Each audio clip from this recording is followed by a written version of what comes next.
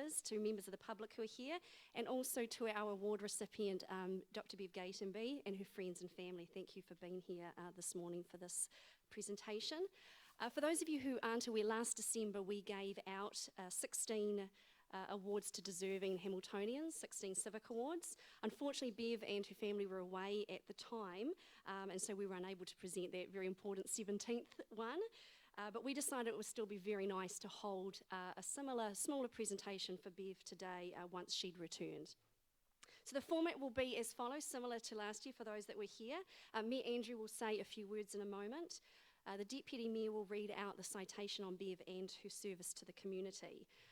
Bev, after the citation has been read, please come forward and you'll receive your commemorative pin from the Mayor. And remember, of course, our lovely photographer Mike's here and he'll grab a photo of you as well, so give him a big smile. After that, you're welcome to come up to the microphone here and say a few words if you wish, and then the Mayor will present you with your certificate as well, and we'll grab another quick photo. As I say, in a moment we'll present the award, but first of all I'll ask Mayor Andrew just to come forward and say a few words. Good morning, everyone. It's my special privilege this morning to welcome you, Dr. Bev Gatenby, and I want to thank you for what you've done for the community in Hamilton and in Waikato over many years. In your case, it's a bringing together of your intellect, your leadership, your financial skills in building things, but more importantly, community and what's the good to our community.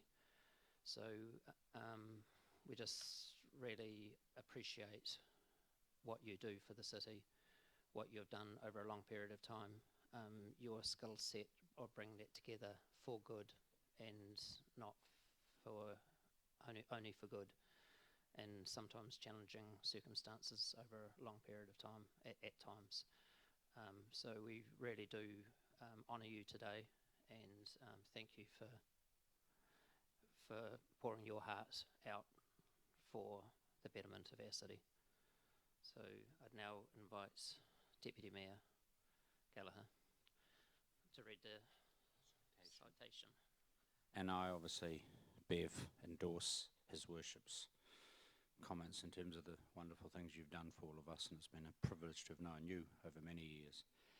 The citation reads as follows. Dr. Bev Gatenby's services to the community and social services. Few people in Hamilton and the greater Waikato will not have benefited from the contribution made by Bev Gatenby over 3 decades of service to the community. Her stewardship of Trust Waikato over 10 years as Chief Executive saw its investment fund grow from $240 million to a figure well in excess of that, during which time well over $80 million was donated to the community. She established strategic partnerships that enabled projects such as Child Matters and Marae development programs, as well as the gifting of a $2 million art and tonga collection to Waikato Museum. The founding CEO of Social Services Waikato, now Community Waikato, established community advisory services to build capacity of our community sector organisations, and I acknowledge the great role that Bev personally played in establishing and growing that fantastic organisation prior to her appointment as the Chief Executive of Trust Waikato. She also spent 12 years as a communication lecturer at the University of Waikato and is now providing mentoring and coaching for philanthropic and government organisations. Ladies and gentlemen, for services to the community and social services, Dr. Bev Gatenby.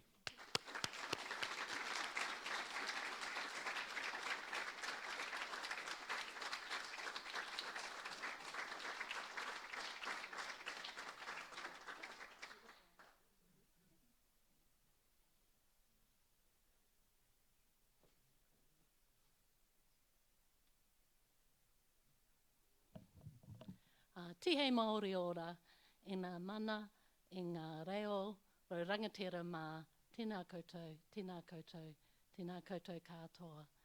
Your Worship, the Mayor, Deputy Mayor, councillors, staff of council, friends, families, members of the public who've come committed to some matters today before Council.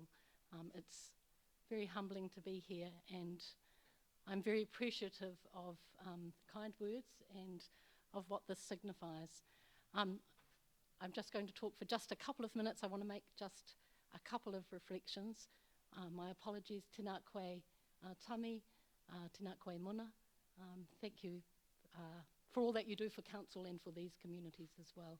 And it's my great pleasure to be here in your presence today too.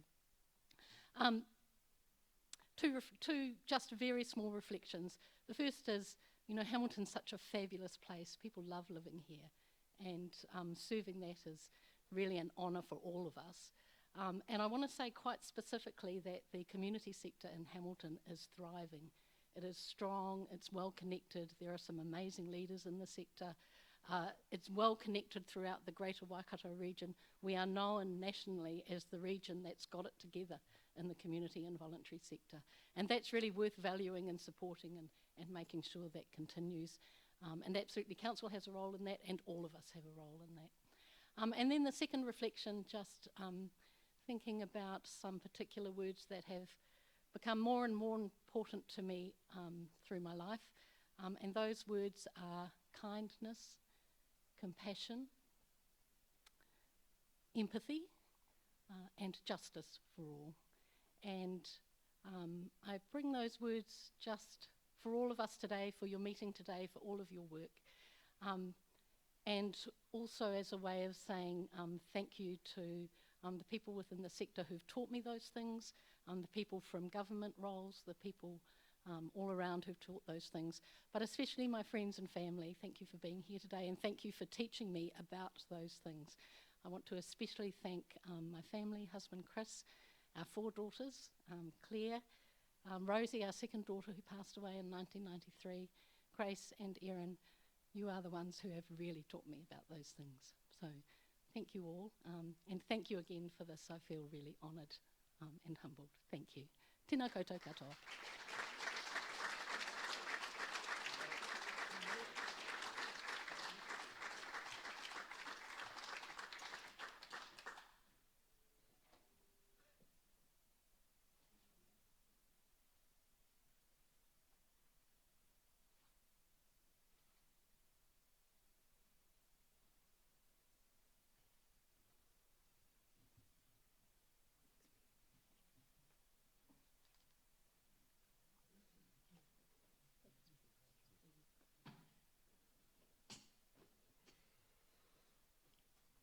Well, that completes our small presentation this morning, pre-council meeting. Congratulations again, Bev, and can I just say also thank you for the tremendous contribution you've made to Hamilton.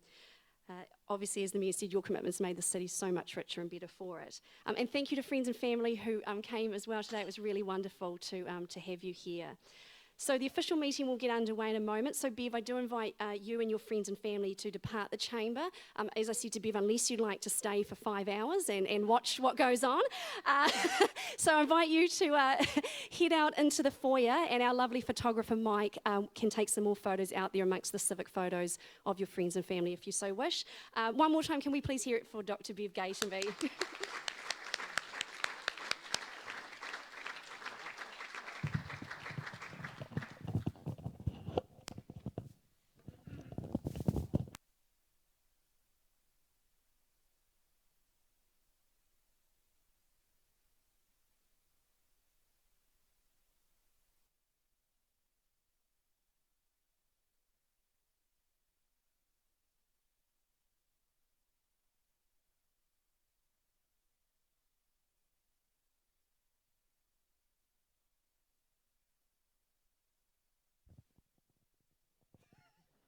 Should we all stand for the karakia?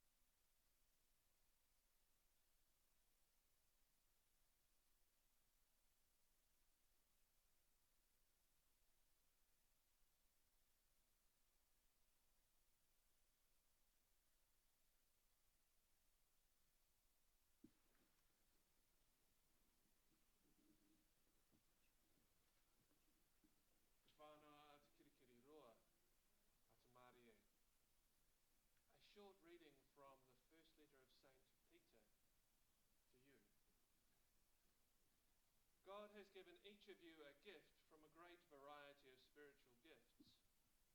Use them well to serve one another. Do you have the gift of speaking? Then speak as though God were speaking through you.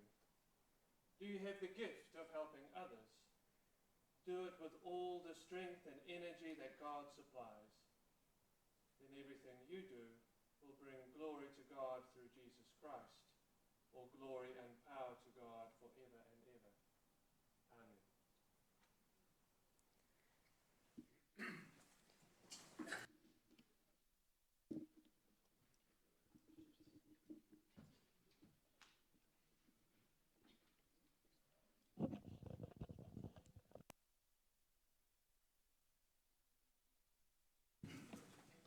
So we open the meeting of a council meeting, 8th of February 2017. Apologies, Councillor Gallagher for lateness. He's had to pop out for a few minutes.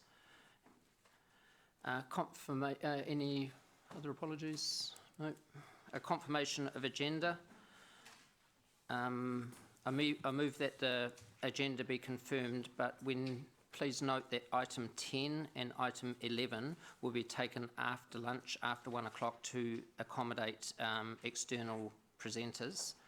And if you could agree today to have a little bit of flexibility around the order, because there are a lot of externals coming and going, and we're not quite sure. Some of the reports could take us a while to work through, and we may have to move things around to accommodate externals. So is everybody happy with that?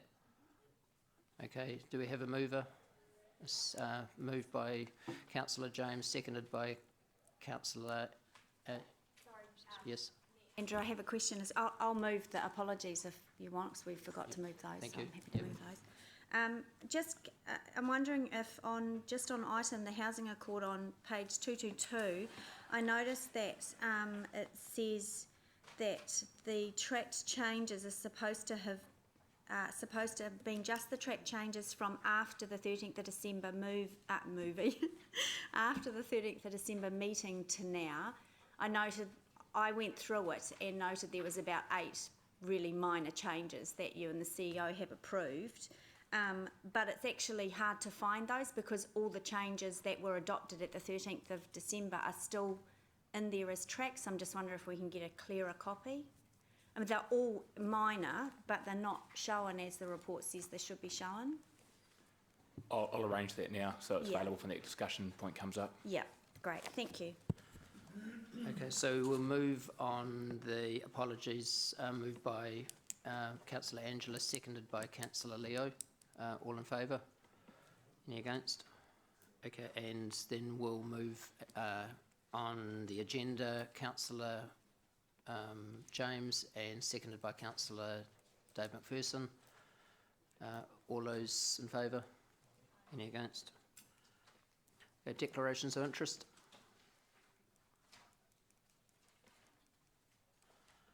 Okay, now we'll move to the public forum.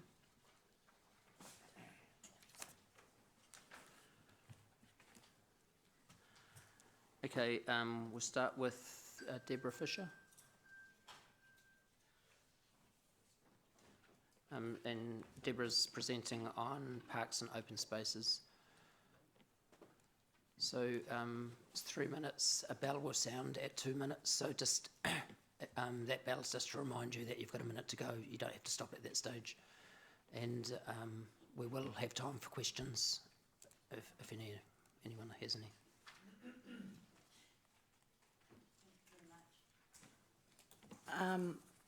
I'd like to speak to the Parks and Open Spaces. The Parks and Open Space plan sets out a 50-year strategic direction for Hamilton's parks and open spaces. The plan presents a series of goals, priorities and an action plan that responds to the needs, challenges and opportunities facing Hamilton's open space. The current plan does not appear to provide any room for improvement or enhancement of existing neighbourhood open spaces except those that are already decided. Neighbourhood open spaces are supposed to provide an area for recreation, play and community focus. They should be safe and accessible. At this point, I'd like to specifically refer to Bankwood Park because that is the one I am aware of. I have heard rumours that there are other parks, for example, Fairfield Park, which is also in a lower decile area that may have similar issues. Bankwood Park does not currently provide any opportunities for play and is often unsafe. It's currently listed as a neighbourhood park with its toilets and gates closed open between 7:30 and dusk, and these are currently unusable as it's locked. The previous playground was removed, and I'm unsure if it was deemed unsafe or because, as I was advised by the Bankwood School principal, there was an unsavoury element lurking. I understand Hamilton City Council has no plans to install a playground there. Basically, the current parks, the unsavoury elements that exist are still there, and it seems to be that the solution has been to shut them down and move the community out of the park and restrict movement within the parks, rather than encouraging people to get back into the community and back into the park and have a reason to be there. The unsavoury elements haven't gone away by shutting gates and toilets and removing playgrounds. But yet there seems to be no solution offered or any way for the public to put forward ideas for how they think that there could be something done to remedy the situation. The parks and open spaces have a plan. Certain parks have been marked as upgrading and destinations, but the current parks don't seem to be given much consideration. And in this particular case, the playground being removed is a minor issue, but the locals are told to instead go to other parks that are nearby, the closest of which all require crossing either a minor arterial or a collector road. Now, if you've got a toddler, neither of those are pleasant. To tell people that they shouldn't be using the parks because there isn't a solution to the issues that are in them is not satisfactory, and I guess what I'm looking for is some way for the public to actually have an input into how these things could be fixed, and the fact that they're not actually being suggested in the first place. We're concentrating on new parks and on destination playgrounds rather than what already is there. Thank you.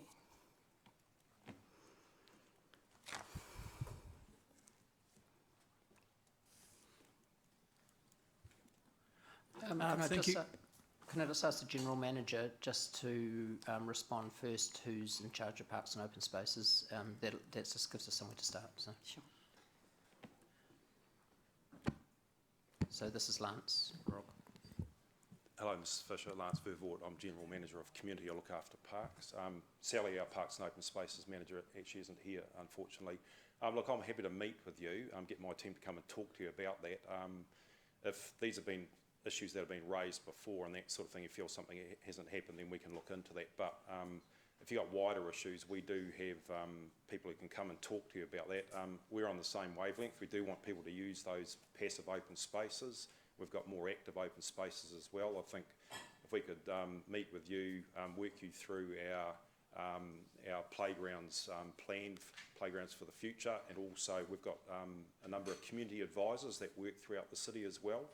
And we're always willing to listen to communities about what their potential solutions are for any issues or opportunities that are in those local areas. So I'll come and see you afterwards, and I'll get your contact details, and then we can come and talk with you. Thank you very much. Can I just say, this has basically come about as a result of parking within the Bankwood Park for the Scout Hall, parking with regards to Bankwood School on Bankwood Road, and the lack of playground. And this was actually sent previously by myself, and I was advised that there's no intention of putting a playground back in there. So that's why I'm here. Thanks. Okay. Any other questions? Yeah. Thank you, Deborah. There were two things you raised that I picked up was the safety issue, and you didn't expand on that other than to talk about unsavoury There was recently... So just to be clear, Sorry. so it's not a equipment safety thing, you don't think, you're talking about? I believe that the more people, that if you have people in the park, they become safer. The more people that are actually using the facilities and actually in the park, then the loitering and the unsavouriness goes down. It is reduced by actually having a presence of any kind. So it's better to have a legitimate presence than the unsavoury kind, I guess. So you don't think that the unsavoury stops the legitimate from coming in? Possibly, but removing the playground and locking the toilets certainly doesn't encourage the legitimate into the park either. Okay. And then the other issues seem to be, you see a whole lot of new parks going up, but the existing parks, you're saying you don't believe that they're being upgraded, or is equipment broken, or is it just old and not as fancy as the new stuff, is it? There is none, they removed it. Oh, okay. There's no There's equipment nothing. at all. So it's just grass now? Yep, with a couple of trees, which they recently cut one down. It was about the only plaything in the area. There's not even a seat in the park. Thank you. Councillor Dove. Yes, my question's been partly answered by the last answer, but I was horrified to hear not even a seat in the park. We might as well sell it for housing, but what's the point of the park? It's a question now to the General Manager. We have this policy that has caused this to happen over here in Banquet Park, and also similar occurrence 2 or 3 years ago at Karaka Street Park. We have some wonderful new destination playgrounds, but we're having these sorts of local park problems and gaps. When are we going to be able to have a look at that whole policy area again, Lance, please? I think you're referring to the Playgrounds for the Futures plan, which did actually look at having less playgrounds, and there was considerable consultation and debate around that. And you're correct, it had a focus on having some larger destination playgrounds, but also a network of neighbourhood playgrounds. Admittedly, yes, less of those because of the cost issues involved. Revisiting that, that's at Council's discretion. Normally we'd have a look at that every 5 years, so it's about 2 or 3 years old now. But if Council want to bring that piece of work forward, I'd have to talk to Sally and could bring a report back to the Community and Services Committee if Council so wishes. Just a follow-up question to that. If, as we sometimes have, an outside agency where to be willing to put some money into a park, Lions has, for instance, in a couple of places, that sort of organisation, does that enable us to, if they said we want to put some money into Banquet Park or playground or something like that, does that enable us to get around that aspect of the policy, or does it have to go into whatever's next on Council's official pecking order? Look, I think there's always exceptions to any policy, and Council can, make a resolution to do that. If we had an offer, a generous offer like that, and we have had some of those in the past from a developer or a philanthropic group or trust or Lions or Rotary or something like that, then we would have a look at that. If it's outside the policy, we'd probably bring that for a discussion to Council just to make sure that Council's comfortable with that. And then obviously we'd have to look at all the detail about, what's the reality of that, and how much does Council have to invest, what's our partnership project. So we don't discount those sort of things. Obviously we want to encourage partnerships as much as possible so we get the best bang for bucks and the best outcomes for everyone right across the city. So we're open to those sorts of ideas. Thanks. Okay, thank you, Deborah. Thank you. If you can just touch base with Lance. Okay, I now invite Vanessa Williams from Hamilton Central Business Association, and she's presenting on Easter trading.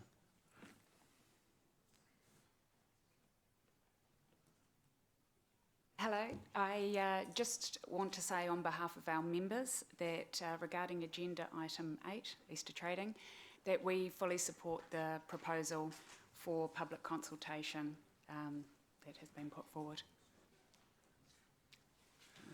Any questions? Yes, Councillor Angela. Mayor Andrew, hi Vanessa. Hi.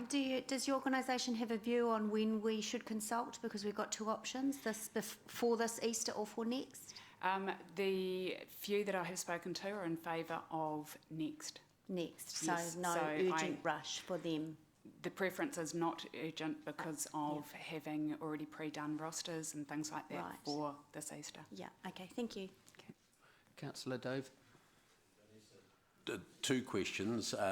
One, by saying you fully support the consultation, I presume you're really meaning you fully support the enabling of shops to open on Easter. No, no, that actually consulting with the shops as to their preference. So you're entirely neutral, if you like, Yes. on that. Okay, thanks. I just wanted to clear that up. If, as the legislation allows, some shops opened and some didn't, if we were to allow that as a council, would that not be a bit of a sort of a halfway house, sort of, and not actually cause some problems for those shops by not having the whole of town open or closed? Without actually knowing what the preference is out there, I would not like to go down that path. I don't know what the overwhelming feeling is, which is why I think the public consultation's needed. Okay, thanks. Thank you, Vanessa. Thank you. Now, Christine Norris.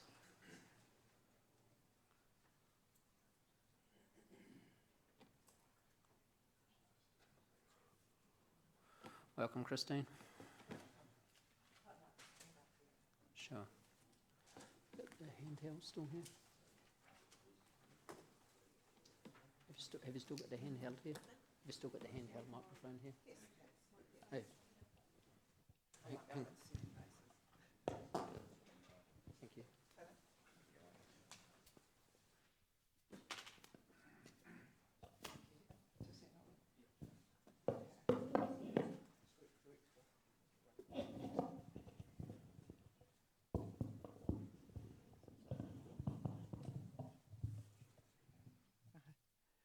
Good morning, everybody. I'm here to speak about the water fluoridation in Hamilton and your position now where you're considering passing the buck to the DHB. Right? I'm here to remind you that you are our leaders and to call you to demonstrate good leadership by not duck shoving and passing the buck, by actually fulfilling your role as good leaders. I don't believe that the DHB will listen to us in the same way you do, that we hope you do. And I think this is the appropriate forum to decide whether it's fluoridated or not. I know that you consider Hamilton cutting edge. I've travelled quite a bit around the world. I have to let you know that you're not cutting edge, you're very much behind. Most of the world is not fluoridated for very good reasons.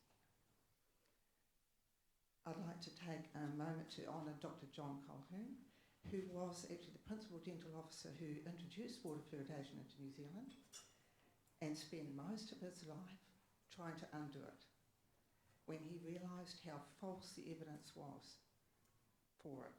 And if you want to look that up, you can find Why I Changed My Mind by Dr. John Colquhoun on the internet. Now, you'll hear over and over, safe and effective. But look at the evidence. Hamilton's teeth that have been fluoridated for 50 years are worse than Christchurch, who has not been fluoridated at all. So if you continue a practice over and over expecting different results, surely that's the definition of madness, right? It's time to change.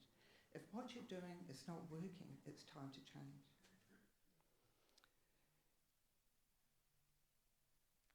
Water fluoridation is a scattergun approach, but we know who these children are. We know who the families are. We know their names, we know where they live. All this is on record. This is how we know what the results of dental decay are. So I believe the most helpful, humane approach would be to work with those families. Now we have some counsellors here who have promised to ask some hard questions. I hope to hear some hard questions, but I hope that you intend to ask them of the right people. The American Dental Association in November 2006, that's 10 years ago now, issued a warning about using fluoridated water in any product that need be reconstituted. For example, baby formula.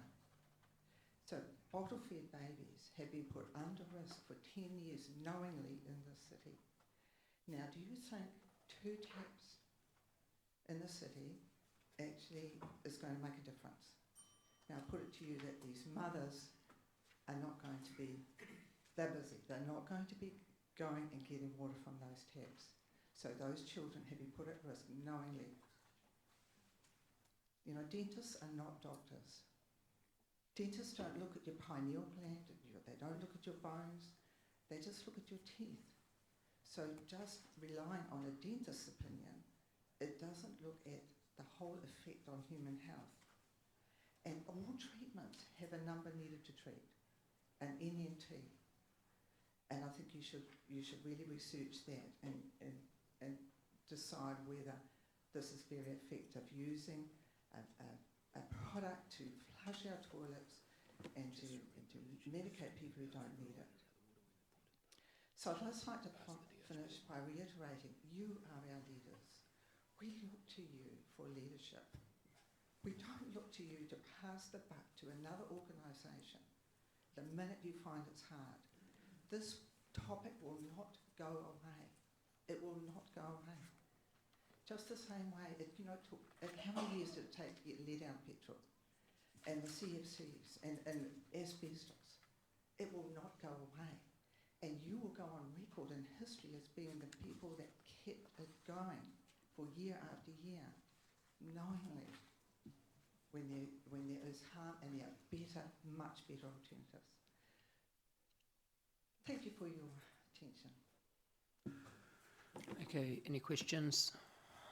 Just a reminder that the paper we're looking at today is about whether we give the decision on fluoride to the DHB or hold it to ourselves.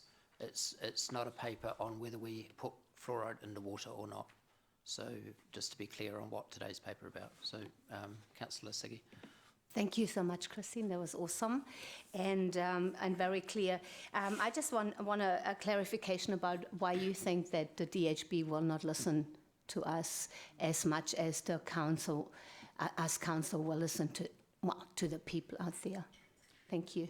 Well, for a start, it's an undemocratic system, and even the representatives that are here in the room that are also on DHB know full well they will have no say in it. So in fact, we're handing over the decision to central government. So local opinion will not be considered at all. Thank you.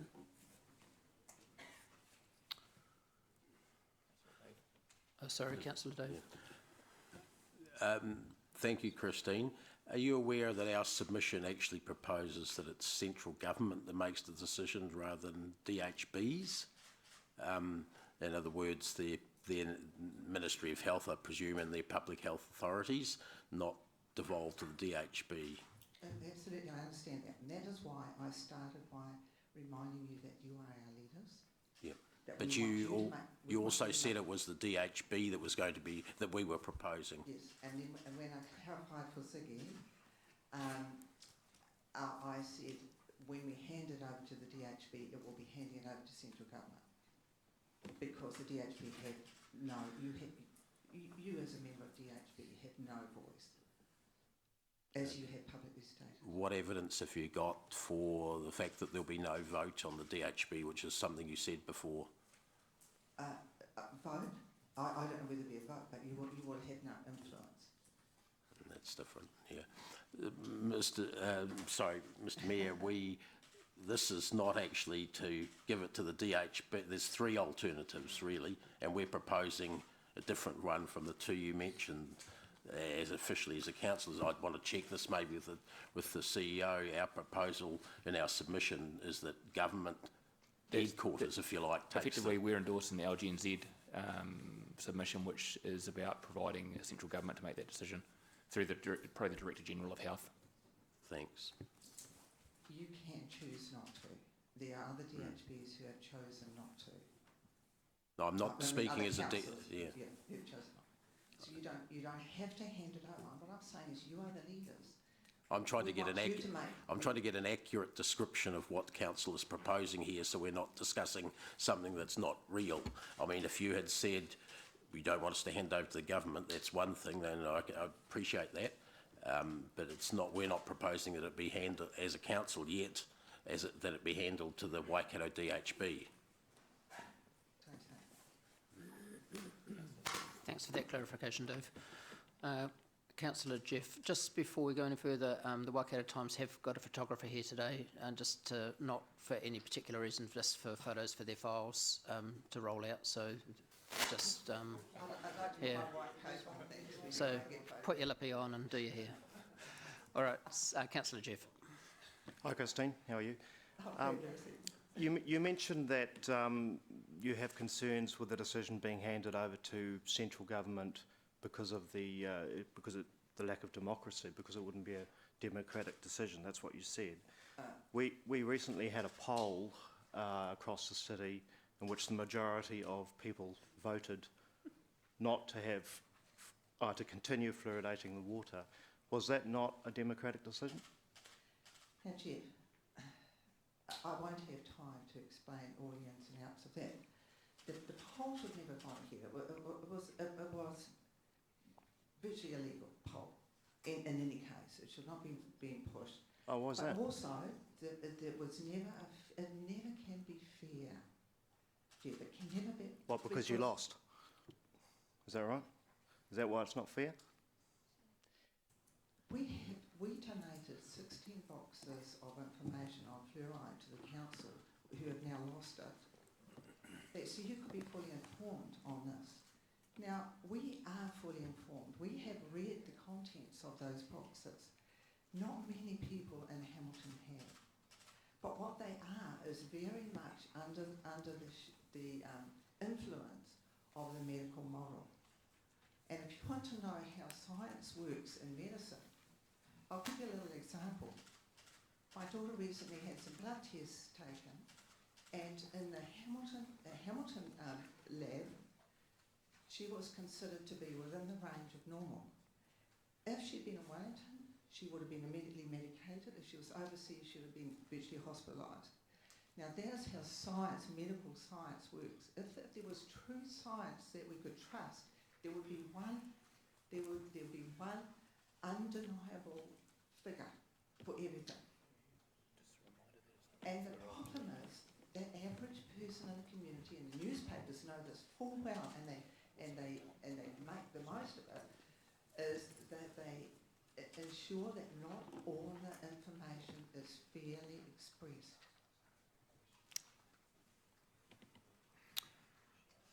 All right, thank you very much. People do not have information for choice. Councillor Mark, can I just remind you that this is not about whether we fluoridate the water or not. This is about who we give the decision-making power to. And also, with questions, can you please not personalise them? So if you're talking about an individual, talk about the group they represent. Thank you. Just another question. In the report, we're talking about the fluoridated, hi Christine, the non-fluoridated water supplies at Claudelands and at Taitua. To your experience, how's the uptake been on those? I have no idea. I would think quite limited, probably. The one at Claudelands is chlorinated. So, I mean, that's an issue for a lot of people. And taking it from there means it's harder to get the chlorine out. So if you have a good filter at home, the chlorine can be eliminated. But so that's I don't know why do you need to chlorinate that? Could you have UV light there? No, sorry. What I was just wondering is how the uptake's been in your circles. That's your job to Thank you. measure that. But I can tell you, I have 3 grandchildren. I'd like you to come with me one day with those 3 little children in the car with all the containers and fill them up. And see how often you'd like to do that. I mean, this is totally unreasonable. And the people that are affected most are the babies and the children, because they are the ones getting the reconstituted, the very thing that for 10 years you have known about this warning. So you're putting the burden on busy women, busy mothers. It's not fair. When the problem, the problem is sugar, isn't it? This is a problem with sugar. And, you know, if you wanted to do something and make a submission to government, it's hard to sort out the sugar problem. Then you fix the diabetes problem. And you'd have Dr. Robin Tumath on your side, who's a top diabetes specialist.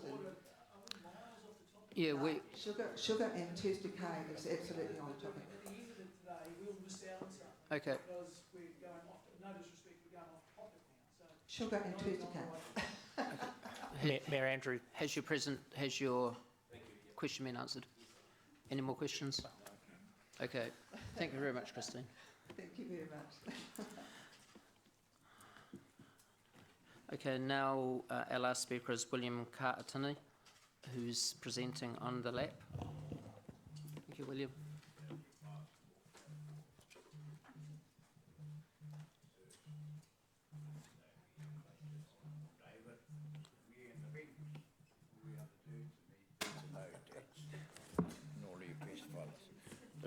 Excuse me, James. Could you just lift the microphone?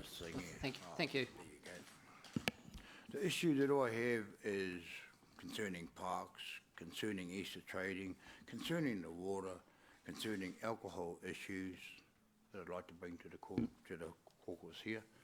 The alcohol issues that I was covering, as well as that it also relates to those who are in housing under mental health, those who are dealing with different issues relating to family matters because of alcoholism, because of laws pertaining to the structure of what's at present operating within Hamilton City, such as those who set up situations that start off as a minor thing in respect to perhaps they start a cafe. Then all of a sudden it becomes a cafe and a bar, and before you know it becomes a cafe, a bar, and the blimmin' smoking those funny pipe stuffs, you know, outside on the street. I think that it's an issue that could be addressed. Perhaps you could ask me a question about it. This Easter trading, well, it could be a good issue if you had suburbal Easter trading, such as one suburb does it one year, another suburb does their year, end of story.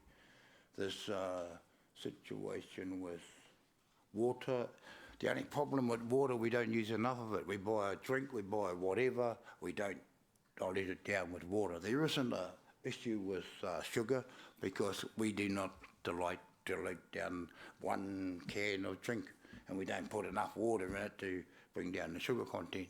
That's how stupid we are, those of us that are.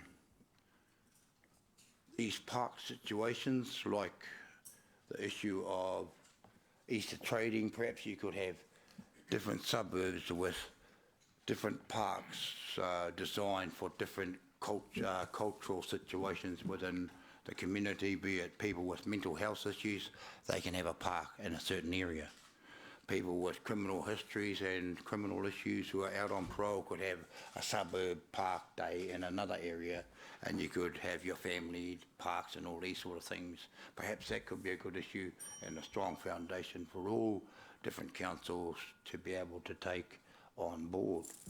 The issues of alcohol within parks and all these other areas, like I say, put all the crimps on in a suburb and they can learn what it's like in that suburb on the Easter trading day and go and do their stuff. Well, people with mental issues can go to have a mental issue day in the suburb to have a park day. People with issues on water issues can have their issue day on the water park day, and that'll be on a Easter trading day as an example. Sorry. Now, and back to this mental health thing, okay, that covers that, recognising the greatness of this man here. I myself out in the community see a lot of mental health issues. People who are streetwise could attest to the severity of it, not only in this community but all communities. So if you multiply it by the world, that's a big problem. To find a good solution for how to take care of the issues, whether it be mental health issues, which is a big issue, affected by all the trading and untrading on different issues, because of the, the ungoverning governance of all the councils throughout the world and the abuse of all the monies that are supplied by different councils, by different people setting up different situations, be it people like those who are trying to help street people get into housing, which they do, then that's the end of it. They go and help the next one, and it's an issue. The people who get assistance from Henry Bennett get bounced into that situation and bounced over to night shelters. That becomes an issue because they're not really taught how to truly take care of themselves out here in the community. They're taught to survive out here in the community. You know, okay, you follow those guys on the parties down there on whatever day, Christmas Day down at the park on your benefit day. Now that's an issue. Then you've got all these sort of movements where people pick up on it in the community. They sort of connect up the burglars to get in the back and follow around, get their info. The people with mental issues that they have people walk in and just help themselves to acquire, befriend a person. Before you know it, he's got all his mates in there. Before they know it, they're pegging the areas. They all get moved from one mental health facility into another, into another. Possible governance from those who are affiliated to the white, you know, those who are affiliated to the health, who go out and service the different needs in the community, who are the true, I think, helpers of different situations, who medicate people. It's no good when they give the medication and they turn up on sort of the next night and the next night and just continue that sort of scenario. It's good to be able to have within practice, perhaps turn up at any time, you know, whereby they turn up and they find out, oh, there's a party going on there. Well, how many people in there? And they, you know, they're rocking, they're smoking their pee, they're bringing through all their different stuffs into the community. That's an issue. Thank you, Mr. Mayor. Thank you all people in your questions. I hope I've been able to help understand the real badness we got in the structures. Councillor Mallet. God bless the Queen. Yeah, Councillor Mallet. Thanks for your submission. It was very, very wide-ranging. I just wonder if you could just pick out one or two things that were critical to you. I grew up from an alcoholic point of view. I developed from that a mental state of where I went into a lot of shock. I became... Sorry, just to be clear, there are only some things that council can do. So just direct your answer towards things. What sort of things would you like council to do? Because there's things we can't do and things we can do by law. Well, I think you're doing a good job. Maybe you could... Me specifically? When it comes to parks and things like that, there's an issue about water. Well, I think I covered that pretty good. Excuse me, William. Just 1 minute. Thank you, your topic was on alcohol. Right. So if we could stick to the topic, please. And well, Gary, on the alcohol issue, sir... No, well, you've spoken on the and the 3 minutes is up as well on your time. So if the questions can be around the subject, which is the LAT. Okay, I wasn't too sure what the subject was. Okay. So yeah, okay. So what is your request or suggestion to council regarding the local alcohol policy? I'd say it's become a problem, as we know, because it's on the streets. It's affecting people with alcohol. Mental health issues. It isn't a situation that's, you know, just a minor issue. It's because of the structure that's developed in the community from those in Henry Bennett. William, you're describing a situation, but can you give us some idea about what you want us to do? What action should we take? Well, I think what you should do is just give us a second and I'll get you to the point. Now, if you, as an example, get put in Henry Bennett, right, you've got no place to stay, so they try and help you with your situation. Then, if you get frustrated, you go and march out the door, say, cause an issue by rolling a joint up when everybody goes to tea, which I've done, you get kicked out of Henry Bennett. Right, you end up down at the night shelter. That's one way of getting out of there. When you get to the night shelter, as an example, they'll help you with housing by bouncing you over there to those people to help with project things. Okay, thank you. Now, when you have that situation where you bounce around, then when you get into people project places, they have a situation where if you don't listen to what's going on and don't follow the rules, then they bounce you back to Henry Bennett. And then they bounce you to the night shadow, then they bounce you here. And really, because of the shocking situation that you've created for yourself, whereby you go into shock, you're never really in a clean environment, and you haven't got positivity around you to the point whereby you can see the light, but you can see a lot of darkness. Thanks, William. You're I've got it, bouncing mate. Thank you. So I hope that perhaps you could understand from a person who has lived that life, which I'm sure maybe you know people who have, that you could understand that issue. Thank you, sir. Thank you, William. Thank you for presenting to us today. Thank you, Mr. Mayor. I have Very no lightly. more questions. Thank you, Mr. General Manager, and the score over here can tell you how it is on the street. Okay, now we'll now move to item 6. To the minutes, item 5, the open minutes.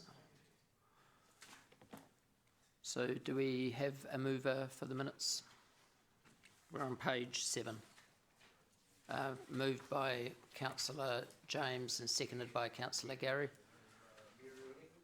Any discussion? Yes, Councillor Gary. It doesn't, I've gone through the minutes, and it very rarely says what the votes were in terms of who voted for, who voted against. Is that, I'm used to seeing names of the votes. Could I ask Democracy to explain that, please? There's no idea of who voted which way. I'll just check with my colleagues, but I wasn't aware of departure from the standard form. I think it is. Okay, well, I don't see any votes recorded anywhere. All it says is resolved, the mover and the seconder. Oh, sorry, there's a Southgate dissenting. Yeah, so when there's, Becca's just clarified for me, thank you. When there's a division in the vote, the names are recorded. When it's unanimous, there's not. Okay, so Does that answer? is that how it's always been? Oh, okay. So you only get noted if you dissented and were defeated. No, if you look, for example, on page 13, Page 13? if you look at the motion at the resolution at the bottom of the page, you can see that the names are specified there because there was a split in terms of how people felt about it. All right, sorry. Okay. Thank you. Welcome. So the other, when there's no names there, it's a unanimous decision. Any other questions? I'm trying to see what things I disagree with. Okay, all those for? Any against? Made it, Worship, just in terms of that, is there a possibility of, because this came up in the media, a bit of confusion, when things are unanimous, can they not be declared as unanimous in the minutes? It would just be helpful for people to see not only where we are divided, but where we are united. And I'd like to see that considered, please. Yeah, don't sing, Gary.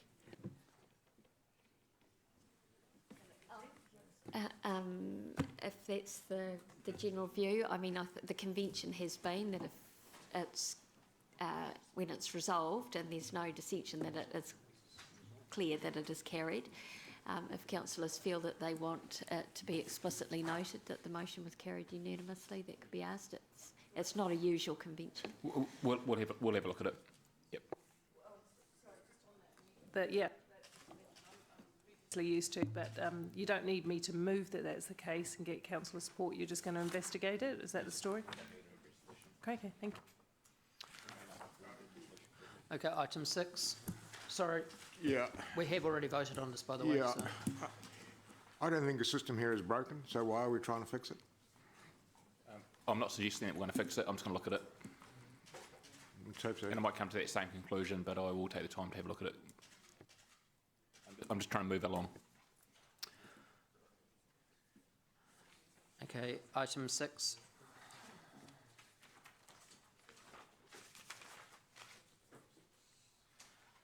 So, Mark.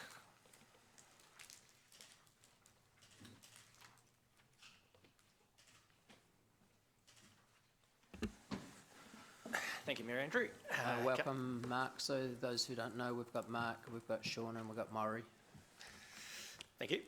So just on the fluoridation bill, as Mayor Andrew has sort of alluded to, just framing kind of what the discussion today is. So it's not a decision about whether fluoride's good or bad. We're not making a decision about whether we fluoridate the water in Hamilton or not.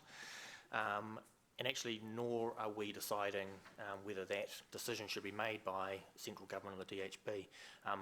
The government will make that decision through their, through Parliament. What we are discussing and deciding is what we want to submit to the government in terms of them making that decision. So I just wanted to kind of be clear that that's the, I guess, the frame of the debate, and I'll take basically take questions from there. Thank you. So, Councillor Siggy. Oh, am I the first one? Oh, lucky me. Well, there's a couple of questions I have, and the first one is really about point 2.4.6, and I just wondered is how comfortable would you be about the idea that we acknowledge that our fluoride-free taps are not ideal and that they are definitely not convenient, and because we don't want the government or the DHB, whoever, to use the solution just because we have it here in Hamilton as a loophole to offer it to other towns. So when they, instead of engaging in a meaningful discussion with the community before fluoridating them. So just throwing that as a little, we'll give you that little tab and we can fluoridate you instead of having that meaningful discussion. I just wonder how comfortable would we be to say something like that.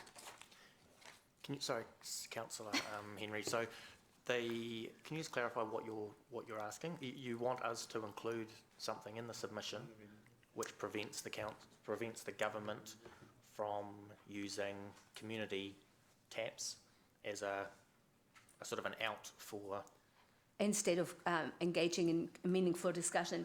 Actually, that was mentioned on a prior point that you made already anyway, that you are supporting that they are going into discussion with them, but because we've got this lengthy about fluoride taps and how fabulous they are here, which they are not. Yeah, so the purpose of putting it in the submission here was to ensure that we protected those taps. So if you interpreted the bill as it is written literally, and the DHB or the Director General directed that the council provide fluoridated water, we wanted to ensure that for communities like ours where we had provided non-fluoridated supplies, that they were protected. That was the I guess intention what we were including in the submission. Right. If you wanted the submission to go further in that respect, then that would be something you'd need to test with councillors. And just bear in mind that the previous council passed a resolution to put in place the fluoride-free taps. So effectively, as officers at this point in time, reinforcing the General Manager's point of view, at officers at this point in time, we support the use of fluoride-free taps because effectively that's a resolution that's in place to support them, put them in place, and make sure they operate. And just one sort of other minor point on that, there was a question raised earlier about the usage of those taps. So it's 300 to 500 litres a day through those two taps. It's nothing, but yeah, okay. Thank you. Councillor Pascoe. Rob. I just need to get some clarification. It was my understanding that the legislation effectively compulsorily moved the obligation to decide on fluoride away from local government to the DHBs. Have I misread that? So the legislation empowers DHBs to direct local authorities. So it doesn't require the DHBs to direct local authorities. So, for example, a DHB in a particular district or area doesn't have to direct the local authority to fluoridate or not. And so if the DHB chose not to give that direction, then it would essentially be a sort of a status quo for that region. But thinking of the reverse, we haven't got a choice, have we? The legislation empowers the DHB to make that decision, effectively takes it away from us. We can't retain, what I'm saying, I guess, is we can't retain the right to make the decision. Correct. Okay, well, So I think that as the bill is proposed. A statement made earlier, I think, when Christine was presenting, was that we were agreeing today to give the DHB that right of empowerment, but the legislation is what is giving the right of empowerment. So that's what, so we're not making a decision about whether we're passing that authority to the DHB. Yep. The legislation will make that Has decision. made that, yeah. The decision we're making today is what do we want to say to the government before they sort of finalise that. So the appropriate mechanism for anyone who disagrees with that decision is to go back to central government rather than come back to the City Council, because we don't have that power to, we don't have the power to retain the right. Correct. Okay. And the second question is around the submission on 231 and 232, which is around the cost of the fluoridation. My recollection is back in 2013, when temporarily we removed fluoridation, it was costing the city about $48,000 a year to fluoridate the water. Is there positive feedback coming that this submission requiring the DHB to fund the $40,000 or $50,000 to do this is likely to become a reality, rather than the DHB telling us that we need to fluoridate and then saying, but you pay for it too? We haven't had any sort of feedback on that. The position we've put in here is consistent with the LGNZ's submission as well. That, yeah. But as far as I'm aware, we haven't. So there's no suggestion that the government is saying, yes, that's part of the deal? We haven't heard. No, we haven't heard to that extent. We're just going along the lines of LGNZ, and yeah, that's... Okay. And is the cost still around $50,000 a year? Yes. Yep. Thank you. Councillor Gary. I think Sorry, Councillor Jeff. Yeah, Sean, I've just got a small concern about 2.2.2, and where it says the council requests that consideration is given to meaningful ways for the community to provide input into decision making. Given the amount of time that the council has spent on this, can I get an assurance that any sort of engagement that we encourage isn't actually going to be involving us? We're not going to be a conduit for it. I'd hate to open ourselves up for another dose of that. Is this engagement going to be explicitly with central government? So the intention of our submission was not that we would be running engagement. It was more. I guess it's more of a sort of a general point to the government that our experience is that this is an issue which has a high level of community interest, and essentially what we're saying is that the government should consider that high level of interest in terms of how they finalise the legislation, and we think it would be good for them to give opportunities for the community to have a say. Right. So it's explicitly that it'll be their process, not ours. I just would like that to be as explicit as possible. That's all. Okay. Can we just make sure the wording is as explicit as possible? It's not changing the intent, it's just clarifying it. Correct. Yeah, that's fine. Councillor Dave. So look, just following that question, I think the submission is actually a little confusing in several respects, and Jeff's just picked up one that I also noticed. I don't think it is explicit that that's what you mean. I understood that, but I don't think people down in Wellington reading this along with 17,000 other submissions, or 10 times that maybe, are going to immediately understand that. I think we should spell it out and use our own examples sometimes where appropriate. In a couple of other areas, I think it's a little confusing as to exactly what we're saying up front when we say central government should be responsible. There's two ways you could read that, and one way is that central government could be responsible by telling the DHBs to do it, or central government could be responsible by just saying to all water supplying authorities, i.e. us, that you must do it. So, and my understanding is that we've always, the previous council said, and this submission is theoretically saying from the question we had before, that we're saying leave the DHBs out of it, you guys do it if you think it's needed. I think it should be really explicit if that's what we mean, and that's certainly what the last council meant.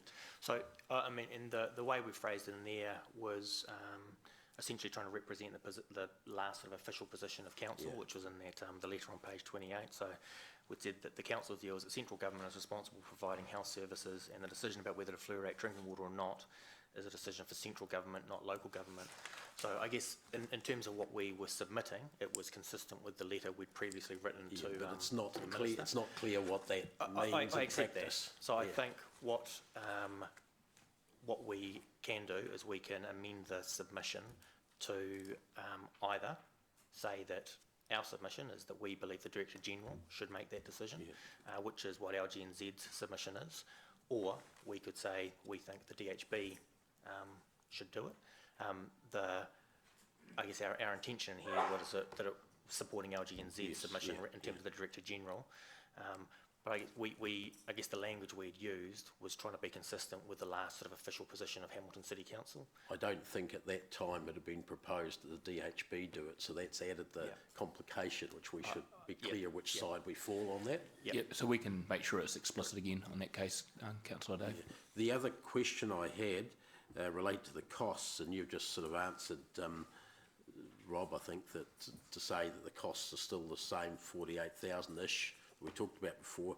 Now, I've just seen an article about the Christchurch situation, admittedly it's twice our size, which says it would cost $10.5 million to install fluoridisation system and 500,000 annually to run it, which is 10 times the annual running cost and probably 100 times the installation cost up front of ours. So I don't know whether maybe Chris might have any comments on that.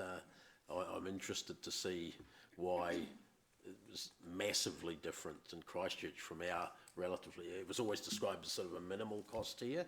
Yep, I reckon probably answer it. Okay, so there are economies of scale, obviously population-wise, but in Christchurch there are a number of abstraction points. So in Hamilton we only have the one raw source that we're treating, or treatment train that has been that fluoride is added to. Whereas in Christchurch, because they're from bores, they have multiple sites, and so they have multiple processes, multiple monitoring that has to be undertaken. So it is a significant increased cost. Okay, I can understand that. Thanks, Maury. Councillor Siggy, I'll come back to you because you've already asked questions. So, Councillor Angela. Just a question on page 26, and I'm supporting where Jeff and Dave are going with their points, and I think absolutely agree. If we mean the Director General, we need to be clear on that, because I'm confused also around 2.2, 2.1.1 when we're talking about, 2.1.2 when we're talking about and referring to district health boards. So support that. Who's speaking to the submission? And are we speaking to the submission? We haven't really formally talked about that this term, have we? We have actually indicated to Parliament that we do wish to speak, even though we haven't said it on the actual submission. So we have actually got that right to speak if we want to. I just wonder if we want to do that, and who would be appropriate to send, given that we did, in my opinion, go through a really robust hearings process, regardless of the outcomes and the referendum, etc. We may be of some value. I firmly believe that we should speak to all our submissions. I agree. I think it's something we haven't done as effectively as we could previously. Yeah. I believe that the chair of the relevant committee and the GM responsible should be the people presenting our position, not the chief executive. So this would be then Councillor McPherson? Councillor Dave and the GM strategy would take that responsibility. I believe is the way we should run this, unless of course there's other people that have a view, and we should make that as part of the decision. Yeah, is when I we agree. adopt the submission, we should also adopt our representatives as well. I mean, we know from personal experience, when someone faces up and you're talking to a human being, it has a lot more weight than just a piece of paper. I'm also trying to increase the profile of Hamilton City as well, course. and I think this is a great way to do it. Okay. Another voice, Councillor Dave. Sorry, we're sending you all over the place, but you are a pawn for the community, sir. Yeah, not that sort of pawn.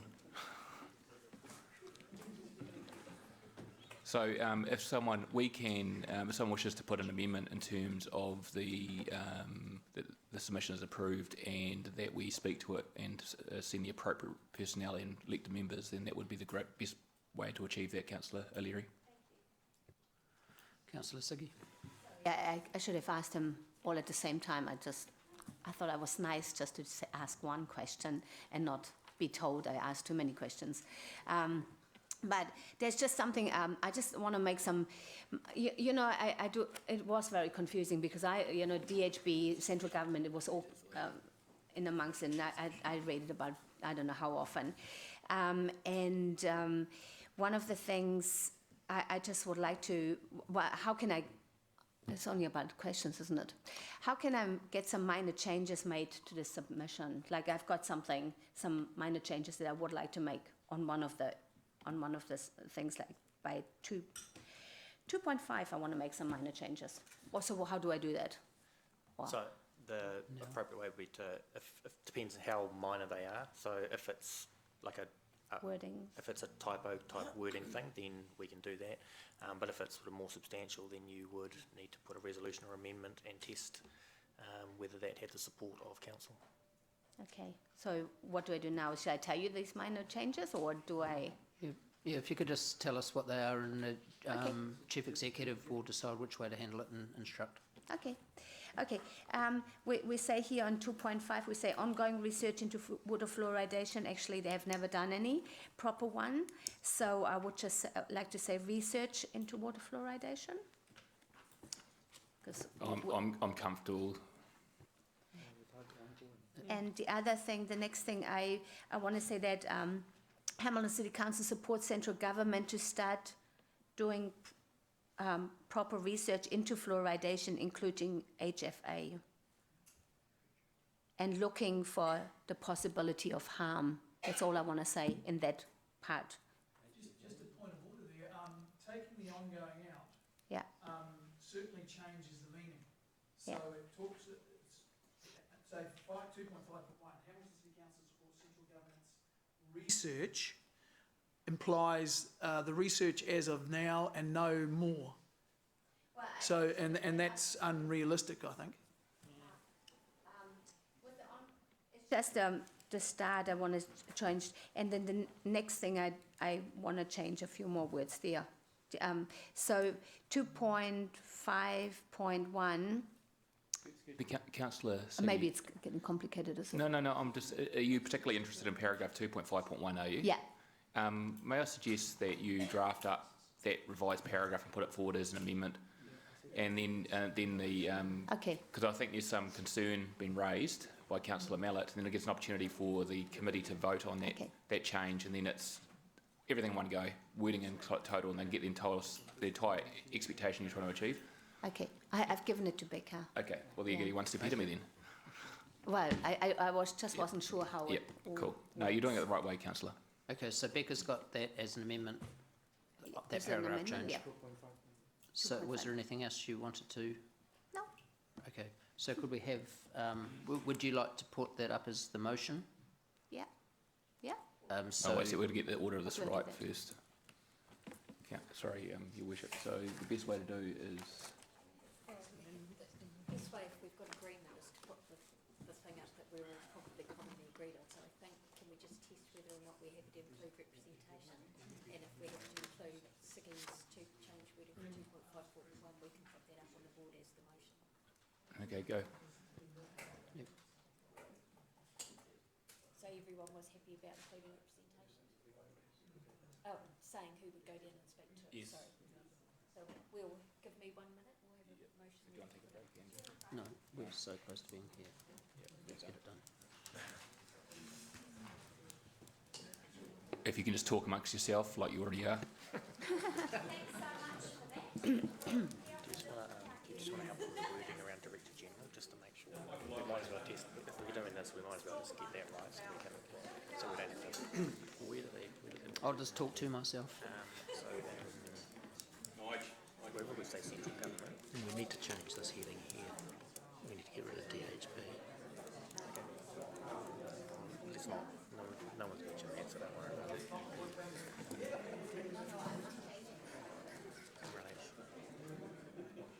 here, isn't it?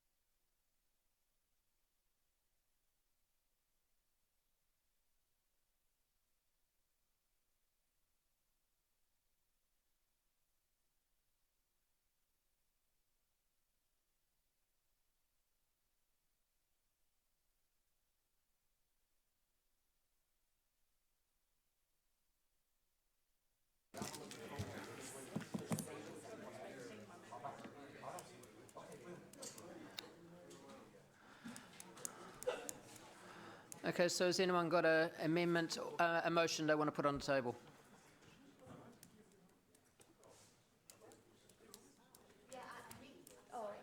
Yep. Oh, yeah, that's right. Doesn't matter what way That around one. it goes, does it? Hopefully we've got it. Well, Can we put it up on the screen? Shall we start by putting up the original staff recommendation and then you put yours up as an amendment? That's it. We've got that, so can you put up the motion that we've... So does anyone... Well, I'll move the staff recommendation, seconded by Councillor Gary.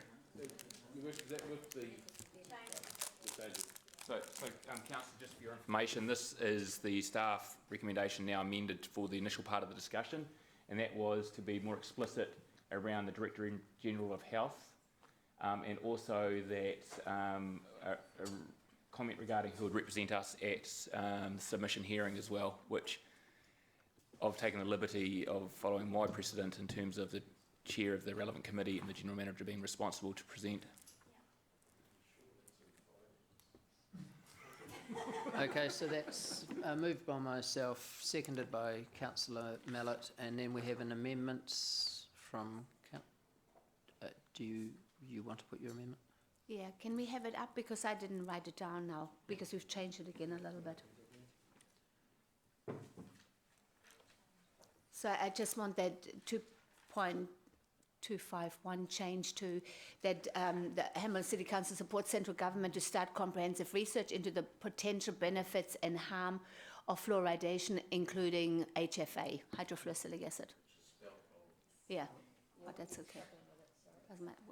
We'll get it right.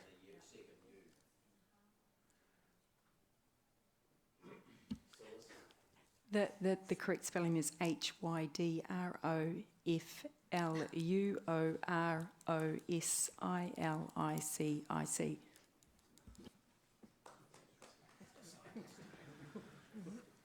Okay, so are members clear on that amendment before we ask for a seconder?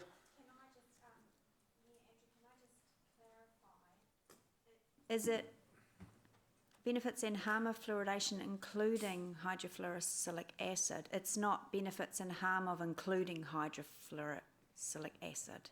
It is two separate things, Councillor Henry, that you're wanting? Harm of fluoridation and harm of that particular chemical? Yeah. Okay, yeah. Potential benefits and harm. Some councils are, well, actually, all councils have now HFA in them. Okay. They never make a distinction, so when they, yeah, I thought there was no fluoridation. Without hydrofluorosilicic acid, but that's not right. Can we just clarify that point? Yeah. So we have had in the past sodium fluoride. But it was changed to HFA many years ago because of the cost. Yeah. And my understanding as well, through the chair, is that Wellington also uses powdered fluoride, so I think it's sodium fluoride. So the government to then look into both, into the normal fluoride and into the HFA. Well, that's what I want, anyway. Okay. You are with and harm. Yeah, I'll second that. Okay, so seconded by Councillor O'Leary, Councillor Angela, sorry. Okay, so are you happy around the table, once we're speaking to this, to speak to both together? Yep. Okay, so questions? Okay, no questions, we'll head straight, sorry. Councillor. You to Siggy, if we can flick up to the amendment, please. Okay. Just the first line of that change 2.5.1, support central government to start. That's the problem for me. They would claim and have claimed, I've seen Sir Peter Gluckman claim that they have undertaken that. So I think you having the word to start may not necessarily be correct. If it was undertake, I wouldn't, because it's two-hand one, I might be more interested. But I'm just wondering if you deliberately intend to have to start in there.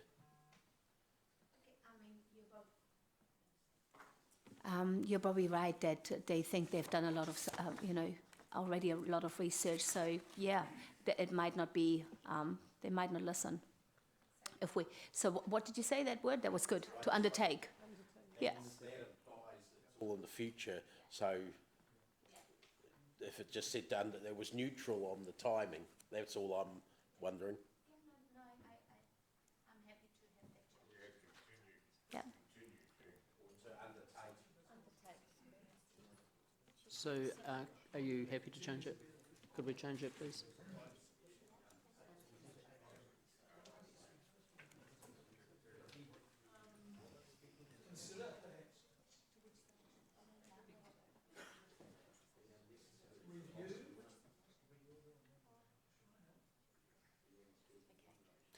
Okay, so are you happy, Councillor Siggy? Are you happy with your wording? Yeah. Okay. All right, so any further questions?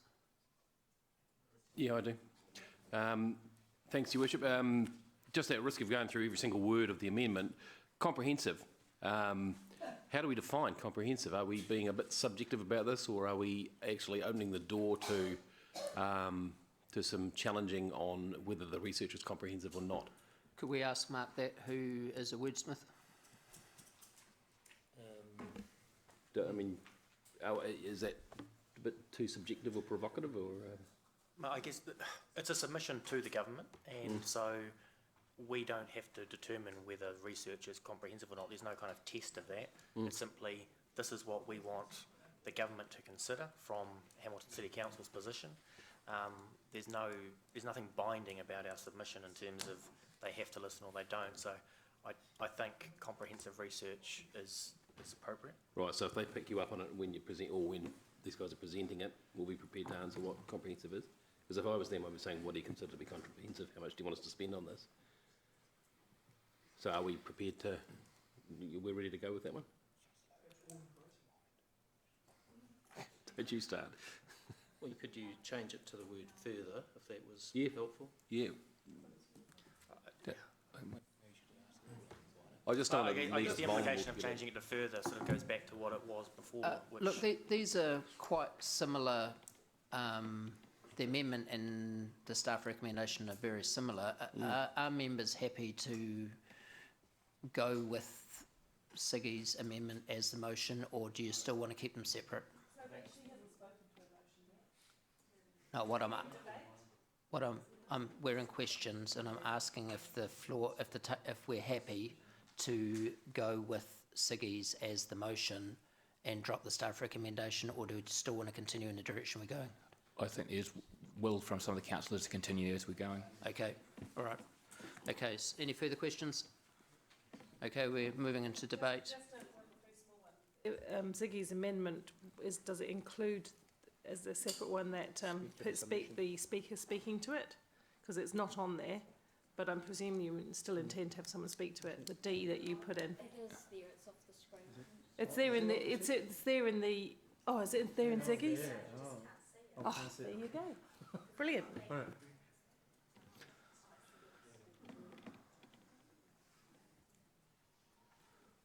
Okay. Is there anyone who would like to debate the combined motion and the amendment and all?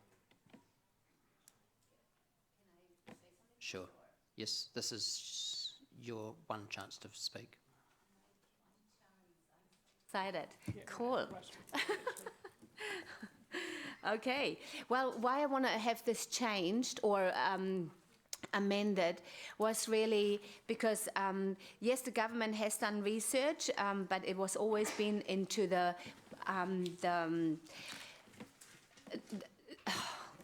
positive side of fluoride, and we have never ever got any research done into the harm of fluoride. Now, there are, with every action there's a reaction, isn't there? whatever we do and say there's a reaction. So we're putting some into the water. We have to also be open to looking at that there could be possibilities of harm. Now, over the years, over many years, there's scientists like Dr. Paul Conard in the States, who is the authority on fluoride today, has been talking about the harmful effects as well, and somehow New Zealand has closed their ears. Also, the minister, for over the last more than 15 years, Dr. Paul Conard and other scientists from around the world have come to New Zealand to debate this issue many times, and not one Minister of Health ever fronted up. That says a lot, because if they were so convinced about how wonderful this fluoride is, they could have fronted up, but they never did. Nor any DHB member has ever fronted up and said anything. So I just, it's time that New Zealand, like Christine said, we are not cutting edge in this subject. We're actually way, way behind the rest of the world, way, way, way behind. That we're looking at it seriously and looking at the harmful effects. And I don't even want to mention, well, actually I will mention some harmful effects. Do you know anybody with arthritis? Do you know anybody with thyroid challenges? Fluoride is an inhibitor of many of these things. So I just had a lovely young lady called me up and said that she took the water from the arboretum and she's been drinking it for 2 weeks, but because she's got 3 little children, she can't get there. It is not easy for her to get. And she's got a great filter at home, but it takes everything out besides the fluoride, because these filters, a good filter costs about $5,000. You can get one for $49 on Trade Me. It doesn't work. And her thyroid started working properly again. Ta-da! You know, so this is why I really want the government to look into this. I mean, I'm happy for them to make a decision, but it has to be made properly and with the right research. So that's why I'm really hot on having a comprehensive research done into the benefits and the harm, not just into the benefits. I don't know whether you've seen, I'm not out yet, am I? Oh, did you see the latest statistics? Oh, they're actually not the latest. 2 years ago, the statistics were out about Christchurch, that they've got much, much better teeth than Hamilton or Auckland. And funnily enough, our government or the DHB, whoever brings out the statistics, always seems to turn it around. You know, do you know these statistics? You can just turn upside down. Maybe it's because we are down under. I don't know. That's why we turn everything around. Bless you. That's okay. So, must be. So, yeah, that's why I just want to have some really, really decent research, if that makes sense. Because I haven't seen any here in New Zealand, but I've read many, many books from all around the world. So this is, to me, at the heart of my thing. So thank you so much for listening, or not listening, I don't know. Doesn't matter. I had my say. Thank you. Okay, so we'll go to the votes. So firstly, we're voting on the... Sorry. Yes, you can speak, Martin. Sorry, you need to push a button. I would not be supporting the amendment because I believe that the original 2.51 covers it quite adequately. I realise it's probably finely balanced, and I'm certainly not, dare I say, to respect the majority view of this council. I think the critical amendment, in my view, I mean, very clearly from a central government point of view, this is a pass-the-parcel exercise, and I do believe that ultimately the central government should own this via the Director General of Health, and the most critical clauses 2.2.2, that strong consideration, in my view, be given to meaningful ways of for the community in a district city, and I hope that when Councillor McPherson presents our submission, I would be urging you to actually expand on that, because I think it's critical, because what I said during the election campaign, and I remember there was election forums when this issue came up, so we're totally consistent with what I said at the campaign, because I think you're going to have a patchwork quilt still, and I think you're going to have some areas who have fluoride will keep it, and I think you're going to have areas like Christchurch, for example, where in fact the local opinion and local dynamic may be different. In terms of 2.51, my own considered view, and it is a finely balanced view, is that I do believe ongoing research does and should embrace all aspects of the issue of fluoride in my view. The last thing that I do hope, and I'm going to say to everyone, I hope on both sides of this question we can maintain considered and respectful dialogue and respect all points of view, which I obviously do. Thank you. Okay, so we're going to the board to vote. Councillor Davis. The Deputy Mayor encouraged me to speak. I actually think, like Your Worship, sorry, we're not allowed to call you that, like Mayor Andrew suggested earlier, there's not a huge amount of difference now between the two. I think the ongoing research is important. I don't have a problem with the wording of the amendment because it isn't that much different, and it does talk about a two-sided approach to research, which is important because there wouldn't be very much buy-in if there was only a one-sided approach to research. So that's the important bit. I think it's really clear that the government's intention, and this is what we should stress, is to both remove it as a contentious issue from local government, which has been a lot of complaints about for many years, but avoid having to take any responsibility themselves for it, and to remove any element, in fact, of democracy, any real element of democracy. So that's why shoving it off to the DHBs, who have all expressed their opinion already via their own medical staff, and I think that's a problem, and it'll be extremely difficult to get any democratic decision making through that process.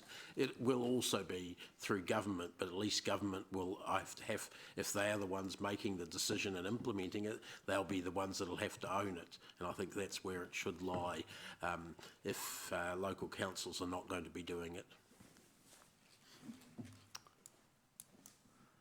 Okay. Very briefly, Your Worship, I'll be voting against the amendment, reinforcing what Councillor Dave was saying there, because of the omission now in the amendment of the particular research from reputable national and international agencies. What we've seen over the last few years is selective choosing of what is evidence, etc. And I really like the fact that that was in the original, reputable national and international agencies, because it does tend to take away some of the subjectivity, which was kind of the point I was making with the comprehensive research. I mean, it's only a submission, I take that on board.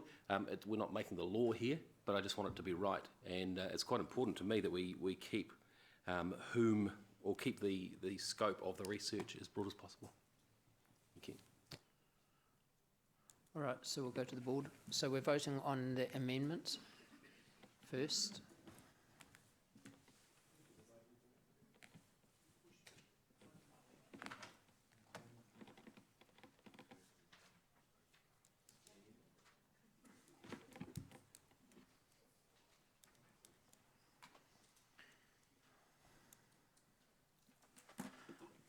Okay, so now we're voting on the motion.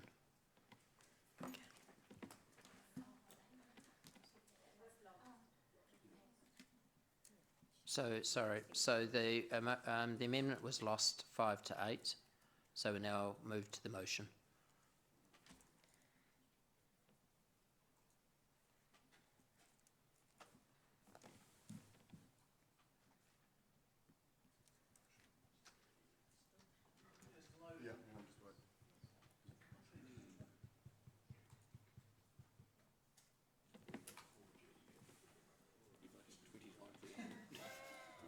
Votes, mate. So the motion was passed 12. There's one against. We'll now break until 11:30, and we'll come back to item 7.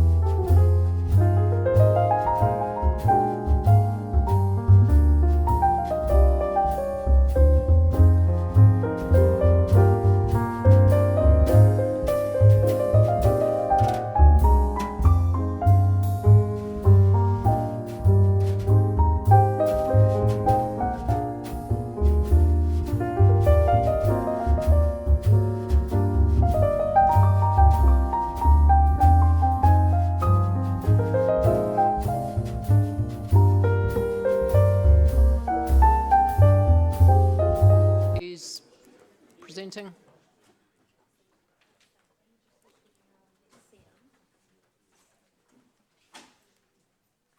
So welcome, Ricky.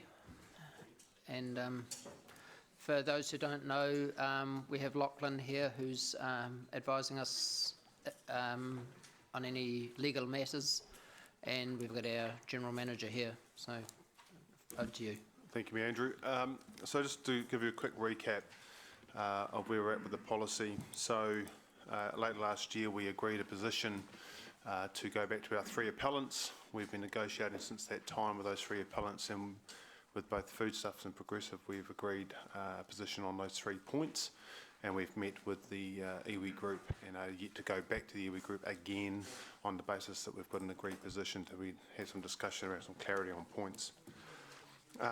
During that time, we've received letters from the DHB and the police regarding the one-way door policy, and that had been part of the original discussions, but had been then revoked or taken out of the policy by the committee at that time.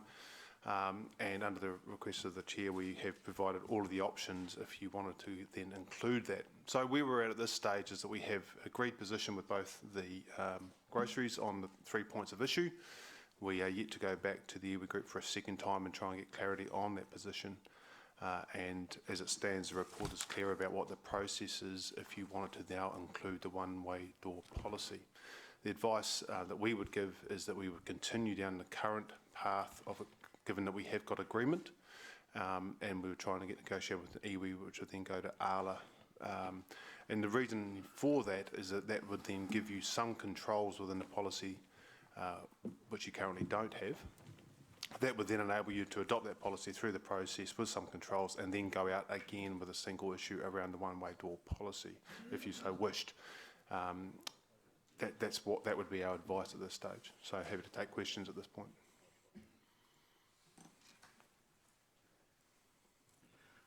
So why haven't you given us a staff recommendation in writing and you've just given us one verbally? The request was, I understand, to put all of the 4 options up, which we've done. And to make clear for the new members, we've just given you what our advice would be. But again, the option to make a recommendation is yours and yours alone. So if you're giving us a verbal staff recommendation now, why didn't you put it in writing? Because the request from the chair was that we give you all 4 options, and the advice was offered as an option so that we would forefront any questions around each of the 4 options. It seemed a reasonable But I think in future, if you have a staff recommendation, you need to put it in writing before, when we're reading the paper 5 days beforehand, so we know where you stand. This paper was presented without a staff recommendation, and now we're being given one. The general process, actually, my personal view is that we don't give options where we can. So only when an item is politically charged, or it's a potentially a conscience view, that we'll provide options. In future, we might just, I actually think we just stick with our recommended position if we've got one, and we include in the option part of the report what the options are. And that would be my preference as well. That's right. So I was trying to get the best of both worlds here, and we can't make a recommendation in terms of one option when we put options for in there as well. I agree. Okay. Councillor Angela. Mayor Andrew. Yeah, I was confused why we had options as well, given the staff recommendation prior was to negotiate, but you've explained that, Kelvin. But how under each of the negotiation status, the tables from page 37, we can't, obviously given negotiations are still taking place, you can't tell us what those are. So given that I've got options, well, how do I know whether to support if someone puts forward to continue to negotiate when I don't know what the negotiations are and what point we've got to? Yeah, so this is a status update and where we're at with the negotiations. That's the idea of the report. Yeah. Excuse me. So the negotiations that we've agreed, or positions we've agreed with each of the appellants thus far, is in line with the agreed position that Council had resolved to those 3 points earlier. So we are in alignment with those. We haven't stepped out of those boundaries. So there was a resolution, it's in the report here, We agreed some positions in private last year, and we're still in line with those negotiating parameters. So sorry, Kelvin, I'm just a little bit confused. So the position that you started off, which was the policy that draft policy that we adopted, you were then empowered, delegated to go and negotiate a way forward with those appellants. Based on the parameters that had been agreed by council in a publicly excluded session last year. But did we? I don't. There is a PX paper that is linked to this one I don't recall. on point 51. Okay.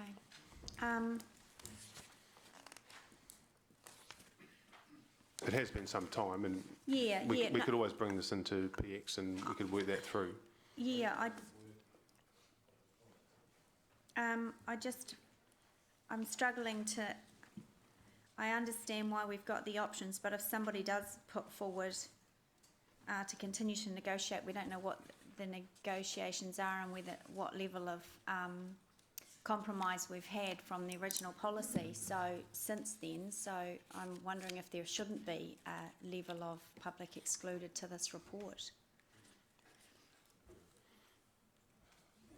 Oh, that's ultimately the goal was to have as much of the report as, if, in this case, all of the report in public, and address the public excluded nature just through a link and attachment to ensure that councillors were aware of our position. Yep. So, if council's leisure through the chair, if they wish, if you wish to move to PX, we can do that to discuss that position. Sorry, I'd like to raise a point. I'd like to raise a point on that process. I can't for the life of me see why it's necessary or commercially sensitive, say to any one particular enterprise, what the negotiations are about. I think we should be being told where we're at with the negotiations. On a public interest matter like this, I think it should be all done in public. It's not as if we're negotiating with Progressive and have got a different point with New World.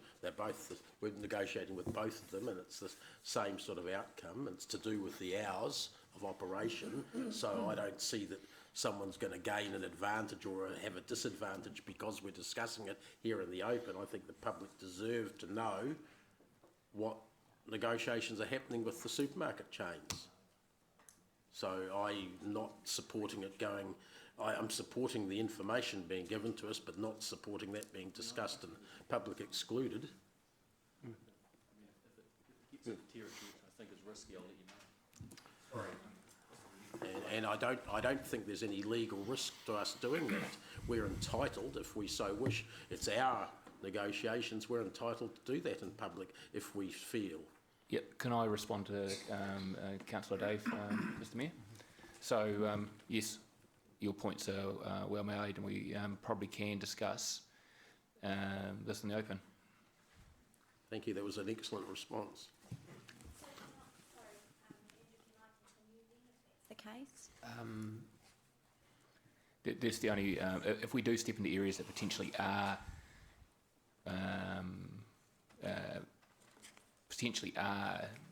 confidential, we'll flag those and the council can make a decision whether they want to continue that conversation, but we'll carry on. Okay, so we're continuing with Councillor Angela's questioning. I mean, I agree with Dave's point on all of this. I was just trying to find a way to do it. So can we have then an update on how far you've moved, Kelvin, on the first appeal thereby? Well, it's a joint appeal, isn't it, anyway, with the closing times for off licences? Because we went out in the policy with 9 p.m, didn't we? Because long ago. From 9 to 10. Yep, so in the PX we said we could move between 9 to 10, so we've agreed to 10. So under the previous parameters of negotiation, we've agreed to 10 p.m. But we haven't settled with them yet on that, eh? No. Okay. And what was the other one? That's So the other was around facades Location? and location. Oh, yeah. So we've agreed on how that would look. What was the? Yeah, it's effectively the relationship between the location of off licences in relation to sensitive sites, and sensitive sites have been defined as you would expect, as things like early childhood centres, schools, places where you would expect children and vulnerable people to frequent. So there's been some adjustments to the language around the controls on the location of off licences in relation to those sensitive sites, all in keeping with the parameters that have been established previously. Now, these negotiations, or these negotiated amendments, have been accepted in principle by the supermarkets, but that's not the end of the matter, because we've got one other appellant group, which is an iwi group, which is resistant not only to the plat as it was publicly notified by this council, but we can anticipate also resistant to the nature of these changes, because they effectively move a little further away from their position. So we've got agreement negotiated in principle with the two supermarket interests on these off-licence issues, but we have yet to go back to the iwi group to socialise these proposed changes, and I am anticipating that they will reject them, and then we will, if that is the case, we will still end up before the authority, putting the issues in front of the authority, albeit with a joint position with the supermarkets, but still with the iwi group resistant. That's the anticipated way I expect this to roll out in the coming months. Yep. And so just for clarification, if we can't get, and Lachlan, you said it doesn't appear like it's moving that way, we can't get all the appellants to agree, then do we have a cut-off point, a date where we sort of give up on that and we just submit it to ALA and let them decide? There's no court-imposed cut-off date. No. That'll just be a judgment that Okay. you and us as a team make in terms of, look, we've exhausted the negotiations, Yep. we can't see a way through it, we've just got to put this before ALA. Okay, great, thank you. And that process I would anticipate rolling out within the next 4 to 6 weeks. Okay, Councillor Dave, we're jumping the queue here because Dave asked a point of order or a clarification and turned his microphone off again, which took him to the back of the queue. So thank you, Dave. Thanks. A question about your negotiation process first. Should we not have gone to the iwi group at the same time, not at the same meeting, but at the same time as we went to the other two appellants, so that we knew all of their positions and had them in the mix before we negotiated further with one side? So we did that. No, so just to be clear, we've spoken to the iwi group and then the two progressive and then foodstuffs at the same time, and then we've then gone back to foodstuffs to get those positions because they were pretty close. It wasn't a hard discussion. Now we've got a platform to go back to iwi group. So we have done a first round to understand the positioning before we can go back. Thanks. Yep. So I want to hear a bit more about the negotiations. My understanding from the supermarket's position, it's quite a lot of water under the bridge since then, is apart from the closeness to kindies and schools and so forth issue, which they thought they should be dealt with more leniently than an ordinary little liquor store, let's say. They also wanted to have longer hours than our 9 p.m. closure. So what's happened with that aspect of the negotiations? So where's that got to in terms of what you've agreed in principle? In principle, a shift by this council from 9 p.m. closing to 10. But they wanted 11. One of them wanted 11, the other was New World was comfortable with 10 foodstuffs, is how what I read in here. Yep. So, you know, when I see them, all their liquor advertising that they do all the time, and I know why they want to maximise their sales, and therefore they need to maximise their time, they can sell it and that sort of thing. Are we ever going to get it? Were we ever supposed to get a vote back in this council over whether we agreed with that position or not, with the change from 9 p.m. to 10 p.m, because 9 p.m. was our draft proposal that the previous council voted in support of? So firstly, my understanding is that this is all sitting within the parameters of a previous discussion with council, but that issue aside, all of the conversations with the supermarkets have been on the basis that this was an agreement that we could negotiate in principle that would then come back to council for consideration. So I have, or any councillor has the right to speak and move something different from what you've negotiated? Correct, yep. Yeah. Okay. So again, as an update, we would then have, once we got to a point where we either thought we had exhausted negotiations, or we got to the point where we'd bring it back to you for adoption to then take forward to the next part of the process. And it would be possible to change some aspects of the agreement, but not necessarily all of them, because, I mean, my problem is the hours, maybe not the other wording changes you've talked about. Yep. Well, and then there's the one-way policy, which is different again, one-way door policy. Correct, that's right. So to the first point, yes, you know, all of this is by agreement, so it requires more than this council to agree. But if we brought back a proposal to this council that it decided it wanted to amend in some way, that's perfectly open to you to make that decision. We'd then have to take that back, obviously, to the other parties for their consideration and hopefully approval. If that breaks the negotiations down, that's fine. The negotiations can finish at that point, and we'll go to ALA with our position. So that's an open question. But certainly the flexibility for you to say, look, I see where you've negotiated to in principle. Yeah, it sits within parameters that were broadly given to you at some previous council meeting. But now seeing the package and seeing the way it varies from the original promoted plat, I don't want to go quite this far. I want it tweaked in some way. That's available to you. Okay. So my last question on the hours situation. Do we have information on the hours of sale of other councils, particularly any that are different from a 10 p.m. closure, which seems to be what they're trying to achieve around the country? Yeah, look, we've got some here. They being the supermarkets. Yeah, no. So there's a national trend here. Opening hours, 95% of councils open at 7 a.m. Of the adopted LAPs, the closing hours are 21% at 9 p.m, 53% at 10 p.m, 26% at 11. So the vast majority are at 10 p.m. and vast majority 53. Being 52%. That's yeah, and then 21 being at 9 p.m. And 20, of the three options, I'm sorry. I wouldn't call it vast. More than 21. Double the 21. Yeah. No, I take your point. Which is vast. 52% is vast. No, but 70 odd % is 10 p.m. or later. Yeah. Yeah. But there. So which of the other councils are the 29% at 9 p.m? I mean, I'm particularly looking for any close ones, because one of the issues raised with us in the submission was you wouldn't want to have massively different hours, say in Hamilton, in the neighbouring place where you could hop across the border and get to 11 p.m. You know, so we want to see some sort of consistency or closeness. We'd have to go back and have a look at that level of detail. We've probably got some research we'll have to source up. Oh, well, I don't need that to stop the meeting now. Yep. No, we can come back to you on that. That's good. Thank you. Councillor Rob. Thanks, Chair. Look, when I see we started this process back in 2012, sort of 5 years ago. I think when I look around the table, I think there were only three original councillors sitting around this table. Have we got an end in sight in terms of when we're going to be in a position to have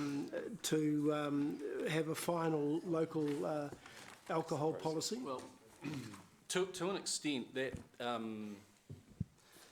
the answer to that question depends on the approach you wish to take to this this new issue which has been brought to the table, which is the review of the one-way door policy, which is an old issue, but it's been reintroduced at a late stage by the Ministry of Health and the New Zealand Police.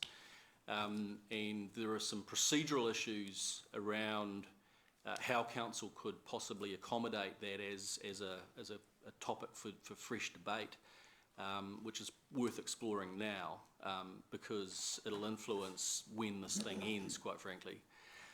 So the one-way door policy was a feature of the original notified local alcohol policy for consultation. But through the consultation, at the conclusion of the consultation phase, it was dropped out of the PLAP. So the final PLAP that was notified by council was absent from and it was at the notification of the final plat that the appeal period started to run. Now, the Ministry and the New Zealand Police had the opportunity to appeal the notified plat and the absence of the one-way door policy, but the Act requires that they lodge their appeal within 30 days of public notice of the plat. They didn't do that, and it's only now, very recently, I understand that they've reintroduced it as an issue for them. And in fact, I think roughly they're effectively 12 months after the date upon which they can appeal. So that presents a procedural problem for the New Zealand Police and for the Ministry in terms of reintroducing this one-way door policy issue. So the ways around the procedural issue, one would be for those two entities to apply to ALA for leave to lodge an appeal out of time, some 12 months out of time. Now, I can't guarantee what the outcome of that application for leave would be. They would have to put some useful evidence forward to indicate why a 12-month delay on this issue is justified. I haven't heard any justification for the delay myself, but that's an available option for them. I think the chances of ALA agreeing to accept the appeal late are probably less than 50%. I think it's going to be a bit of an uphill battle for them, but they've got that opportunity.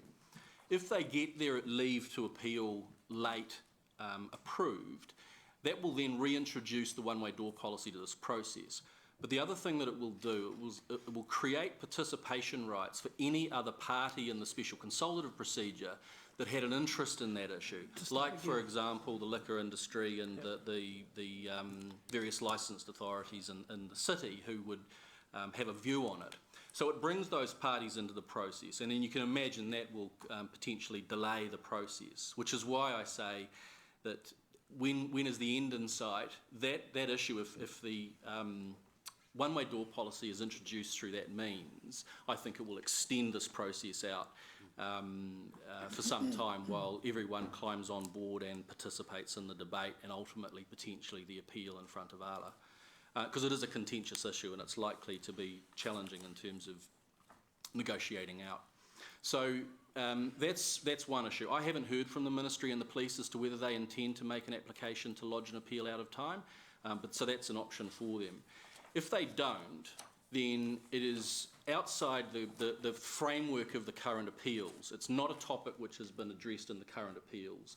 So it won't be available for ALA to actually consider this when these appeals, if we can't negotiate them, end up in front of ALA. So we're not going to be able to get this issue on the table. The options for you, if you can't get the issue on the table, will be, one, you could pull the pin on the current plat and you could start again. You could do a completely fresh consultative process and you could reconsult on the entire policy, including reintroduction of the one-way door policy. That's option one. Takes you back to square one. Everything is up for debate. All elements of the PLAP are up for debate. The other option for you would be to continue down the line that you're currently going with the appeal negotiations and ultimately putting it before ALA if you can't get it negotiated, but only on the issues that are currently before the court, which doesn't include the one-way door policy. Now the outcome there will be you'll probably get a PLAP ultimately approved by ALA quicker, and then it gives you a policy in place and it gives you a level of protection and some controls in place. And then what you could do is go back out for public consultation on the single issue of whether to introduce a one-way door policy to an existing policy, which would be a more confined public consultation process and wouldn't have you completely starting necessarily at square one again. So those are the procedural issues that you're faced with. So number one, if we just try and recap that, that's a lot to digest, but number one is that the Ministry and the Police have a crack at applying for leave to appeal out of time and jump on board this current process. That will require some months to wend its way through a hearing type process. And then if they do manage to get on board, we can then continue, but again, we're probably talking 6 months at least by the time you get the ultimate issues heard.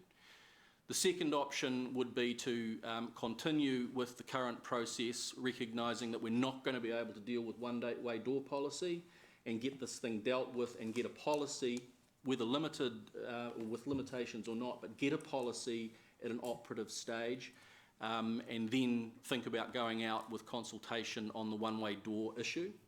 And the third option would be, let's pull the pin completely on this process and start the process again, reintroducing the one-way door policy and consulting on everything again.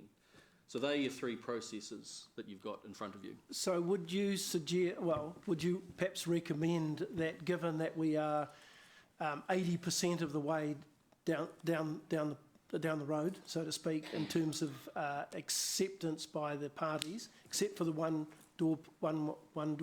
door policy, and given that the police and the DHB are bringing in new evidence that supports the one-way door policy, that we conclude on a plat now, and then go out and consider that one issue in future as an add-on to the plat that we already have Lachlan, in place. don't answer that. Lachlan, that's a question for the General Manager. It's not a legal question. So that's the advice that I gave up front. That would be the process we would do, because that would then enable you to have some control in place by the time you got through the process, and then still enable you the intent to bring the new evidence forward to go through a restricted process to allow us to get to the point, which I think there's support for. It's simply a matter of making sure that you have some control, because the risk being that if you were to pull the pin, you could potentially lose the current positions you have. So is that option one? Because I had trouble understanding so which of the options, the only difference what the end result of the options. Correct. So the only difference between option one and option two is, one, that we would continue to negotiate with those trying to find a position, or simply from here say, we've got a position with two of the three, let's just go straight to ALA and defend our position. So as Lachlan outlined, the three positions, that's the end result. Okay, and my second and last question, Chair, is around the cost. And I just wonder, I mean, it's obviously cost us over 5 years a lot more than the $10,000 that's showing on page 32. And I just had some confusion around paragraphs 102 and 103 on the financial and resourcing implications. Do you have an estimate of what this whole process has cost us since 2012 in terms of external costs as well as an estimate of internal costs? We've got, from our earlier reports, there is a note in the financial status that said the LAP, this was from November of 2015, so some time ago, but that was in circa of $192,000 at that point. So that was from the 2012 to a 3-year period. And then, of course, we would need to gather up where it is now. But So the 10's just where we're at the moment. That includes staff time too, does it? Or is that external costs? No, that would be everything. That's everything. Inclusive. So the 10,000 would be, the 10,000 that you've got on page 32 under financial status, is the estimated total cost of perhaps concluding option one? Correct. Okay, thank you. Councillor Jeff. So, if we continue on as we are, and with the plan, but try to bring in the one-way door policy as a separate process at the end, as you suggested, what are the chances of success for that, or what are the chances of being knocked over with that? So the question, the substantive question of whether or not you would manage to maintain a one-day door policy is answered by whether you can bring evidence to demonstrate alcohol harm minimisation through this mechanism. So if you can prove at a local level, if you can bring local evidence to prove that the introduction of the one-way door policy will reduce harm, alcohol-related harm, then the provision can stand up in court. So that's the focus of your efforts. And so this has been one of the real challenges with all of this legislation and these processes throughout the country, is that it's been very challenging getting local evidence, actual evidence on the ground of what's occurring to support some of the provisions that often politically are attractive, but evidentially are quite hard to support. So if the introduction of the one-way door policy is going to be promoted by this council and is going to survive the legal process, and it will be challenged by interests that are against it, there will need to be good, strong evidence at a local level of what's occurring in the small hours of the morning in Hamilton City, and how the introduction of a one-way door policy will reduce the alcohol-related harm that is arising during that period and associated period. Hamilton. Second question then, just related to that. Given the need for this evidence, do we know, maybe Calvin, this would be one for you, why the police and the DHB were, one, so tardy in their response to the original lap, and secondly, why they haven't been forthcoming with any attempt to provide any evidence? Because they need to be on board with this. No, I'm not sure of what that was back from when the resolution was decided by the committee of your peers to retract that from the policy at the time. Third question. So, all right, so let's say evidence is provided for this process, for this late process with a one-way door policy. There's appeals there, so what are the chances then? Let's say, I mean, do you have a fair chance of getting it through or what? Because where I'm going otherwise is, do we have to start again? And I don't think anyone wants that. As I say, the question of whether or not we have a fair chance of getting this through is answered by the quality of the evidence. Right. Now, I haven't seen the evidence. I don't spend a lot of time out in Hamilton at 3 a.m. in the morning, but reports... It's true. It's true. I'm tucked up in bed. That was his wife. But what I...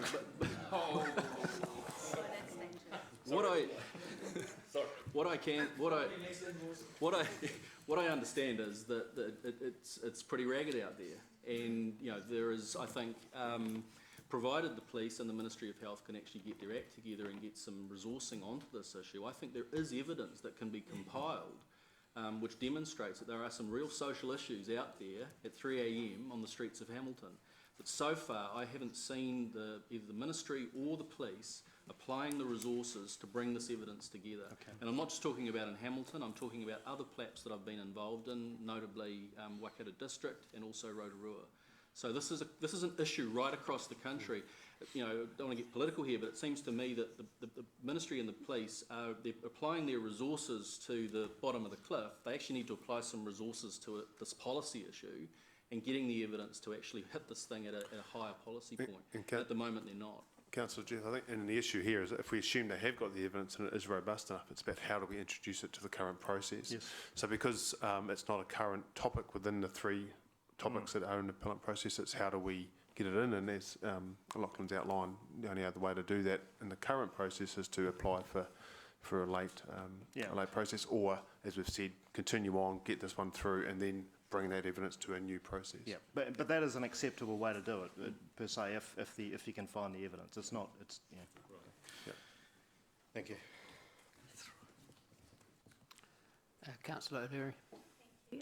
Mayor Andrew, a couple of questions, but if I may, as the chair of the whole process of this and the working group and everything else in the committee that went through this for 5 years, Lachlan's absolutely right.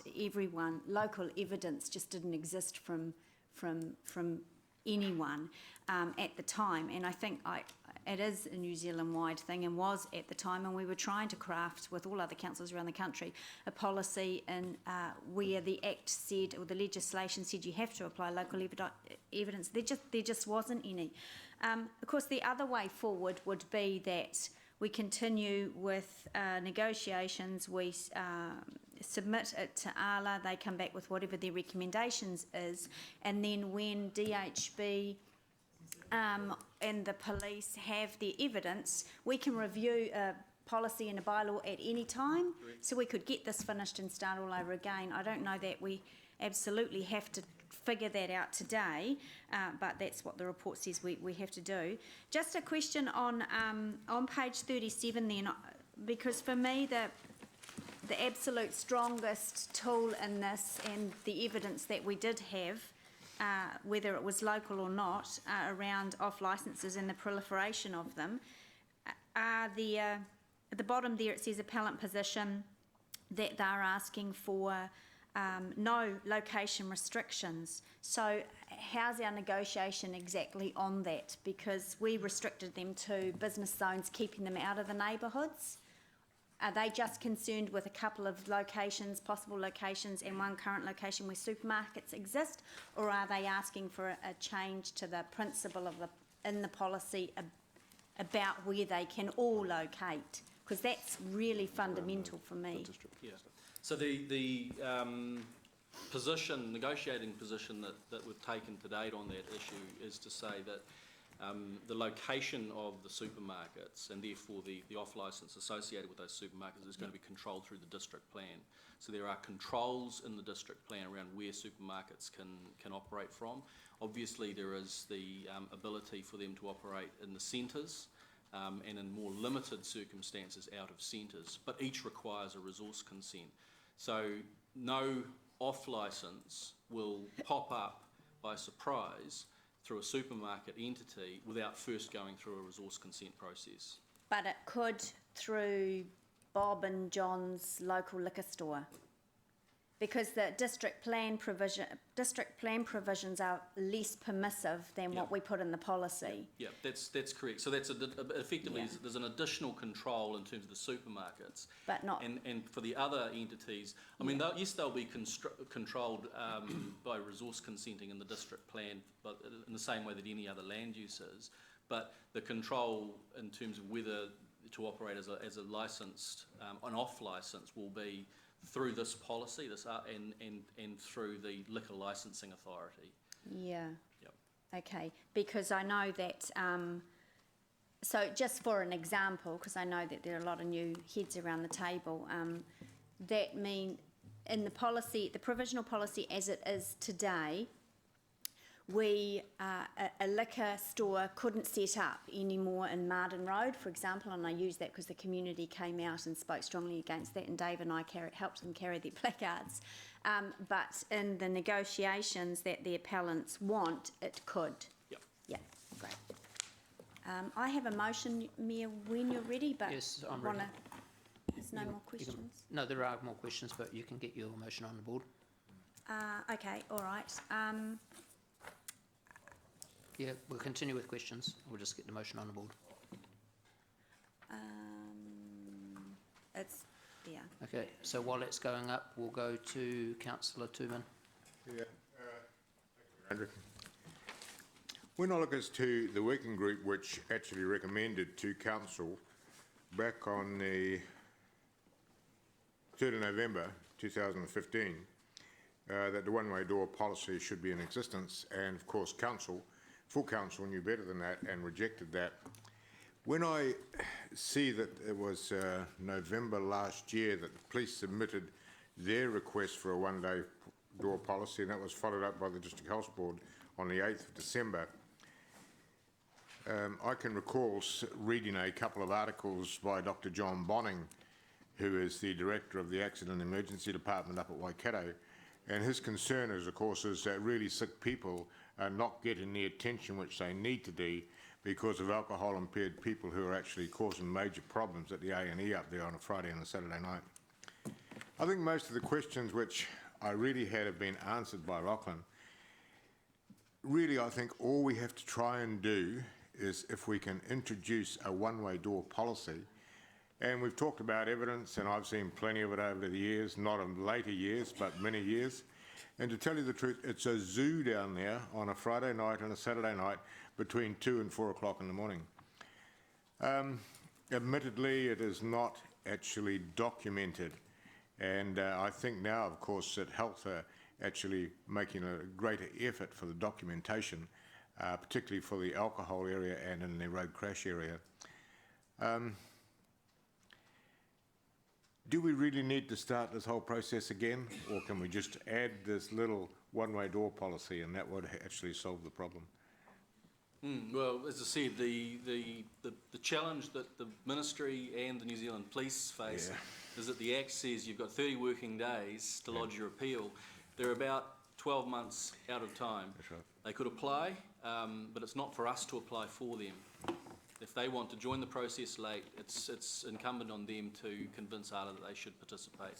Otherwise, we have to start again, basically. Otherwise, the most efficient option is to proceed to get the current PLAP in place and operative, and then introduce this new concept through a fresh process. That's the most efficient process, but politically you may say that your preference would be to, rather than wait to do that, we want to introduce the one-way door policy as a matter of urgency, and if that is the case, then start again today. Yeah. Okay, can we just stop there? Are you ladies ready? Okay, we'll go on with questions. There has been a motion that was brought ahead of Angela's, which has now become, which staff had missed, so that now becomes the amendment. So sorry about the timing on that, guys. So we move on to Councillor Paula. Thank you, Mayor Andrew. Some of my questions did get asked about the process and the abandonment of the PLAP. I was going to ask what would the effect be in practice. Now you've told us what the procedural effect would be, and then I guess when we're looking at page 41, number 96, that effectively is the default position, isn't it?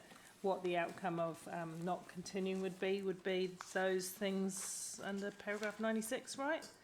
Which is the 8 to 4 and 7 to 11 p.m. Correct. So if we don't go with what we're currently doing with our negotiations, it'll default to 11 p.m. anyway. So that's good to know.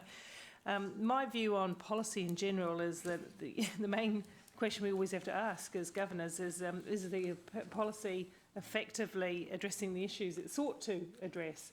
And so that's the nature of a very general question, because I haven't had the privilege of having gone through the detail over the last 5 years like some other councillors have, so happy to hear their view as well in the discussion. If we continue to negotiate, there's been a few areas of change that you outlined today, will the current provisions plus the negotiated position achieve the outcomes the policy hoped to achieve when it set off quite some time ago?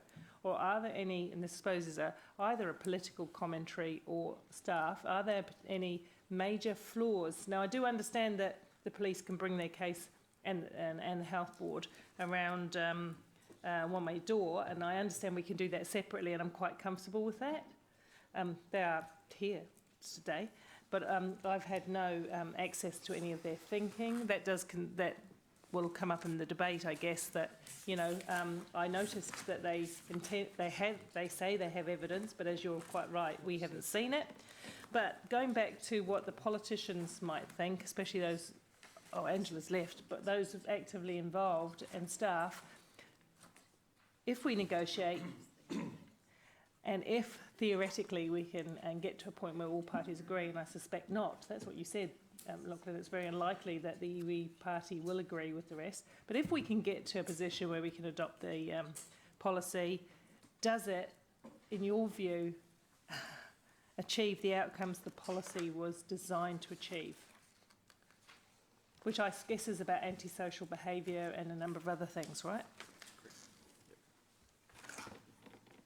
Well, I would answer that by saying yes, and I'd add to it this, that I would not negotiate amendments to this policy and recommend that this council adopt those changes if I didn't think that the policy intent was being implemented. I wouldn't bring it back to this council with my recommendation, and I'm sure Kelvin would say the same thing. But this is a situation where it's not a black and white answer, in the sense that there's shades of grey. There are some decision makers who will feel as if this policy is not strong enough. There will be others that think that it's in fact too strong and too inflexible. But I think that, and that'll be a matter for the discussion and the political debate, but certainly the document that we bring back for you to debate will, I think, have maintained the policy intent that you embarked upon. And that's good. And at this moment, it doesn't exclude that conversation about one-way door or include it as there as another step in a decision making. Correct. And the idea, as we've said, the policy can be adopted or changed at any time. So once we've got a policy which has some controls, then it would be a simple matter to then re-go to bring in a new element, i.e. the one-way door policy, to then add further teeth to that policy. And a policy, in your view, is a significant step improvement to the way things have been run without the policy. Yes, and that would be, that is the direction of council to this point. Okay, thank you. Councillor Jones. Yeah, unless you've actually dealt with the bum end of what happens out there when the pubs, empty out at 3 and 4 in the morning, then you really have to go out and have a look. And I'm in agreement with Leo where he describes it as a zoo. I think it's a feral enclosure down there actually, because you get the pubs empty out these drunken idiots at 3 and 4 in the morning who cause mayhem around town. Now the police resourcing is very limited, and it's to the detriment of the rest of the city when you don't have, when you have all your police resourcing in the central city at 3 in the morning dealing with these guys and women, and the rest of the city goes without coverage and a lot of things don't get attended. So look, like I said, unless you've actually dealt with the mayhem that goes on, and the DHB have obviously do that as well. Excuse me, Councillor Jones, questions? Yes. We're coming to debate, so... Okay, so I'm just saying, if you want your evidence, you're going to get it if we give police enough time. If we go through with this and put the one-way door policy, you've got Tim and Jim sitting up there. I'm sure police will come up with their evidence. Thank you. Councillor, any other questions, James? Councillor Mark. Thanks, Mayor Andrew. My question surrounds the letters that came in from the DHB and the police. They turned up a year late, and they turned up within effectively a week after each other, not long after the election. Were they just spontaneously, did they arrive, or to your knowledge, or what happened there? Well, they arrived by mail. So. Thank you, yes. But, yeah, well, yes, true. I mean, I don't think it's I don't know. Okay, thank you. It's not unreasonable to consider that there's been a change in administration at the police and the DHB wanted an opportunity to put their views forward to a new council, so I don't think that's unusual. Right. Yeah, that's what I was trying to sort of unpeel a wee bit. Yep. And I would have said it's not unusual for them to have noted there was a change around this council table. Yeah, okay. Yep. And they would have so done, they would have done their math, and they would have seen where they stood. Okay, so were they solicited, those letters, or were they? Not from staff, no. Okay. So there's no evidence suggested. I think what both Mayor Andrew and the CEO suggested is absolutely correct, spot on. Okay, yep. Cool, thank you. Councillor Mallett. Thank you. Just with regard to the status quo, and by status quo by reference to the one-way door thing, am I right in saying that on a licensed premise, it is illegal, it is a crime to not only serve someone alcohol to an intoxicated person, but to even permit that intoxicated person to remain on the premises? I think it's yes. Pretty sure it's yes. I'm pretty sure it's yes. Yeah. Pretty sure it's yes. It's not my area of expertise. So you're normally right. Yeah. If someone was policing the current law, and that someone would, in the first instance, be the licence holder or his staff or his regime. Secondly, I assume it'll be our blokes in blue. That at any time the law as it stands now prohibits, if it's being enforced, prohibits an intoxicated person being even on a licensed premise. Is that correct? I believe so, yes. I think the issue though is what happens when they're not on the premise, when they are turfed out. So you're drunk, you're on the footpath, you want to come in at any time during the day. 1 o'clock, 2 o'clock, 3, at any time during the day. It is against the law for that intoxicated person to come in to a licensed premise. Is that correct? No, just to come in, just to be, you can't be intoxicated on a premise, on a licensed premise, can you? Good question. I need to... Oh, the answer is yes. Thank you, Angela. Yeah, so it beggars... Yes. Okay, so what would a one-way door provision do that the current law does not already do, other than create a situation where at midnight mum can't walk into the pub to get her son or dad, because sober people get caught by one-way doors as well, or people who have just left a pub and have left their cell phone behind and want to come back in. So that would stop. No, I'm asking what the law is. I'm asking what the law is and what the one-way door will do to change the situation. So, you know, we're having a big debate about whether or not we should even discuss a one-way door. Do we hold up our whole process to get the one-way door thing through? I'm just asking if the law at the moment... Now, I totally understand that our blokes at the back don't have enough resources. There's a whole lot of reasons why. But that's... I struggle to understand what the driver is for the one-way door thing, because I cannot for the life of me... Now, look, I don't spend my whole life in Victoria Street at 2 a.m. in the morning, so I don't see what's going on, I'm honest. Well, the legal answer, the legal answer is that the one-way door policy, if introduced by this council, will mean that when licences are then issued by the licensing authority, they will include a requirement that, as a condition of the licence, that there will be a one-day door policy in place.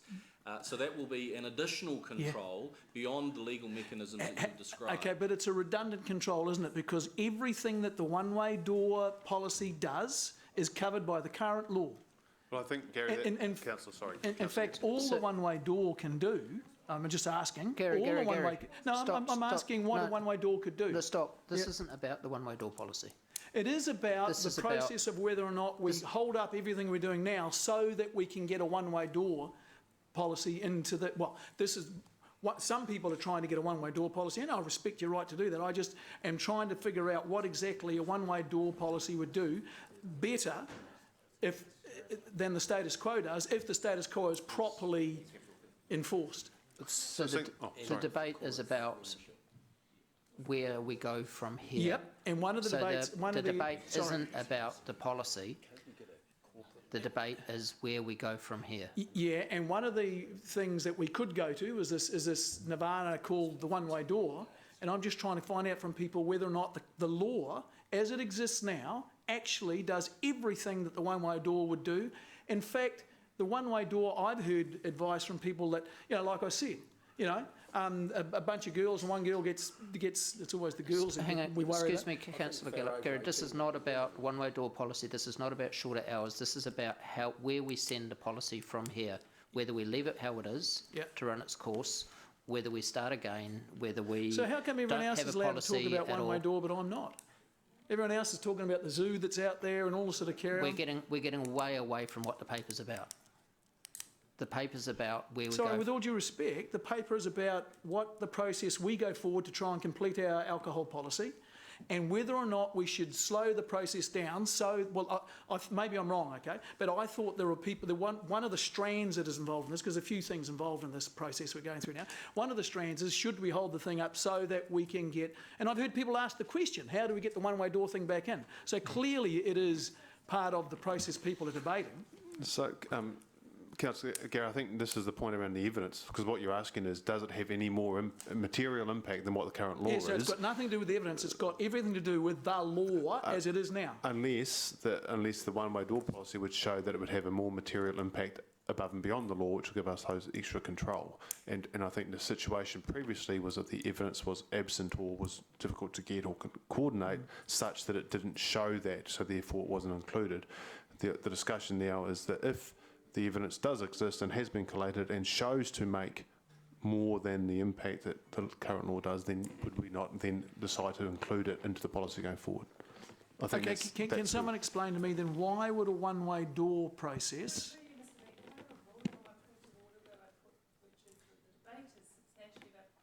Should we discuss it now, later, or not at all? It's not about exploring in depth the one-way door policy, which I haven't got enough information to do today anyhow. And I have a point of order on that. It's a point of order on a point of order. So today we're negotiating, we're working through where we go from here. Yep. We're not talking about the merits or not of the different strands of the policy. We're talking about where we go from here. So which direction we go in. So what the report isn't about the merits of longer hours, of one-way door policies, of whether a one-way door policy is right or wrong, or whether it has merit or not. But one of the options... Hang on. So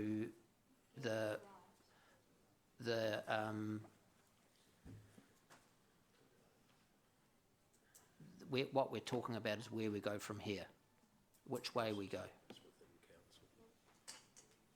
So I don't want to get into getting staff to tell you that a one-way door policy has merit or not, because that's where you're heading. You're asking staff whether the one-way door policy has merit when we already have a rule in place to say that a bartender is supposed to evict somebody who's drunk from their bar, so we don't need the one-way door policy. That is not for staff to tell us about that today.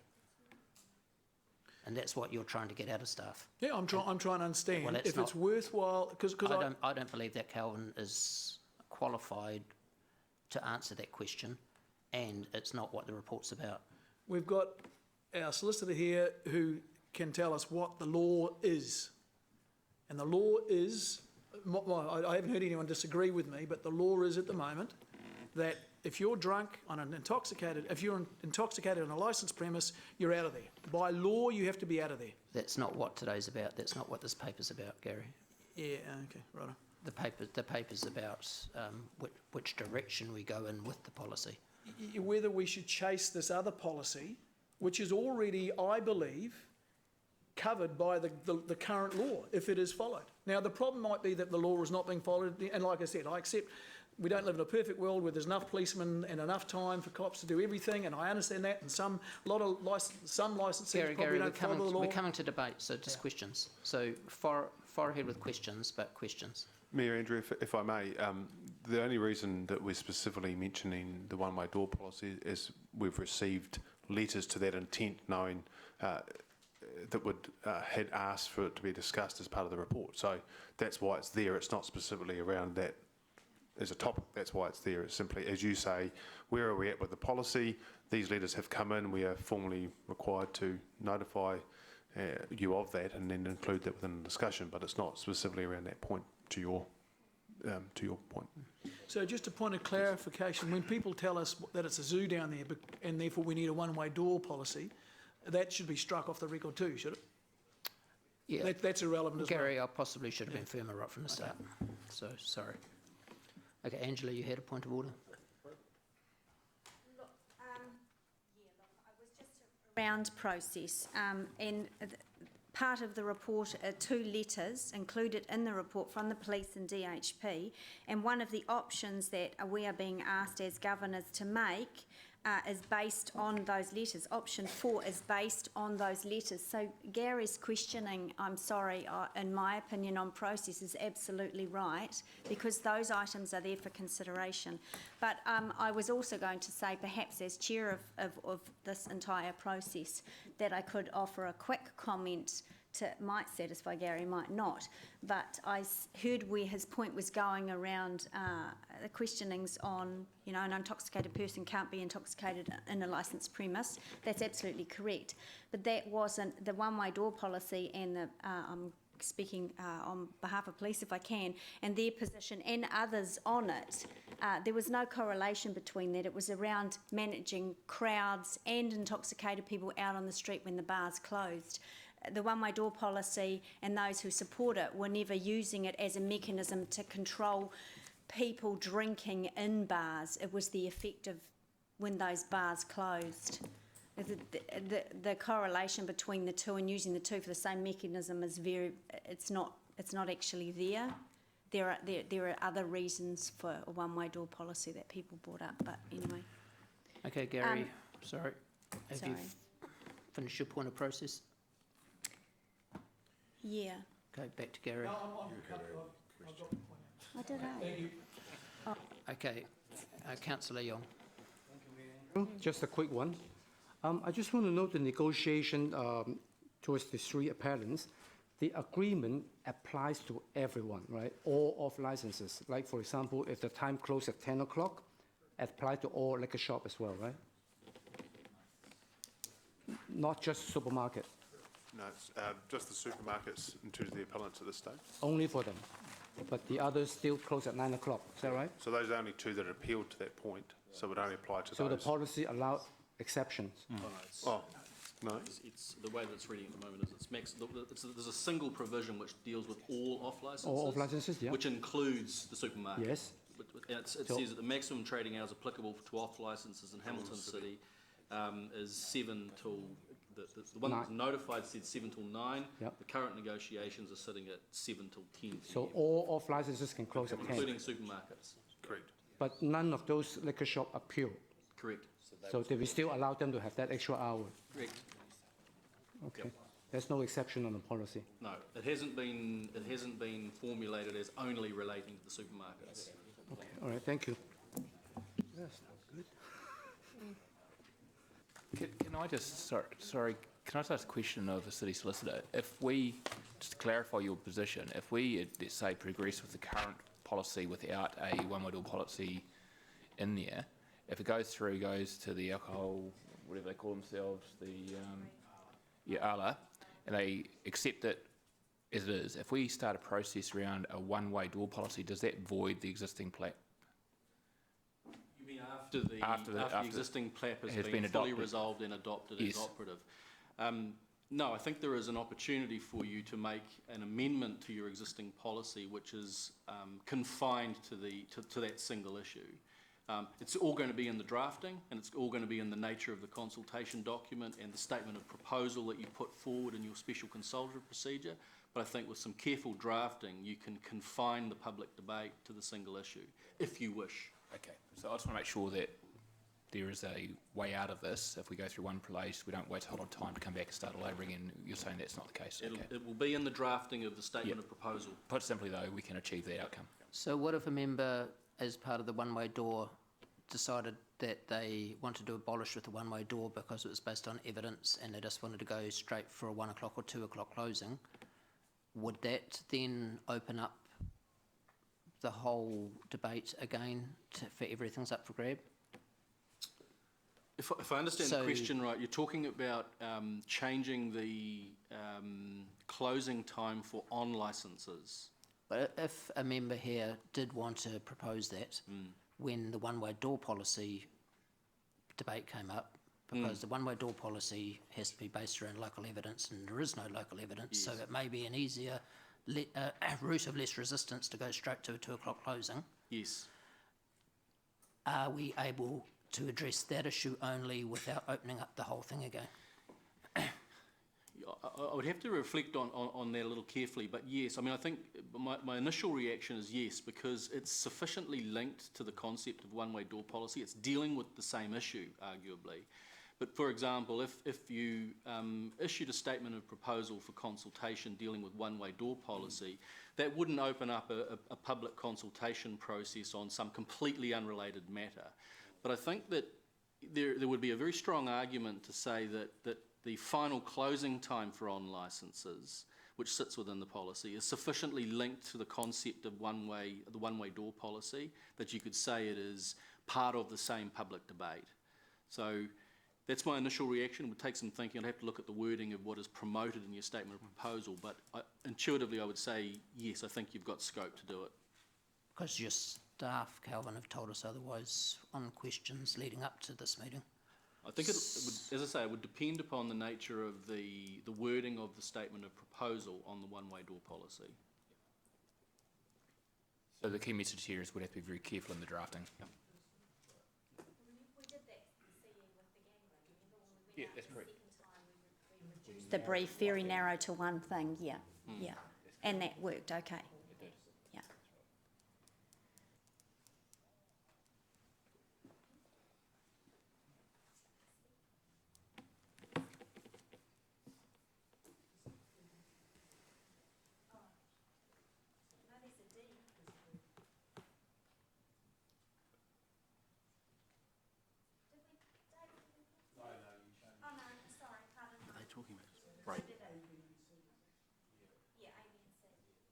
So is that wording sufficient to address short hours if someone wanted to go that way?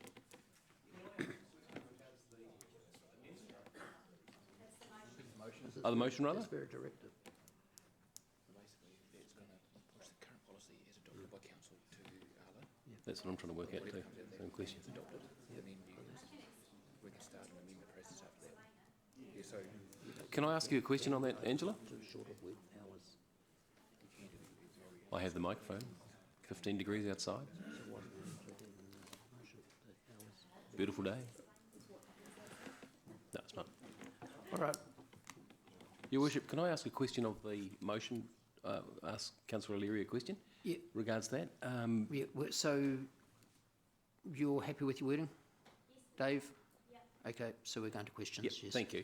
My question is, if we, pertaining to point B, cease negotiations with all parties on the provisional, on the PLAP, submit the original draft policy, so we'd be submitting that we close at 9, all those negotiations are just null and void. Okay, thanks. So all negotiations that staff have done to date thrown out. Yeah. Again? No, it's not starting again. Got a policy. We're not. It's absolutely not starting again. So that keeps the location clause. It keeps in the one-way door policy. It keeps in everything that we've put in. Oh, sorry, pardon me. Keeps out the one-way door policy, but keeps everything else status quo until ALA comes back with whatever their recommendation they may accept or not accept them. The reason that Dave and I put that in is because we don't want whatever has been negotiated up till now to be. No, we don't want it to be accepted. We want to chuck it out. Yeah. Well, sorry. Just one more question is, how is ALA going to feel about that when they say we've gone into negotiations, we've negotiated, we've come up, we've agreed on a negotiation and we don't like it, so now we're going to ALA? We negotiated in good faith. You guys are supposed to be empowered to make the decision because we gave you that power. You gave us. You made the decision. You've agreed with supermarket chains, and now you don't. We don't like it, so we're sending you off to ALA. Is that how's ALA going to view that? Well, the negotiations are without prejudice to the final appeal debate in front of ALA.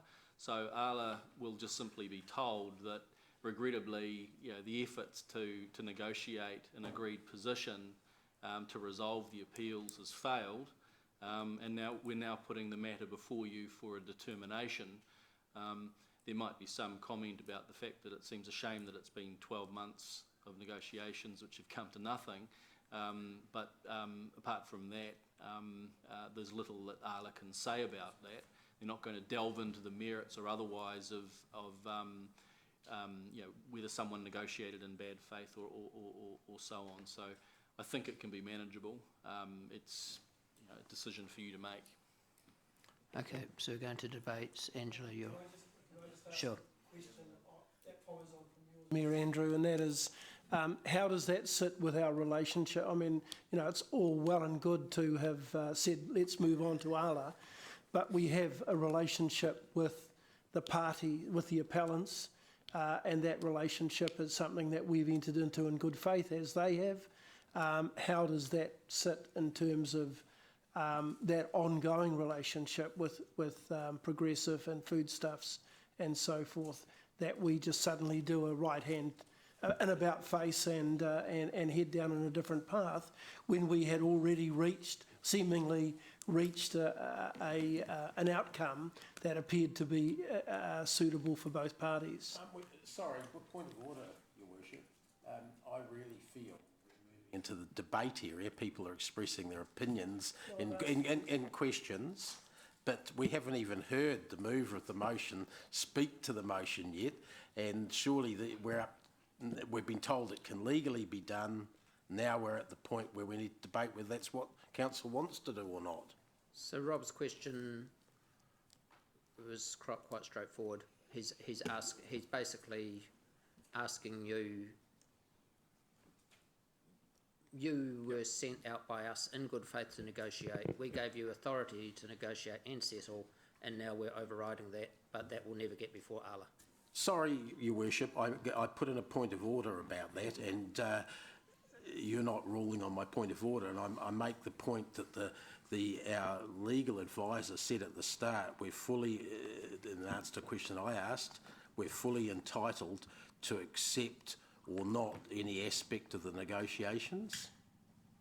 He said that right way back, early days. Okay. Can I? Yep. Absolutely correct. And it'll just come down to the nature of the evidence provided by the various parties when they put forward. Simple as that. So if we've got our position, we'll based on that resolution, we'll put evidence supports that position, and likewise the other party will put forward evidence that supports their position. The negotiation would not have existed from that point of view. They'll just carry on with the process as that recommendation suggests.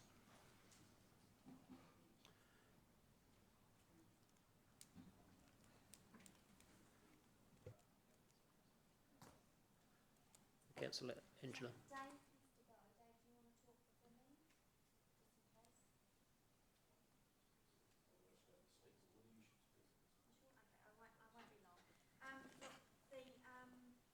Is it going? Yes.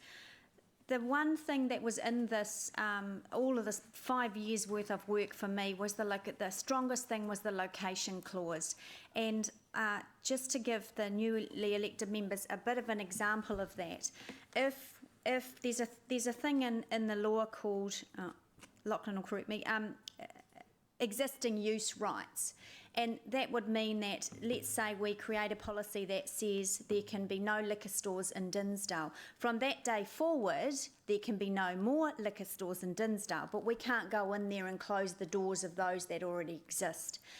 Just to give you an example, without a location clause, if the location tool in this policy, if we were able to do that, to go in and close the stores, the location mechanism in this policy that the supermarkets are wanting to negotiate out would mean, if we can close them, 40 less liquor stores in Hamilton today.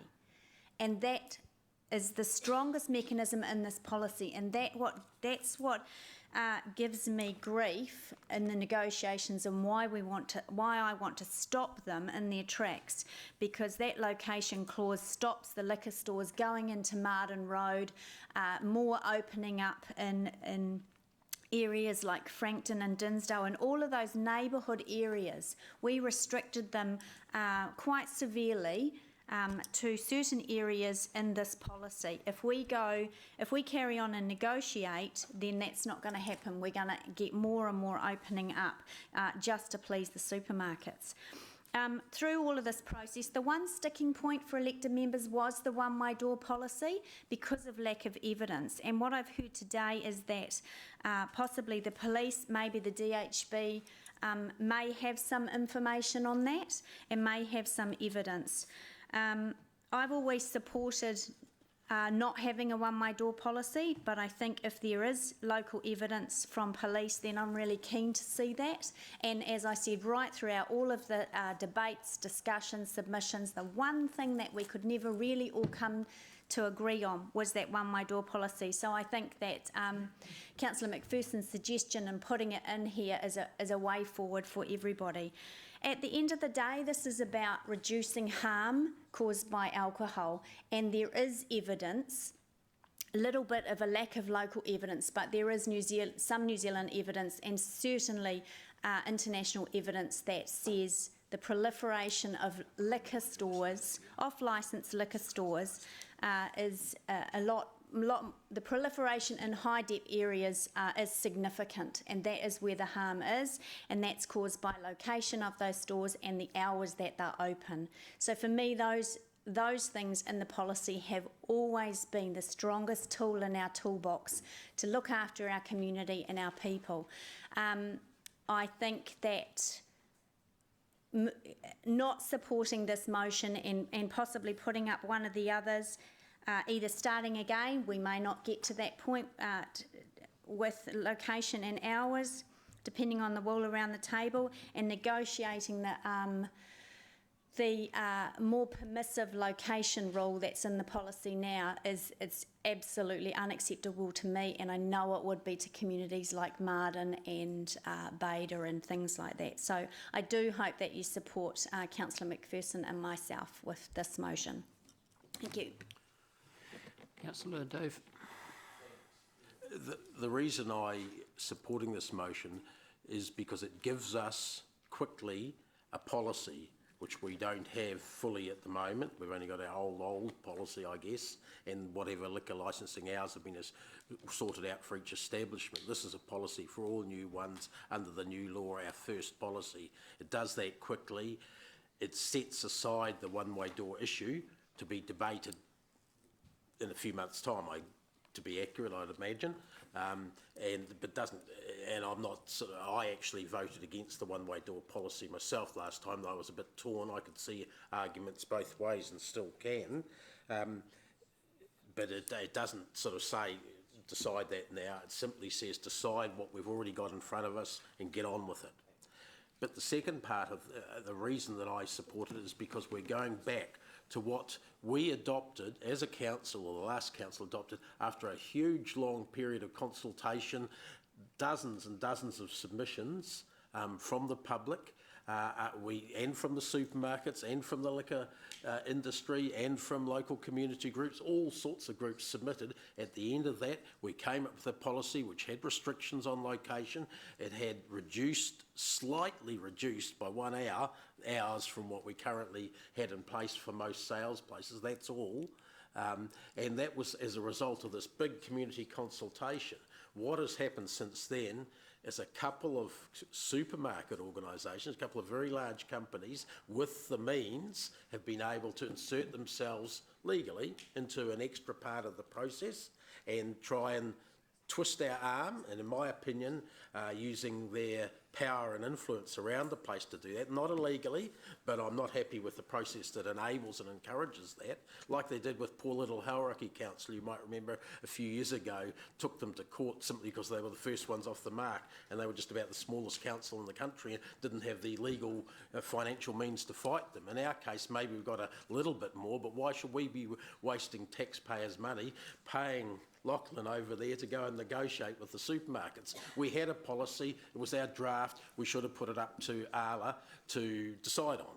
That's what would normally happen, and this is what this motion is saying we should do. Don't accept any of the changes, and I might point out that it wasn't just the discussions and negotiations we had with the two supermarkets. There was a community group. They're clearly not resourced with the means to enable them to put some very strong stance, but they had an opposite viewpoint.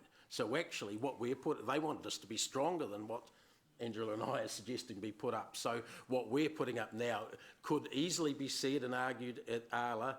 This is in the middle of what the appeals were about. So we're saying, get rid of the appeals, don't worry about them, just put forward what the community, through its council, have come up with before. And that's what I think we should be doing. When you look at any of the mailers that the supermarkets put out, they're full of alcohol ads. There's 37 ads for alcohol in today's countdown one, which I picked up on the way in. It's a big ticket item for them, so of course they want to sell as much as they can. But we also have a responsibility to look after other aspects of the community, and I think we came up with a good medium sort of position before, and we should put that forward and test it in front of Arla. Councillor Jeff. The motion, I'm comfortable with us ceasing negotiations and submitting the draft plan to Arla. I do support a one-way door policy or earlier closing times in the CBD, 2 o'clock, possibly even 1. There is research from overseas which indicates that one-way door policies and earlier closing times can lead to significantly lower levels of assaults. The DHB and the police are on the sharp end of this. They're the ones who witnessed the carnage at 3 o'clock in the morning. And I don't buy arguments about it damaging the vibrancy in the CBD. As Bruce Bird says in his letter to the Mayor, you've got vibrancy till about 11:30, but after that it degenerates into something else. And basically all bets are off by about 3 o'clock. But I do think, given that the DHB and the police are now pushing this, that it's inherent on them to come up with some local evidence this time to back our case, or to back their case, but I'm supporting it. Councillor Rob. Chair, look, I'm supporting the motion, but I do have some concerns over process. We send the staff out to negotiate. That's council send the staff out to negotiate. The staff report back with potentially acceptable outcomes from that negotiation, and then without warning we set about pulling the pin on these negotiations. I think that sends out a message of a degree of arrogance in terms of this council developing relationships with our stakeholders in the community, and not only in this area, and I appreciate that that there are sensitivities around alcohol, but it also sends a message out that we are unsure of what we're doing, and if it suddenly suits us to change our minds on something, then we will do that without any support or acceptance of what stakeholders have come back in good faith to negotiate with us. But I think the motion is the right way to go, but I think we need to make sure that we get our processes right going forward. Councillor Siggy. Well, and just to say something to Councillor Pascoe about, yes, I don't. Thank you, first of all, actually, for clarifying a lot of things, because you read all that stuff and I didn't understand half of it. So this is great, understanding it a lot more clearer. But what I want to say is just, yes, we have stakeholders out there, and yes, we negotiate with them. But sometimes we actually have to be brave enough to just say, stop now. We won't go any further. And I think, I don't know, to me, it's a clear picture that if we say, how can I put that? That we are actually strong in saying, no, we might have made a mistake to go any, that we've gone that far, and we can go back to where we've been. I hope that makes sense. Just, yeah, that's all I want to say. I support the motion. Councillor Balder. Thank you. I'm also going to support the motion, have a few minor reservations, but I share Councillor Pascoe's view around, the perception of negotiation. But I guess what makes me more comfortable is that we've tried to negotiate, and we were unlikely to reach a position on which all three parties were agreed anyway. So it seemed like there'd be a little bit more churn yet to come, and time wasting and more cost to the ratepayer and all of that without outcome. So that's why I'm quite keen, very keen on B. Have no fixed view on a one-way door policy at this time, because I haven't been privy to the previous evidence or lack of it, and I haven't. And as we've all acknowledged, there's evidence yet to come forward to either support that policy or not. My main issue, I guess, is we get on as soon as possible tackling the main issues around access to alcohol, preloading, and those kinds of things as well. And I totally support the commentary around liquor stores in the suburbs and finding mechanisms to prevent those proliferating and opening for longer, and those kind of things are important to me. Going to retain an open mind in respect to C. Look forward to that discussion in depth. And yes, so I'm happy to support the motion today. Councillor Mark. Yeah, I'll be supporting the motion. Like Councillor Pascoe, I have some reservations and some nervousness, but that is, I guess, circumvented by the fact this is a new council and things change. The supermarkets will come back at us, and I suggest it will go legal. That's fine, but then iwi may be happier with the point at which we've reached in the climb. I'm like Councillor Paula. I've yet to be convinced either way of the one-way door policy, and I'm looking forward to that debate.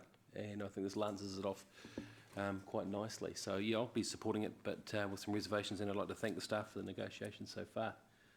Good job. Councillor Gary. I won't be supporting it for two reasons.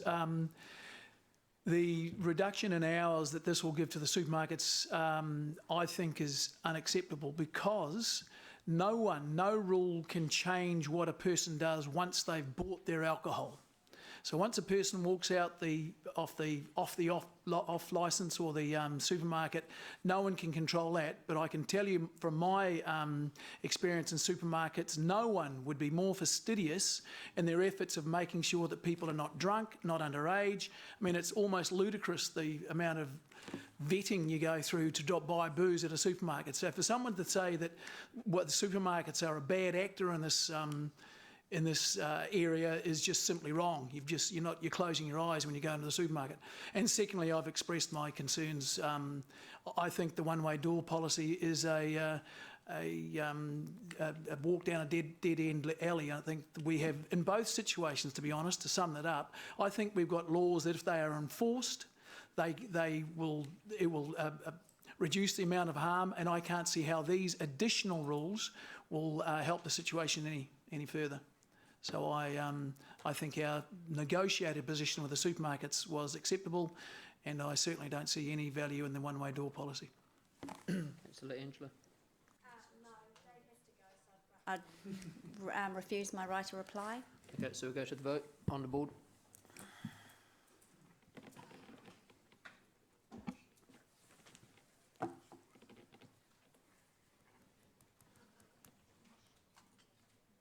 The motion was declared carried. 12 for, 1 against. Okay, we'll break now for lunch till 1:30. 1:30.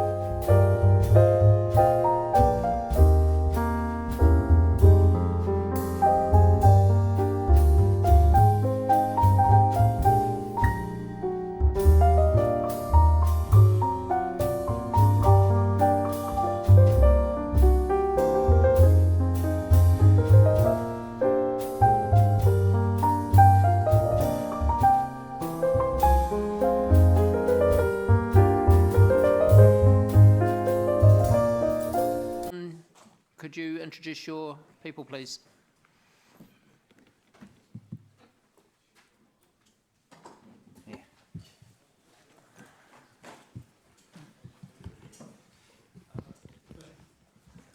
Perhaps, Mayor Andrew, if I could just ask Stephen Halliwell, who's leading this process, to introduce. Thanks, Stephen. Mayor Andrew, so I've been leading the service delivery review process as we've developed Council's approach to service delivery reviews with Sean Hickey and his team. And so I just want to introduce service delivery reviews in general and where we're at with that before throwing to the service delivery review on H3 and then the subsequent review for the next paper on parks. So the purpose of a service delivery review is to identify the most cost-effective method of delivering an activity.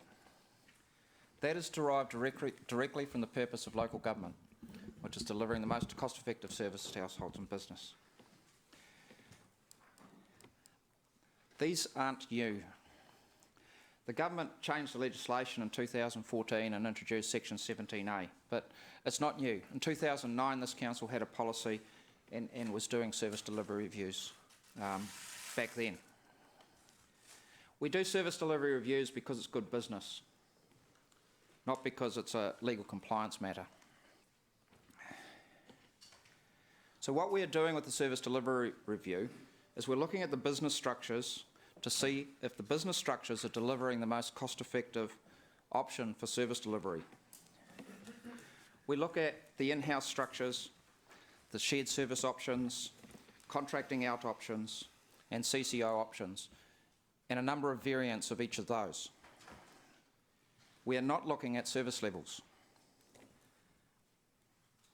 That is determined in Council's 10-year planning processes.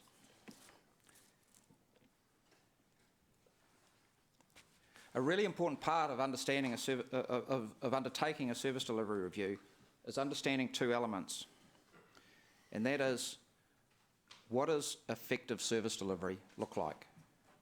And that's proving to be pretty challenging. We derive most of our understanding of Council's expectation about service levels from the 10-year planning process, what's in the 10-year plan, and in the last 10-year plan we went through a what business we're in process for those that were here. And that helps us to understand what business we're in. But it has been challenging to measure effectiveness in that sense. For example, one of our measures in the H3 group is the number of people going through the door at Claudelands. But does that tell us how effective Claudelands is?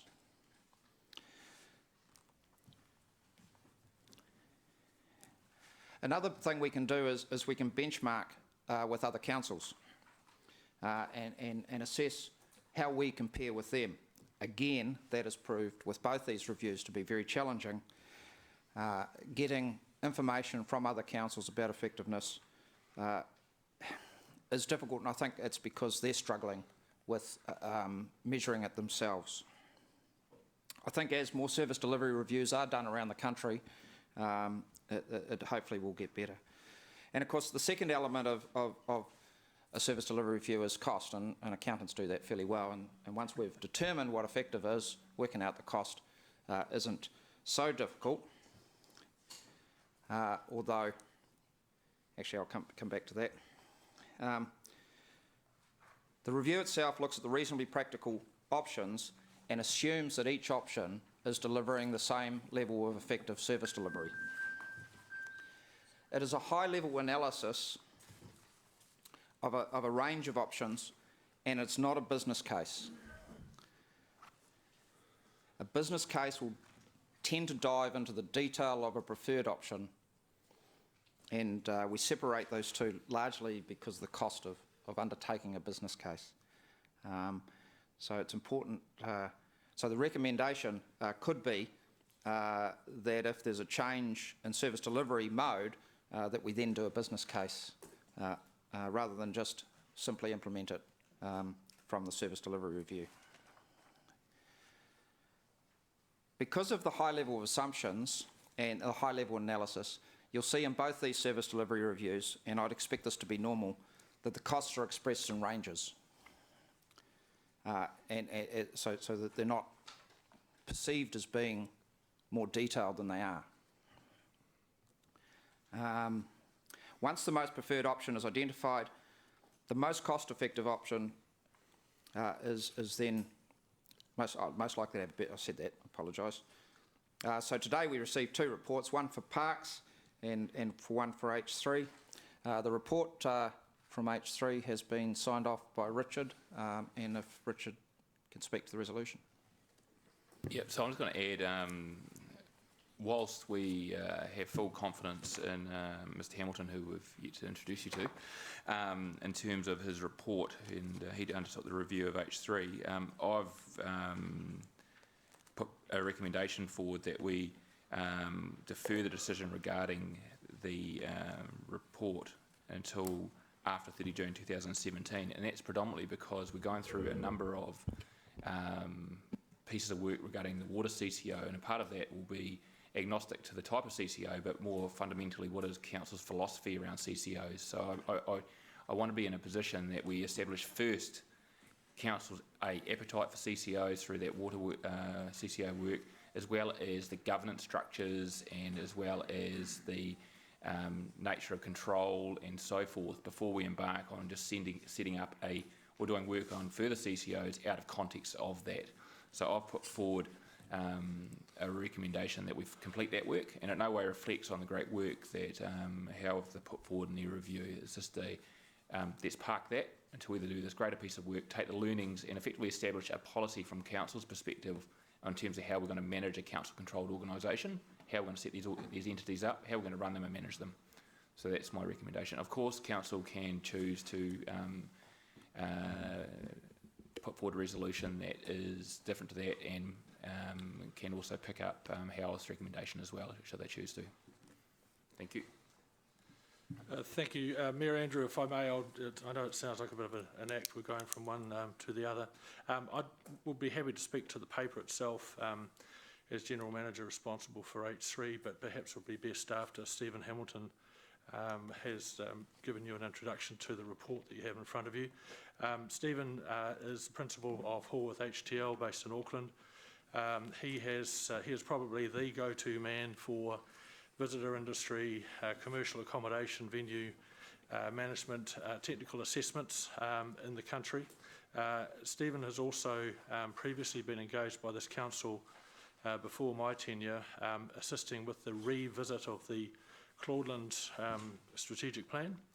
So he has had the benefit of some familiarity with our operation here. He also has done work from time to time assisting Hamilton Gardens on some of their development assessments. So, and I guess the only other point of introduction is he just admitted to the fact that he's distantly related to the statue that's just down in front of the council building. So I'll hand you over to Stephen. All right. Thank you very much. 11. Sorry, 11. So it's so with the park review, Stephen started off with an overall commentary about service reviews, but we are specifically focusing on the H3 on first. Yeah. Okay. Thank you, Mayor and Councillors. So the purpose of our review, as explained by Stephen, is to review the cost effectiveness of H3's service delivery. As such, it's focused on the whole of H3's management of 3 major venues in Hamilton, although the key driver in terms of total volume of activity is Claudelands. We're required to consider, as Stephen introduced, the reasonably practical alternatives to the current service delivery model, which we've called the status quo in our report. So the question is there a more cost-effective alternative to the status quo? And we reviewed 6 alternative options and some variations of those options. But just further to Stephen's comments, we need to define what is meant by cost effectiveness. In simple terms, it seems reasonably straightforward as to what cost effectiveness might mean, but I'd just like to draw your attention to a few issues with this. The question is, can effectiveness be improved from the status quo? And what is the impact on the cost of delivery of the services from any change? So we need to consider, and we have considered, a number of intangible factors as well as the tangible factors, and some of the tangible factors are financial in evaluating the effectiveness. The intangibles are more difficult to measure, especially in financial terms, if not impossible, but this is not a reason to exclude their consideration. Some examples of non-financial performance measures in relation to H3 include events that are hosted at H3 venues which deliver economic impact to Hamilton, events which deliver social and cultural outcomes to residents, events which increase residents' satisfaction and pride in living and working in Hamilton, events which promote Hamilton to non-Hamiltonians as a vibrant and dynamic city which is worth visiting or is a good place to consider moving to, and increasing the competitiveness of H3 venues in a very competitive national marketplace. So we considered a range of service delivery models, all of which are covered in detail in our report, and in particular in the appendices to our report, which I think you have in your agenda papers. The summary of the alternatives that we consider are in section 5 of our report on pages 21 to 31.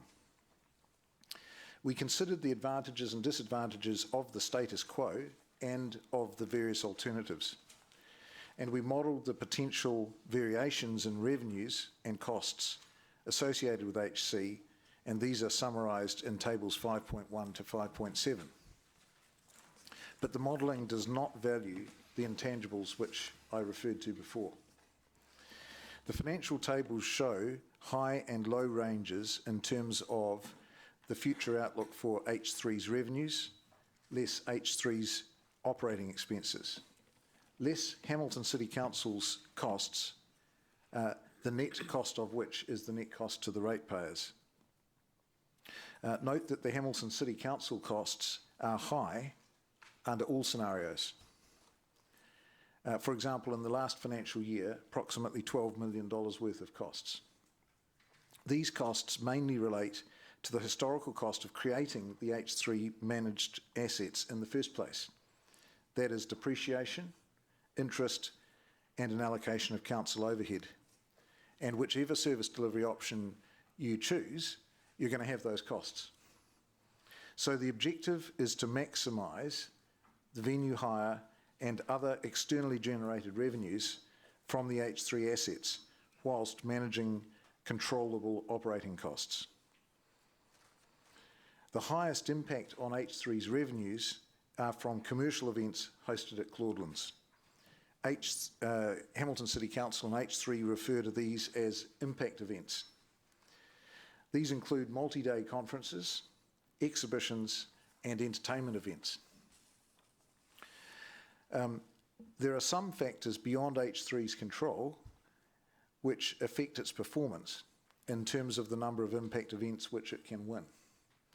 And they are a shortage of hotel accommodation, especially accommodation within walking distance of Claudelands, and a relatively poor external perception and reputation of Hamilton as a desirable place to visit or host a conference. Both of these factors are addressable in the medium to long term. The question remains, to what extent can the revenue generation of H3 and its net cash cost be improved by an alternative to the status quo? We have concluded that there is a better alternative: to have the H3 assets governed and managed by a commercially focused, council-controlled organisation. Of course, the assets and the management are still ultimately owned by council. We believe that the incremental benefits over the incremental costs will outperform the status quo scenario, especially in the medium to long term. We therefore recommend that council further research the business case to both own and operate the H3 assets. The key aspects of the rationale for this recommendation are that a dedicated specialist governance structure overseeing the management of H3's assets will be more effective than the status quo governance arrangement. And there are a number of other advantages which are summarised in our report on pages 21 and 22.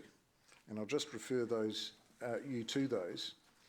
A suitably skilled board of directors with the right... Sorry. Okay, page 178 of your agenda, which is page 21 of our report. So in the first bullet point there, we talk about the advantages of an appropriately skilled, commercially focused board of directors, and in particular, their ability to improve strategic planning and execution, expert decision-making around capital investments and the allocation of resources, with close attention to their impact on market share and attracting high-impact events. And the improved commercial focus will also result in greater management accountability and a higher quality of probing into possible new opportunities for revenue generation and cost efficiency. We point out that a CCO structure will provide a continuity of strategy independent from council, that the structure should also ensure sustained continuity of management and governance through its ability to consistently attract talent that may not otherwise be available to H3 operating as a business unit of council, and a greater opportunity of streamlining or reducing decision timeframes, enabling nimbleness and agility, have less process to follow in making decisions than operating as a business unit of council, and a skilled CCO board will bring additional risk management expertise, especially with regard to risk versus rewards opportunities. A skilled, commercially focused board under a CCO will provide the best platform to maximise the future value of $25 to $30 million of capital expenditure planned to be spent on the assets over the next 10 years. And the CCO's ability to retain operating surpluses and make commercially based investment decisions and manage its own cash flows will reduce the funding volatility which Council currently faces in relation to H3. Excuse me. Okay. By contrast, there are a number of issues arising from the status quo. We comment on these issues in section 3.6 of our report, which I draw your attention to back on page 173 and 174 of your agenda, where we comment on, in some detail, the strategic oversight and direction under the current arrangements of H3, and on the next page, financial and management reporting and information, particularly to this body, and the oversight and monitoring of H3's performance. I'd like to stress that we are not suggesting that the current management or effectiveness of delivery of H3 services is inefficient or poor. To the contrary, management is strong at H3, and Hamilton City Council's managements, in other words, the Chief Executive's oversight of H3's management is focused and effective. But the strategic focus, governance focus, and commercial drive can be better supported and delivered by a dedicated board. This conclusion is supported by our consultation with comparable council arrangements and experiences in other centres.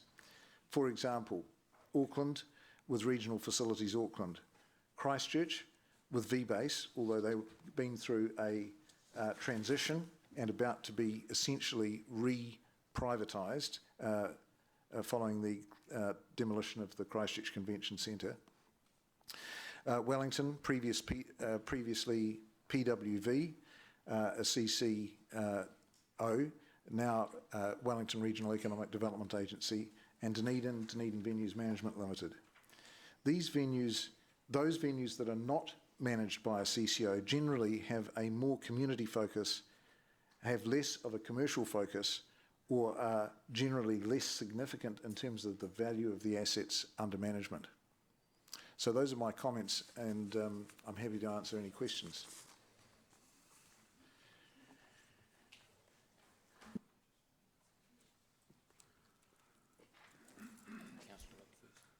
Okay. Councillor Rob first. There is a motion on the board as well. Thanks, Chair. Yeah, looking at the motion up there and the suggestion that we defer a decision on the Hallworth recommendations, and that we are to look for the April Community and Services Committee meeting. And I presume that that is to develop a business case, is it? Or are we just looking at a model rather than the business case? The recommendation on the board is not the staff recommendation. The staff. Yes, no, I realise that. I realise you've added C on, haven't you? To. So Mr. Mayor has done that. So that is to basically, the key point there is, I understand the Mayor would like to look at what the options are to move away from being fully commercial for H3 to a more community-based operation, and what does that look like from a cost and a resourcing and availability point of view? Okay, so where does the business case fit in? Because as I read this report before seeing that motion up there, I assumed that the reason for deferring the decision on the Hallworth report was to allow time for a business case to be further developed. And I appreciate there is, to some extent, part of the business case is already appearing in the Hallworth report. Yep, so the business case in itself has been deferred until a decision's made about council's philosophy or process or framework around CCOs in general. Okay. And I suggest the rigour that's going to be put into the water CCO debate and the rigour that's already happened is a good foundation. And at that point, once council satisfies its approach there, I believe then we can talk about specific CCOs. And at that stage, council feels like there's an appetite for more CCOs, then we can commission a business case report to progress, and then within the context of whatever council's approach is or policy is from a CCO point of view. Because it may well be that if council makes a decision, for example, that they believe a CCO is the way to go, but it needs to have 4 council members and 2 private members, it may well change Hallworth's recommendation, because it may well change the outcomes. Because there's a certain assumption made in this report about the nature of the makeup of a CCO as well. So until we work out what our approach is, I don't think there's any value in that discussion around a CCO in a specific case. So in the interest of time... Just to interrupt, Sean, do you want to dive in here? Mayor King, if you'd like to finish with Councillor Pascoe. Yep, thank you. So in the interest of time, are we likely to duplicate the time of this council by discussing the Hallworth report today? I mean, I've got a heap of questions, but I think if we're going to revisit the Hallworth recommendations, either in this form or in an amended form, once we have a business case, are we best to defer discussion on this paper until such time as we have a business case, as well as having developed our philosophy as to whether we need a community-focused business model or a fully commercial business model? There was an element of my recommendation that suggested that. However, it is only my recommendation. It may well be that individuals around this table wanted to pass a motion or an amendment that suggests that we do progress with the business case preparation. And if that was the case, then it's more than appropriate that you discuss it today.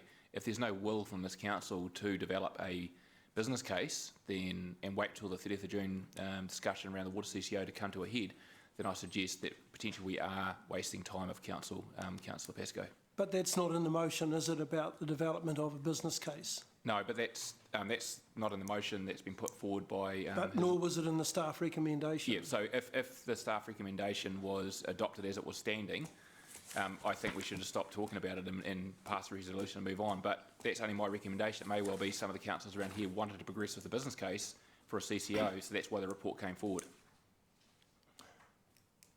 I'm confused because I think all it seems to me is that the recommendation from management is that we discuss the Hallworth report without going anywhere. There's no recommendation that we move towards a business, that we recommend a business case be investigated? So firstly, I had an obligation to bring a report back to council outlining what we did from a service delivery review in terms of H3. Yep. That work is completed now, and Mr Hamilton is here to present on that report. He makes a recommendation. I'm effectively gazumping his recommendation given the uncertainty regarding this council's philosophy around CCOs. So I've made a recommendation that we halt any further work on H3 and the business structure until this council determines what its approach is in regarding CCOs. So if you wish to adopt my recommendation, or someone puts a motion forward for that recommendation and it is accepted by council, I think we stop talking about it and we wait till we come back later on. Yep. Or there may well be, it may well be around this table that there is some desire to progress with a business case, and therefore it is entirely appropriate we discuss it.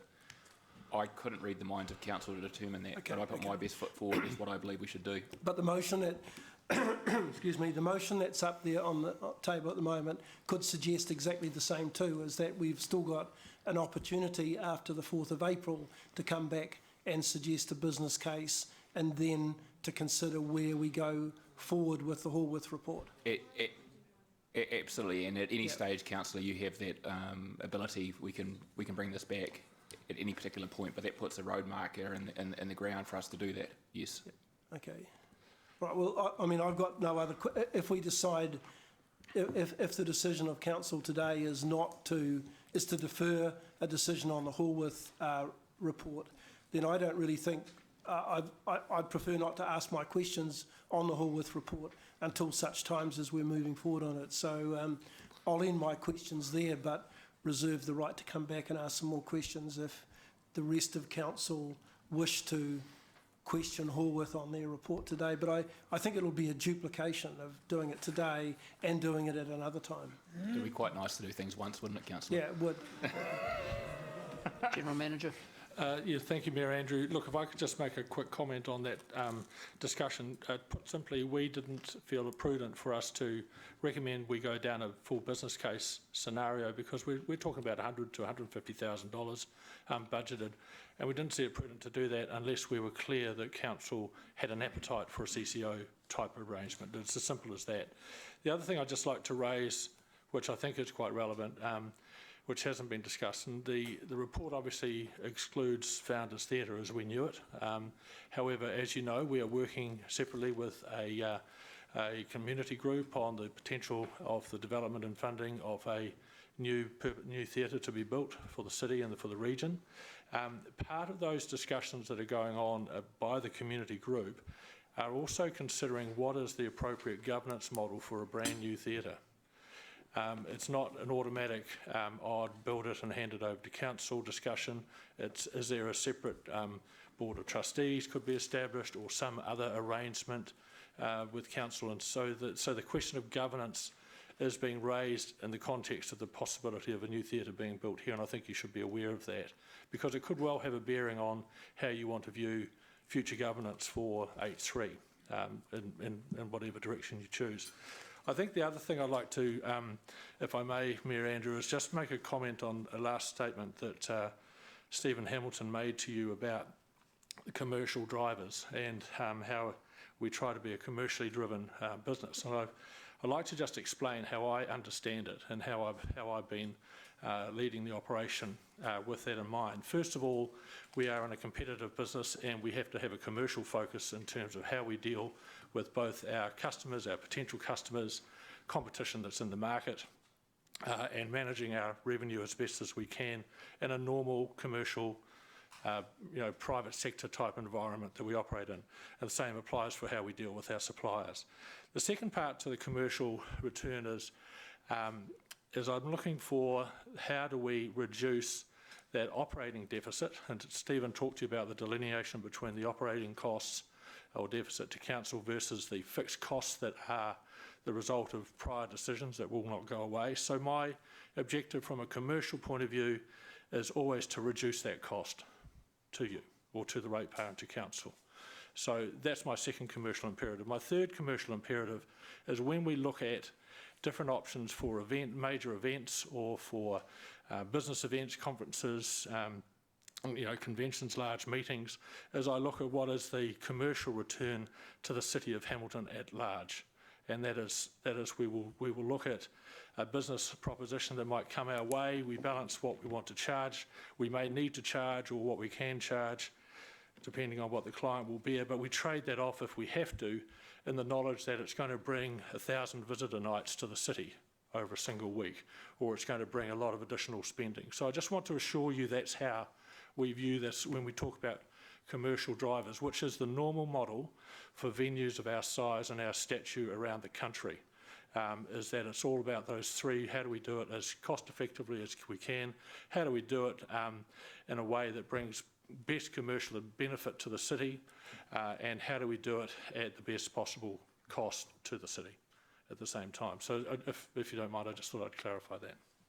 Thank you. Councillor Paula.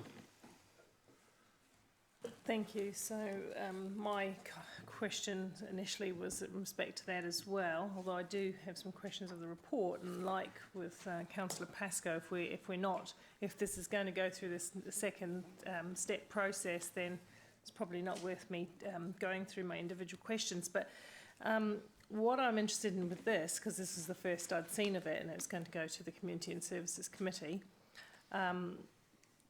I'm happy to do a further decision, but what you were saying, Richard, if I took it to be right, was that we'd have this, what did you call it, debate about whether we're philosophically inclined and etc. to CCOs as a model, a business model.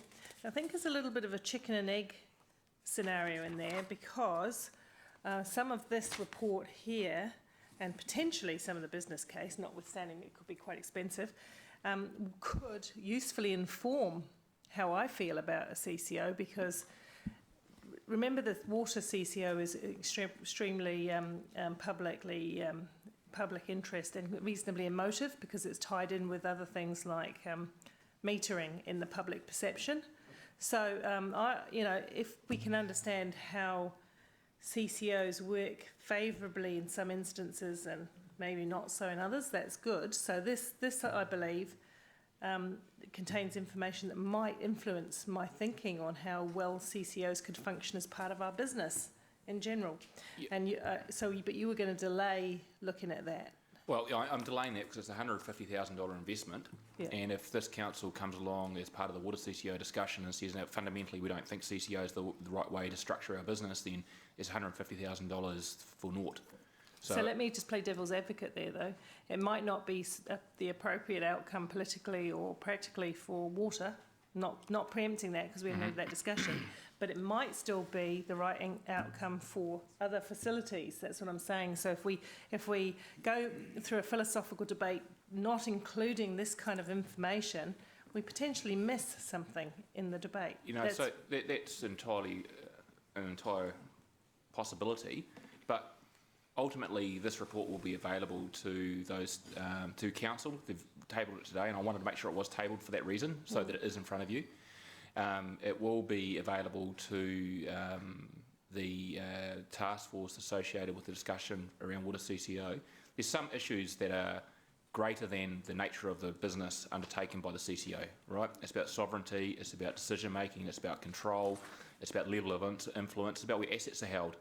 And the ability, and that talks to whether or not this council wants assets held by council or delegated to a third party where they don't have direct control of those assets as well. So there's probably a series of questions that we could identify from the water CCO discussion and from this discussion around this CCO that are the same, and we can park that to one side and deal with it. But this information is going to be available to those people on the task force as well. So long as I have assurance that the practical examples as provided by this review can be usefully applied to the discussion, then I'm happy with it. But if they're in a sort of different silo and we're just talking about water and our principal discussion about CCO, but we're not using examples of where it could be successful or not successful, then I think we'll miss some of it. But that was my question is that your intention to do it in that order?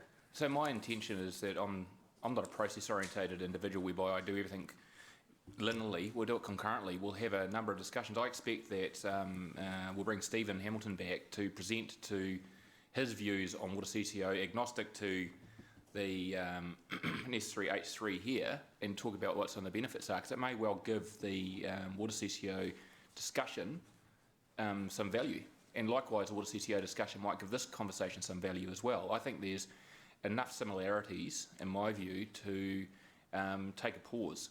But if Council, after April the 17th or even after 30th of June, says, wait a sec, we fundamentally think that we are prepared to give up our ownership to a CCO, and we are fundamentally willing not to have any council members on that CCO, and we're fundamentally willing to abdicate these powers to a CCO, bang, I can continue with the discussion about a water CCO for, we're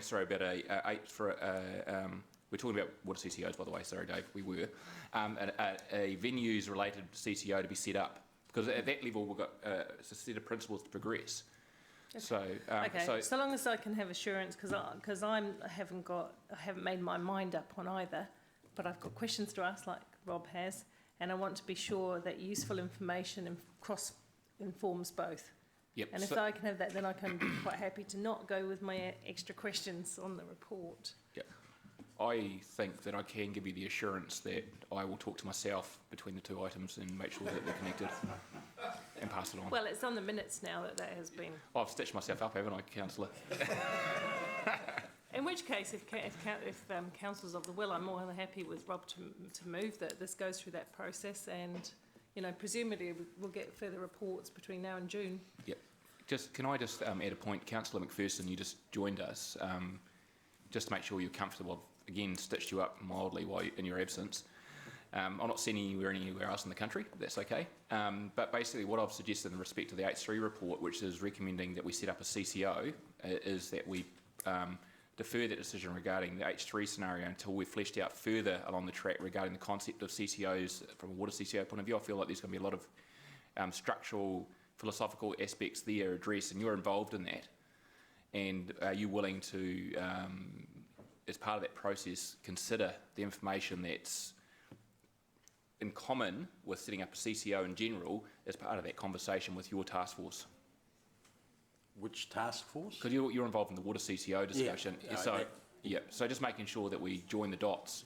Well, just that the reasons you might want to set up a CCO are not necessarily universal.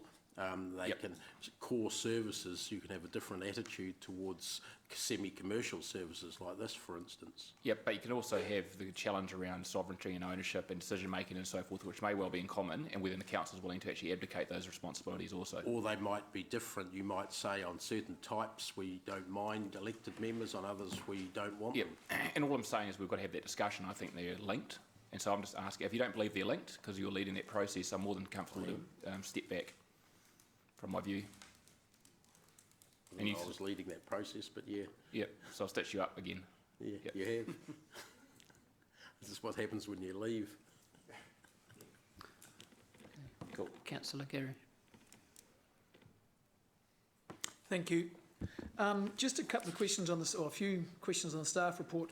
On page 154, just clarity of terminology. We talk about that in the year 2006, in paragraph 33, in the year 2016, H3 will have an operational deficit of 16.1 million. Then in the next paragraph, 34, we're told that in 10 years, the estimated status quo deficit rises by another 1.6 to 17.7 million. An operational deficit and a deficit are the same thing, are they? Yes. Okay, well, you need to be consistent in your terminology, don't you? That. Yep. Yeah, because one's an apple, one's an orange. Okay, we then go on in paragraph 34 to say Horworth has estimated the net costs to ratepayers. Same thing.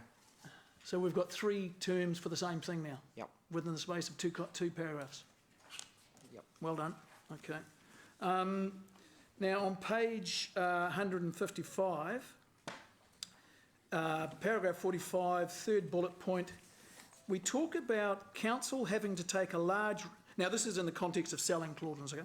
Council will have to take a large write-off of the carrying value of the asset and its balance sheet and consequently P&L.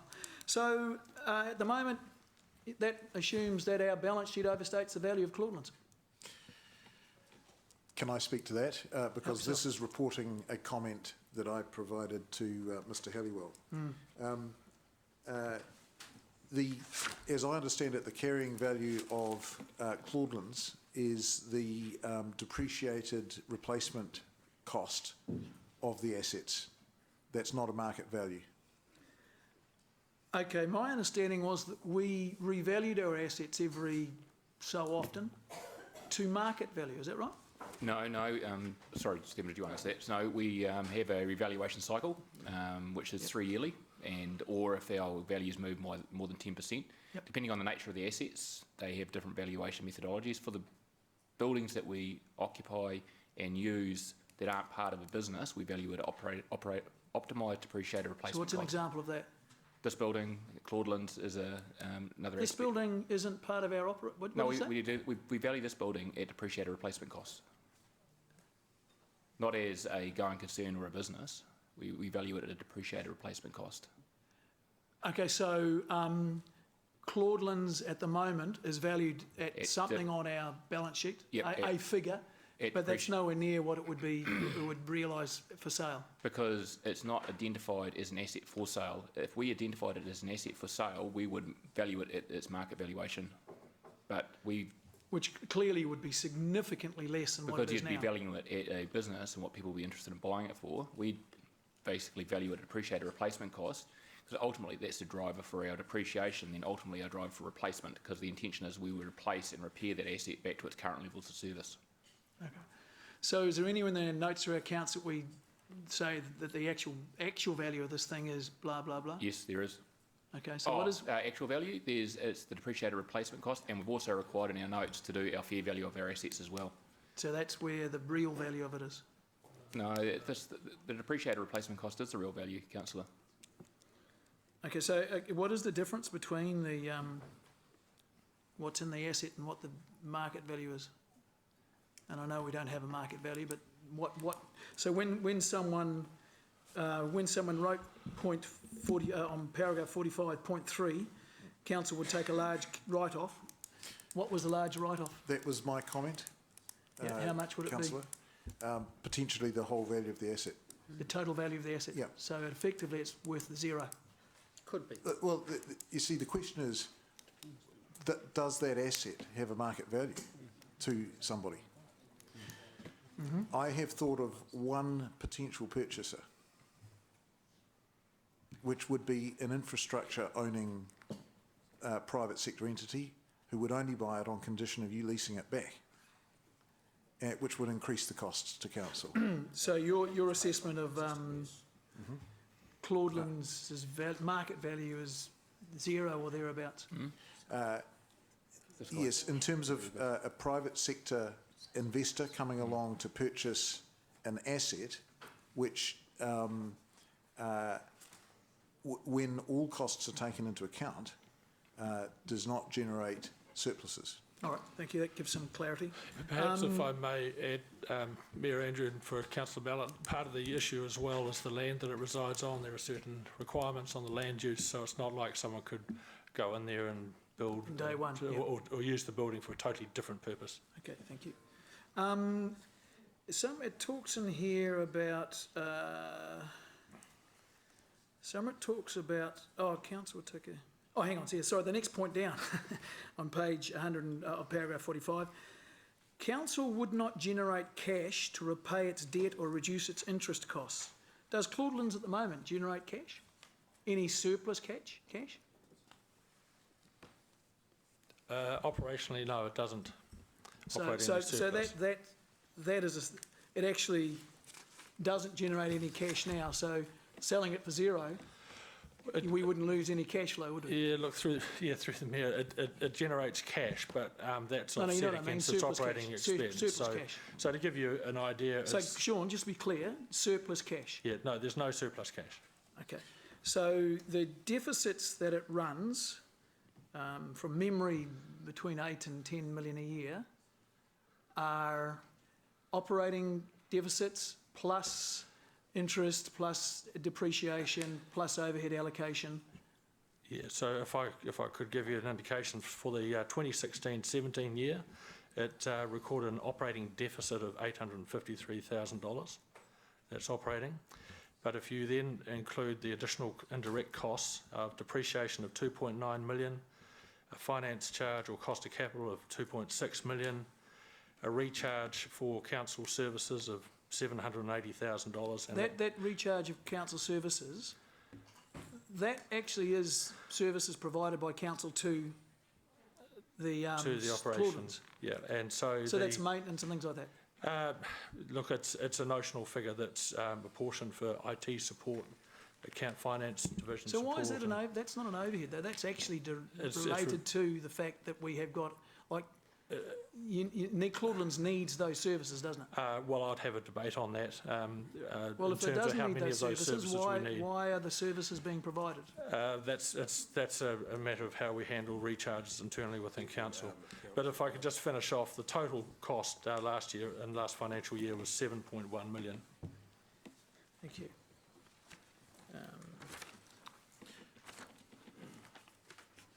You finished, Councillor Gary? Not quite. Just in the report talks about on page 172, the paragraphs aren't numbered, sorry, so it's the second to last paragraph. H3 sales and marketing activities have also suffered from a lack of functional leadership, whilst H3 sales and marketing management role has been vacant. What's that mean? What's functional leadership? If I could respond to that question. Last year, the Director of Sales and Marketing left his role at the business, and I took Murray, was it? Yes, that's right. And I took the decision at the time not to replace his role immediately, so we had several months where that position was unfilled. And I did that for a number of reasons. One is I wanted to see how the team shook out in terms of lifting them up, taking a bit of a greater responsibility without the layer that Murray provided. Also wanted to force my hand in having more attention and time with the sales and marketing team. And that worked very, very well. However, we have now filled the position, and that recruitment took place in November last year. However, it was a fair observation by Hallworth in that vacancy was existing. But it was more than that. The report says suffered from. That implies that performance suffered. I mean, that's what the word means, doesn't it? Perhaps I could speak to that, given that I wrote the words. The position was vacant for over 6 months. And you can tell from the rest of our report that the marketing focus and drive of the business is key to its success. So I don't think we... So in that respect, it's the same as every other business on the world. So my view is that having a Director of Sales and Marketing in a position at H3 has to be different from not having one. And not having one is suffering from a lack of functional leadership. So otherwise, you're the point is that you don't need one, but you do need one, and you've now got one. Yeah. So for 6 months, we made a decision not to have one, and we suffered from that. Well, there's a certain, Sean has explained that he stepped into the role, but he's also got a lot of other responsibilities. So there was less focus, but there was a time in between to refocus priorities and decide what exactly was required in that position. It's not that there was no focus. Okay. On page 176, you talk about future competitive market challenges.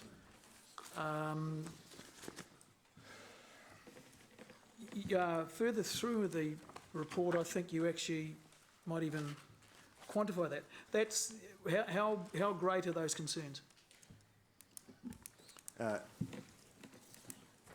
What is the impact? There is no question that there is going to be a substantial amount of investment in new facilities, and the first is underway, excuse me, in Auckland.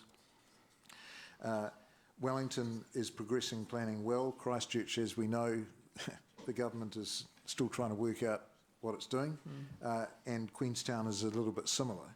But there's no question that by around about 2020 or 2019 in New Zealand, there is going to be a lot of competitive new facilities, and Claudelands will be competing, assuming that that is the objective of Claudelands, to win business from these new facilities. Okay. So our recommendation is that Hamilton Council could put itself and should put itself in the best possible position to be ready. And is it your contention that this increased competition will improve the outlook for Claudelands, or is a challenge to the outlook for Claudelands? It's a challenge. Significant? Well, look, it is a significant challenge nationally for all competing venues. So yes, it makes it incrementally more challenging for Claudelands. However, we've also identified some other competitive threats or disadvantages that Claudelands currently faces. And over that period of time, some of those competitive threats could be addressed. In other words, hotel Hotels. availability and destination profile and marketing. So what indication do you have that the hotels will pop up? The market environment and the fundamentals for new hotel investment are very substantially better than they have been over the past decade or two. And I understand there are projects being worked on. I would not be at all surprised to see new hotel investment in Hamilton in the next 3 to 5 years. Okay. On page 164, it's the last paragraph, and I'll quote, "Merely improving the status quo will not achieve," you talk about such commerciality and independence, "nor will it improve the governance expertise to address the long-term asset management and delivery opportunities that will develop with H3's competitive market position in the most cost-effective way." So am I right in summing that up, or summarising that and saying the way we're doing it at the moment is not the best way not the best way nor the most cost-effective way to achieve success with Claudelands? Correct.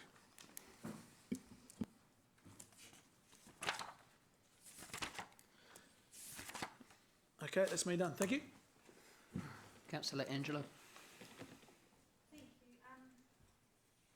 Just trying to get clear in my head exactly what we're going to end up debating on. Richard, the deferral in here to push this out till after the 30th of June, just so that I'm clear, are you doing a report that's coming back to council that talks about the pros and cons of CCOs? As part of the work that Blair's leading in respect to the water CCO, there'll be some fundamental questions that will be answered, and that will be in terms of this council's appetite for a nature of CCOs, and that'll be part of the water CCO work. But once they're decided by this council in 30 June, I can then take those findings and apply it to this report, have Stephen update the report, and bring it back to council for debate. So yeah, I agree with where Councillor Southgate was going on that. Yep. Yeah. There's not enough. In a circle of discussion,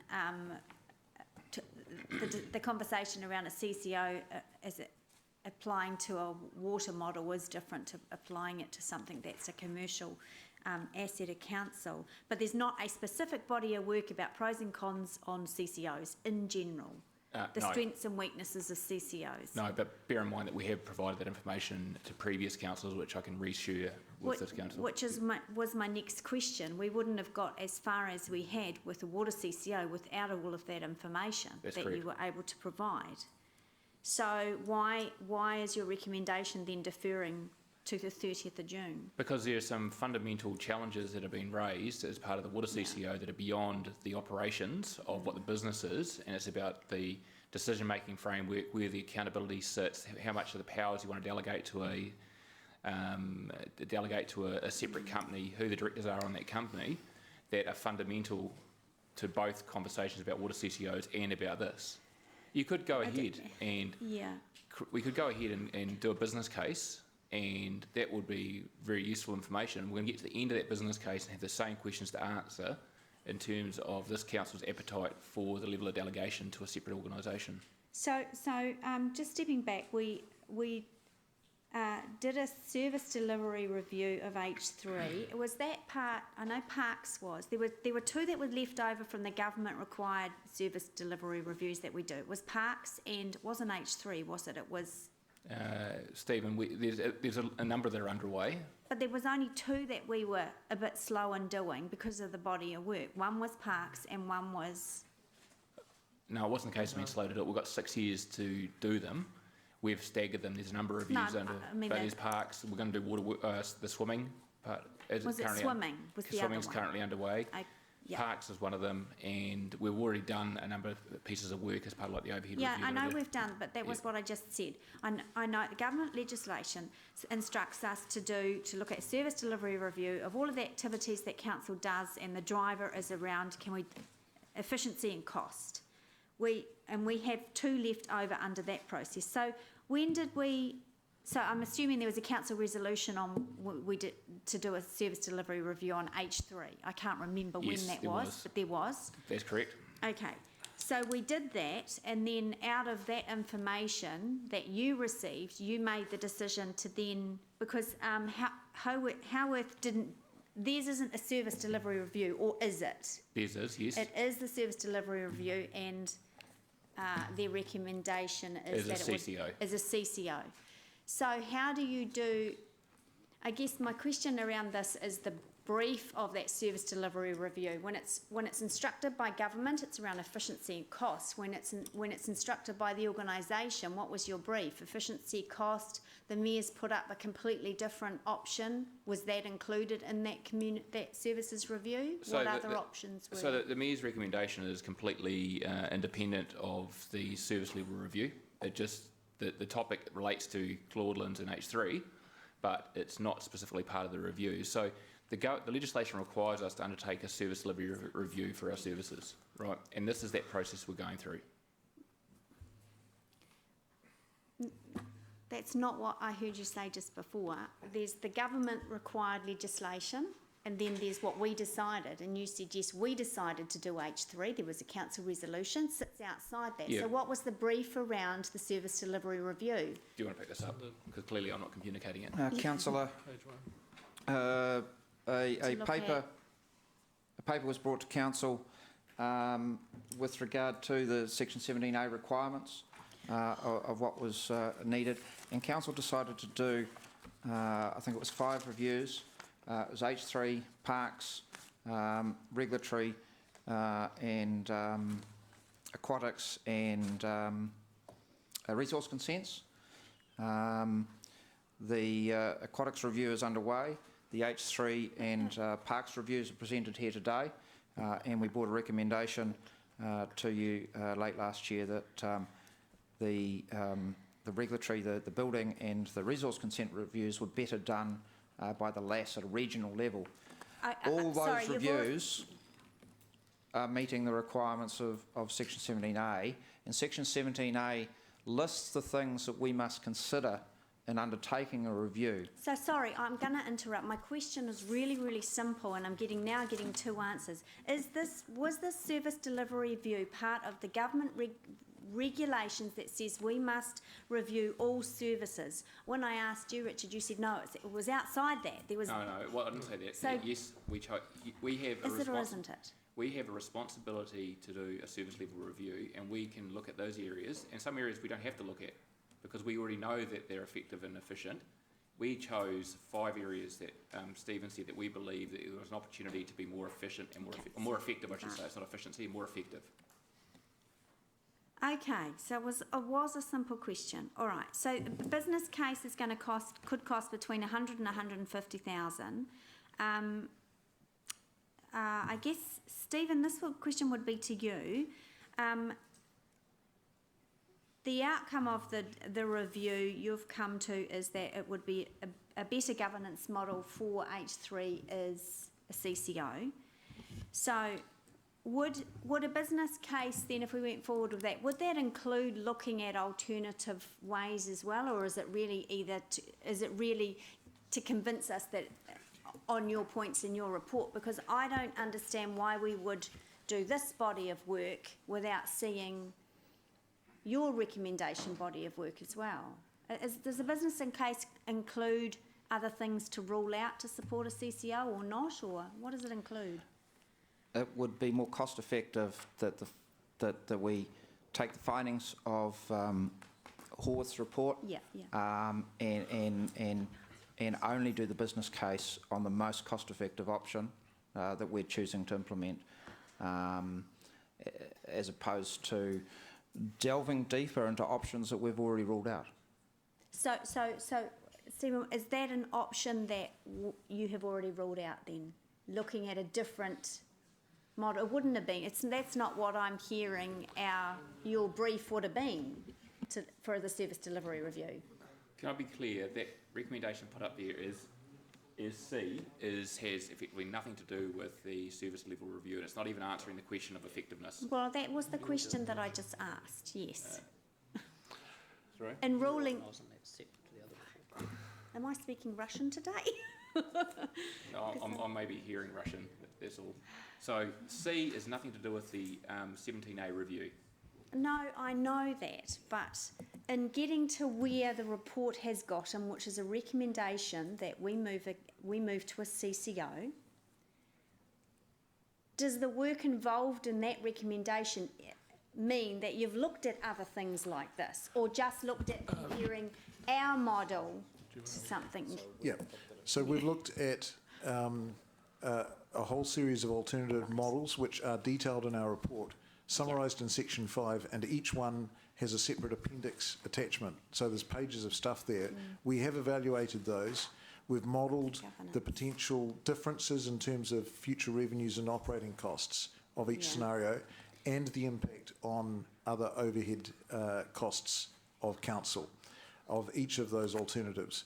And it's our conclusion and recommendation that the most cost effective, or that there is a more cost effective alternative to the status quo, and our recommendation is that you undertake a business case.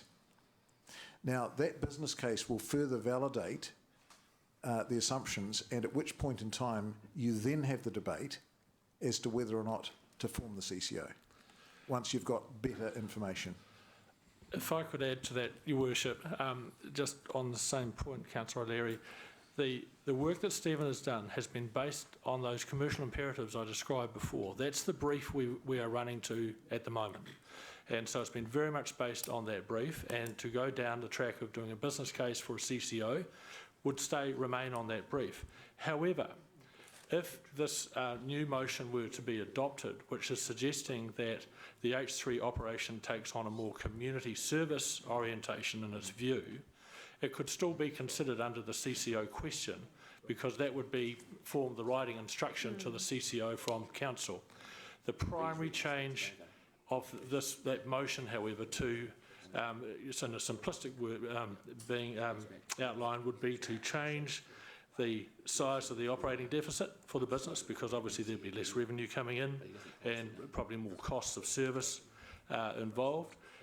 But there would also be the added element of additional service to the community and everything else to be traded off. And that could be part of a CCO, could be not part of a CCO. But if for example, the work goes ahead to look at whether or not H3 has a stronger community orientation through the Community Services Committee, and if, for example, it came out and said, yes, it should look at this, and then if you have the separate exercise that Richard's described of assessing, does council have an appetite for the CCO model at large, and if they say yes, then the business case for the CCO model could be based on a new community or reorientation of the business, or the brief that it currently runs on.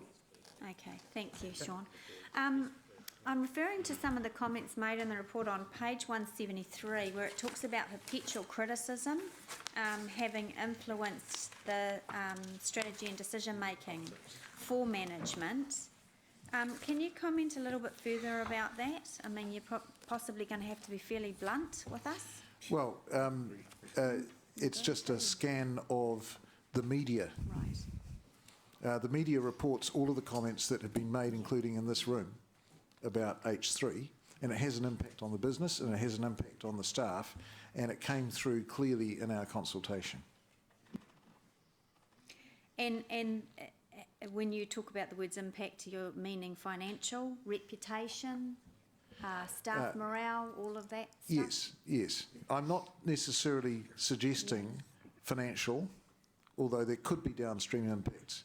But it's interesting, you know, there's a big city just a little bit further up the road where I come from, and they regard the media attention down here on H3, or more specifically Claudelands, as being true, and that Claudelands is a basket case.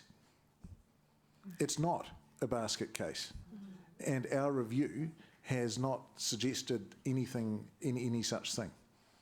It's those who have seen the asset and have experienced events at it regard it as a highly effective venue. It's just that there are many who haven't, and who aren't interested in finding out because of what they read in the media. And Sean, just following on from that, in your experience with promoters and acts, have you had an experience where perception, comments in the media or reputation perception someone has said to you, actually that impacts us, we're not going to bother doing this, that or the other? Yes, I have, and I think, Councillor O'Leary, you'll recall at the councillor briefing for the new council, I was asked the question by one of you, what can we do for you? And I said, you know, help us protect the assets in terms of keeping them current, but I also said help us with reputation. Reputation is everything in this business. I put so much of my effort into that, as do my team, and it's pretty important. And yes, we have had examples where people have said, hey, you're about to close the door and put the chains on. I've had to attend an urgent meeting. I had to rush up to Auckland for a major client, a $400,000 piece of business, to give them assurances that we'd still be solvent and trading. I got a letter from the CE, and I even offered to get the mayor in front of them. So some people do take it. Some people treat it as nonsense, to be fair, but they use it in the commercial discussion. So they like to play it. And that's the business we're in, and it's a business I've been in all my life. So that happens, those kinds of comments and things happen in a private in a facility like this owned by a private in private conversations or discussions with clients.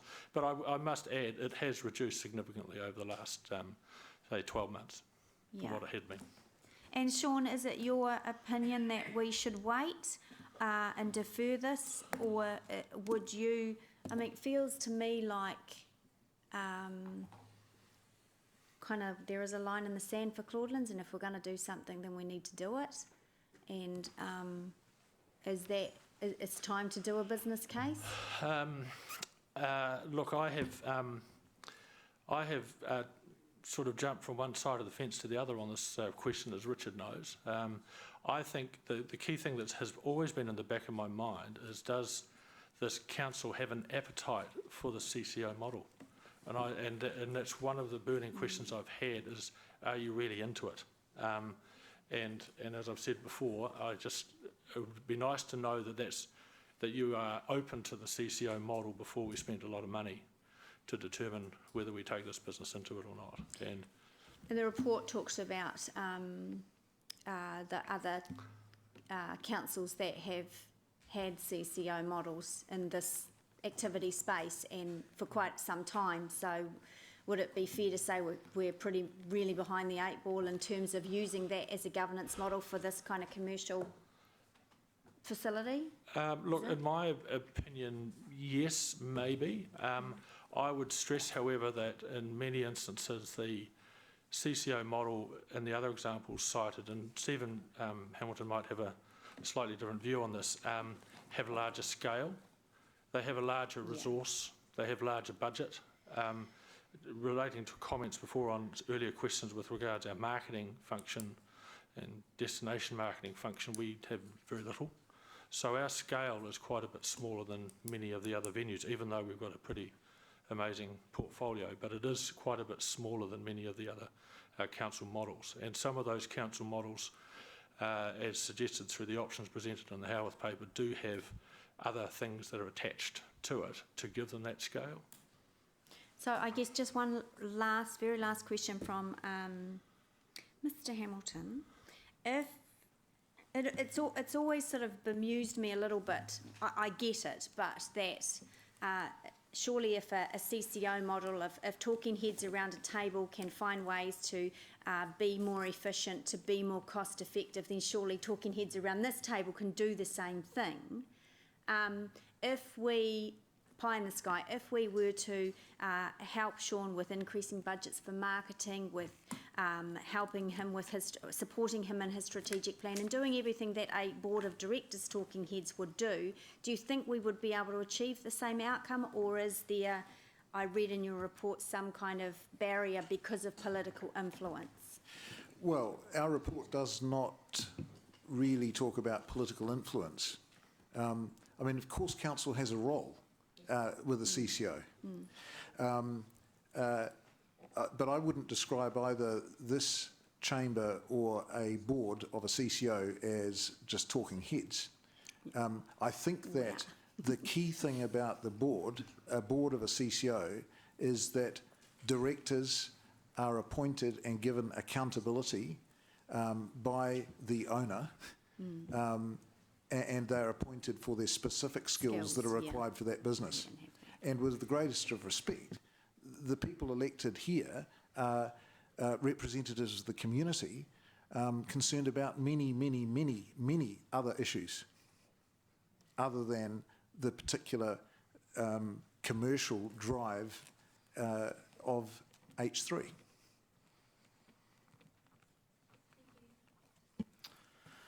Councillor Mark. Thank you. Richard, my question is to you. The work we're bringing in June as pertaining to the CCOs with regards to water, that's the CCOs and other models, yeah? Is that right? Are the terms of reference broad enough to include the very different natures of these two, like water versus H3? It'll probably be, so it'll probably be, through that work, I'll work very closely with Blair Bocott to identify those issues that are in common and work together with the governance, the governors responsible to try and identify those overlaps. And if we go through that work and we get that there's going to be a recommendation to council that, hey, we support a CCO subject to these reasons, I'll take those subject tos and apply them to the Howarth report and bring that back to council. If it gets to a point where it just opens a whole lot of questions up, what I might do, and I don't need a recommendation from council to do that, I might bring back a specific report around CCOs and the benefits of, and to Councillor Southgate, which is a really good point, about the different horses for courses that you need based on the different parts of the business. Because the other aspect to that is different to this, and we're very much aware of it. We're talking about a one council-owned CCO, whereas the water model is a three council-owned CCO, so there's uniqueness there as well. But I think there's enough questions that need to be answered through the process in the water CCO. To be useful. And at a certain point, I need to interject and then see whether or not those philosophies would change the Howarth report. And that's what I'm concerned about, that we do a business case based on one premise, spend $150,000, then we tweak the levers, then we've got to spend another $50,000 to adapt it to the outcome. So I'm just trying to be, maybe it's the accountant in me. I'm just that's fair enough. Try to be as efficient as I can in terms of the amount of money we have to spend, that's all. Right. So just changing the inputs. Trust me, if we get to a point where we don't answer all the questions, we'll do a separate piece of work to narrow it down. But I'm fairly confident that the team working on the water CCO will answer a few of these fundamental philosophical questions. And then I can take that piece of work and work with the Howarth team to actually then say, how does that affect or adapt your recommendation? If it doesn't, then we may well be back with exactly this report with a recommendation progress to business case level, or it might be there's some adaptions, and then we make a recommendation whatever the impact of those adaptions are. Because the fundamental piece of work here stacks up based on a certain premise, but if there's limitations put in place, it may negate, for example, some of the financial benefits, and we need to make sure that's reflected in the business case as well. So that's all I'm asking, is that opportunity. But I'm not wedded to it. If we want to spend $150,000, get on with it. I'll get on with it and drive it with gusto. Right, thank you. My next question is regards to this report. We've drilled down a lot on Claudelands. That seems to be what the discussion seems to have honed in on, but we're forgetting Stadium, Seton Park and all the other things. Now, am I right, you didn't include Founders Theatre at this stage in this report at all? That's correct, it was excluded from the scope. Right. Do you think in your would it have affected the outcomes at all? No, I don't think it changes the issues. Right. And Sean referred to the fact that there are governance issues arising in relation to the discussion about a theatre. Yeah, okay, which brings me to Mayor Andrew, your recommendation point C here. Do you intend for that to include founders as well, this work here? Because I can see what's going to happen. All of a sudden, that's going to hit us from the side. We get all this work tidied up, and then founders comes in with a different. It's looking at all of HC's. All of HCC, assets. including founders. Yes. Cool. Thank you. That's all me. Although, as the GM has pointed out, founders may never come back into the fold. Okay. It may not. Part of the team who are looking at it may well have a recommendation as to how it's handled going forward, which might be something like the other theatres that manage outside of council at no cost to council, but still do the same job for the community. Yeah. And there may be other models that they recommend. We don't know what they're coming back with. I aren't privy to any feedback from that group, and I don't want feedback from that group. Okay. I believe they need to be independent from elected member input at this stage. Okay, thank you. Cool, that's all I got. Councillor Gary. Thank you. Just triggering off some of the questions that Councillor Angela asked.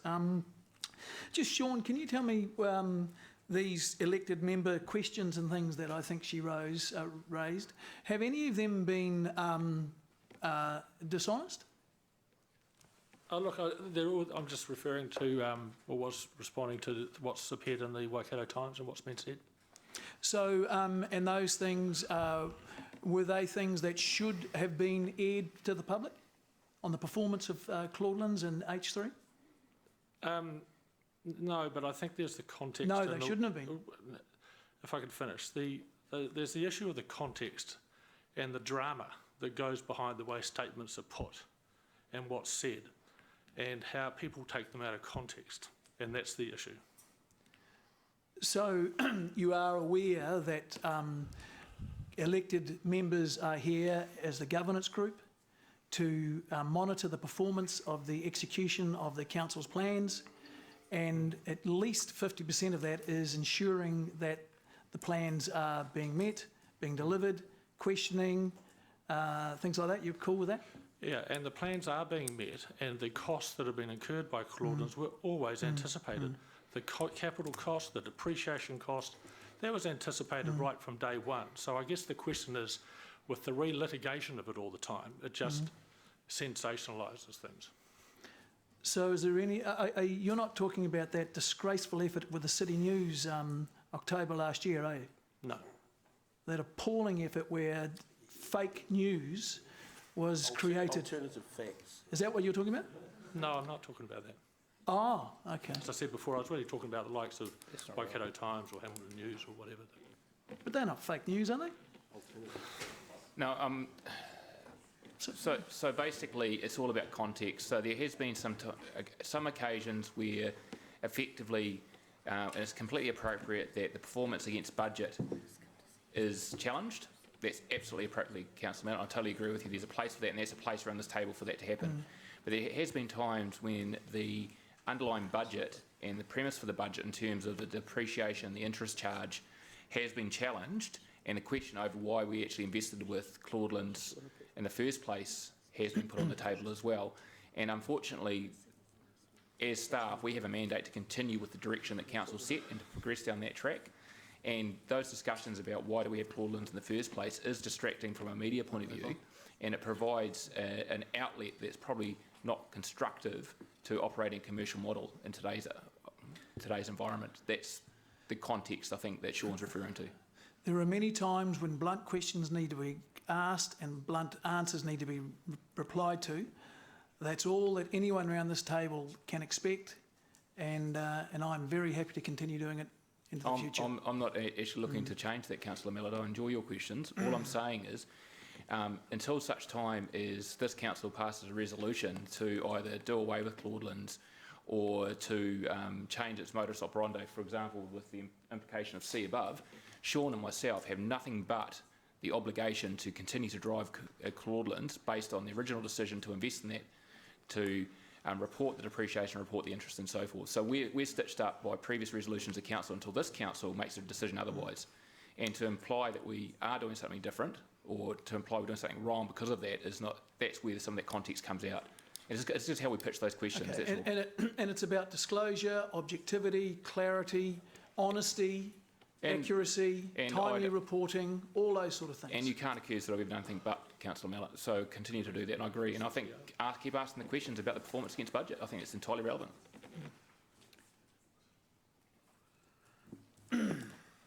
Councillor Siggy.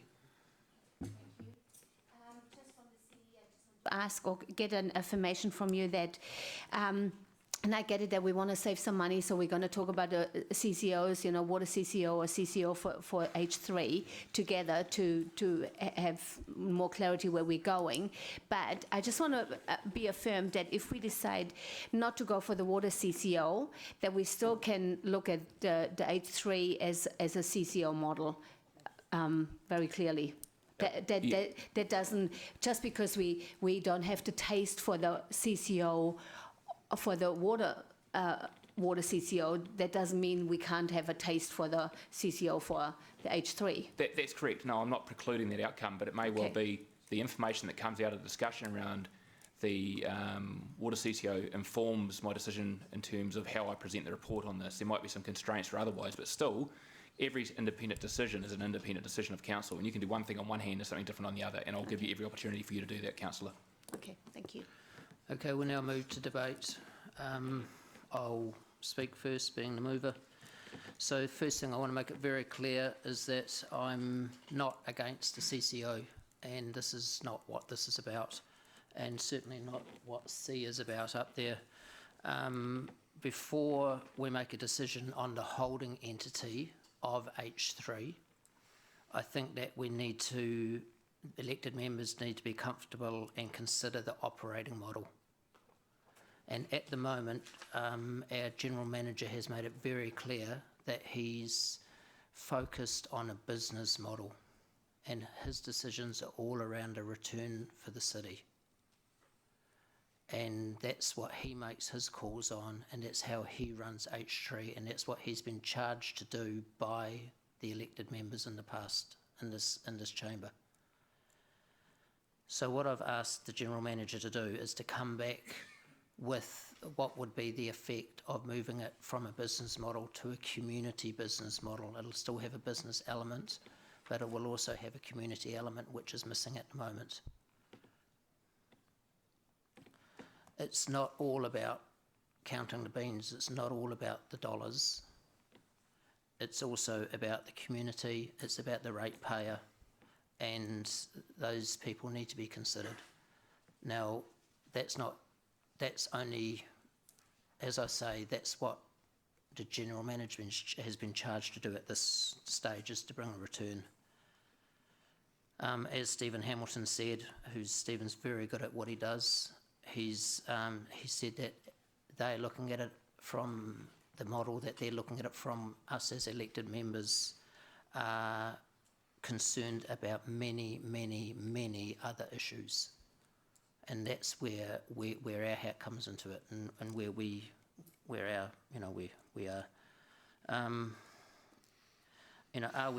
Are we competing for events nationally and possibly even internationally, while we're shutting out our own community because of pricing, or because we don't want to give it to our own community because we may miss out on a national or an international event?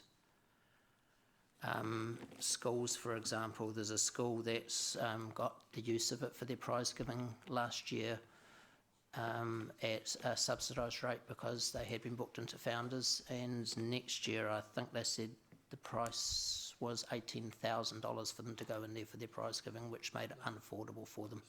Now, I'm not sure on that figure, that's what I think I got told, but it was very high. They said it was unaffordable, they would not be able to go in there. They wouldn't be able to have a prize giving. Or they'd have to split their prize giving up between different forms in their school and have it in their gym. There's questions like, are we charging the schools for their prize giving one rate, and are we giving it to netball at another rate because the our people who make the decisions on this have decided that netball is good for our economy, good for our area, or good for sport, or good for the morale of our city, while our schools are still charged at a higher rate. I don't know the answer to these questions, and this is what C will bring back to us when it comes back in 2 months' time. It'll bring back the answers. You know, are we giving it to ethnic groups at a different rate than what we're giving it to schools? Because the model is that we feel an obligation to the ethnic community, but we're not looking after our schools. I don't know the answer to that. That report will bring them back. Could it be that if we have it at a reduced rate for our community and for those internal helping people from Hamilton, that we triple the use of it and we end up actually with the same income by the use going up because it becomes more affordable for our locals, our ratepayers and our people to use? I don't know the answer to that either, and I don't think anyone probably knows the answer to that until we test another model. What's at the moment, what I understand is that it's a business model, and what I'm asked for a report to come back on is a community-focused business model. So there will still be a business aspect to it, but the business won't be the highest priority. Community will also be given priority. I also just want to say that we're a tenth the size of our brothers up the road, our big brother up the road, but we've got fantastic facilities here. When you look at our stadium, our cricket ground, Claudelands, the theatre that we're looking at replacing or fixing, we're not sure where we're going there, our other small theatres that we've got out. We've just got fantastic facilities. There's nothing wrong with what we've got. It's absolutely fantastic for our population size of 160,000 people, and we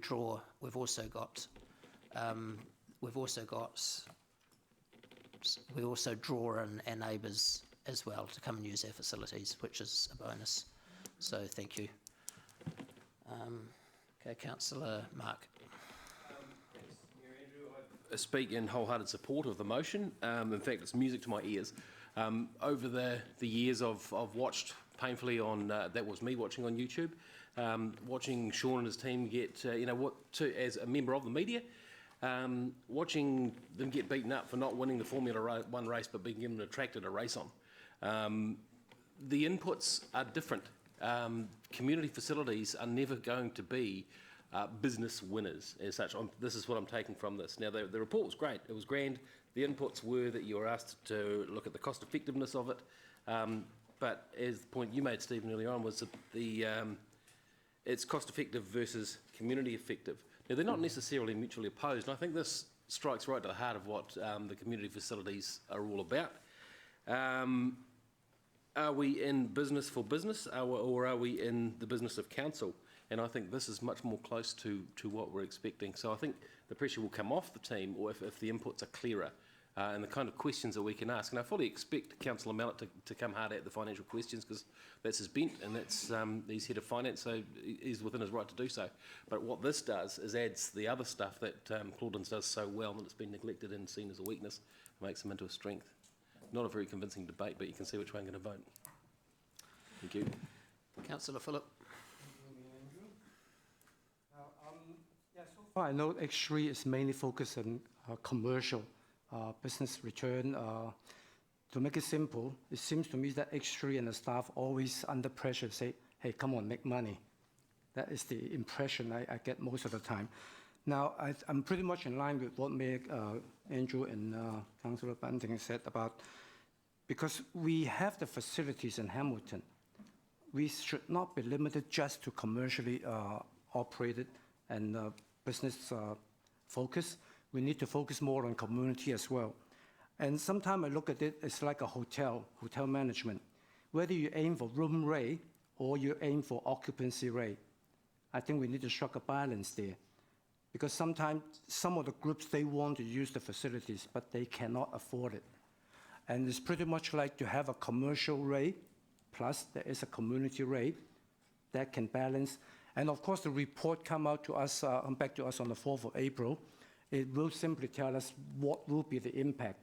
And I can see the report come out, will have a small number of community events or groups wanting to use our facilities.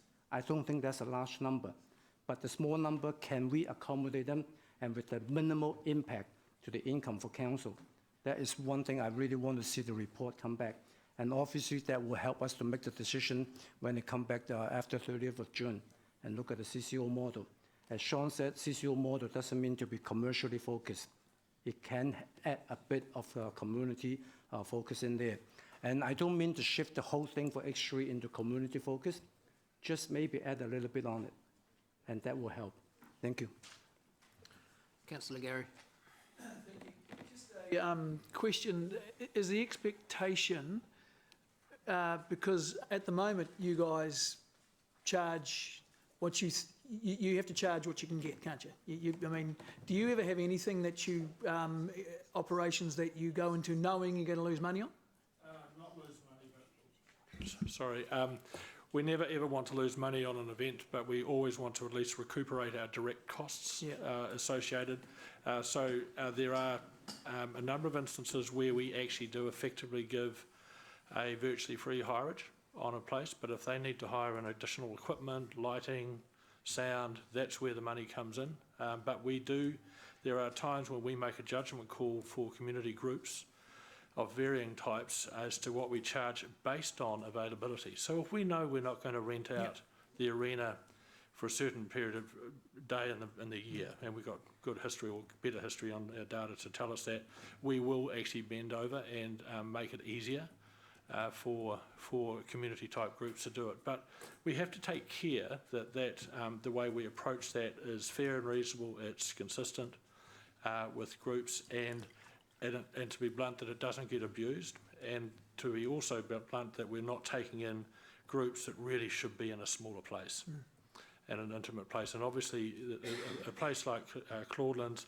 is expensive to open the doors, security, cleaning, food, service, everything like that. So there are always going to be constraints. Yeah, that was my point.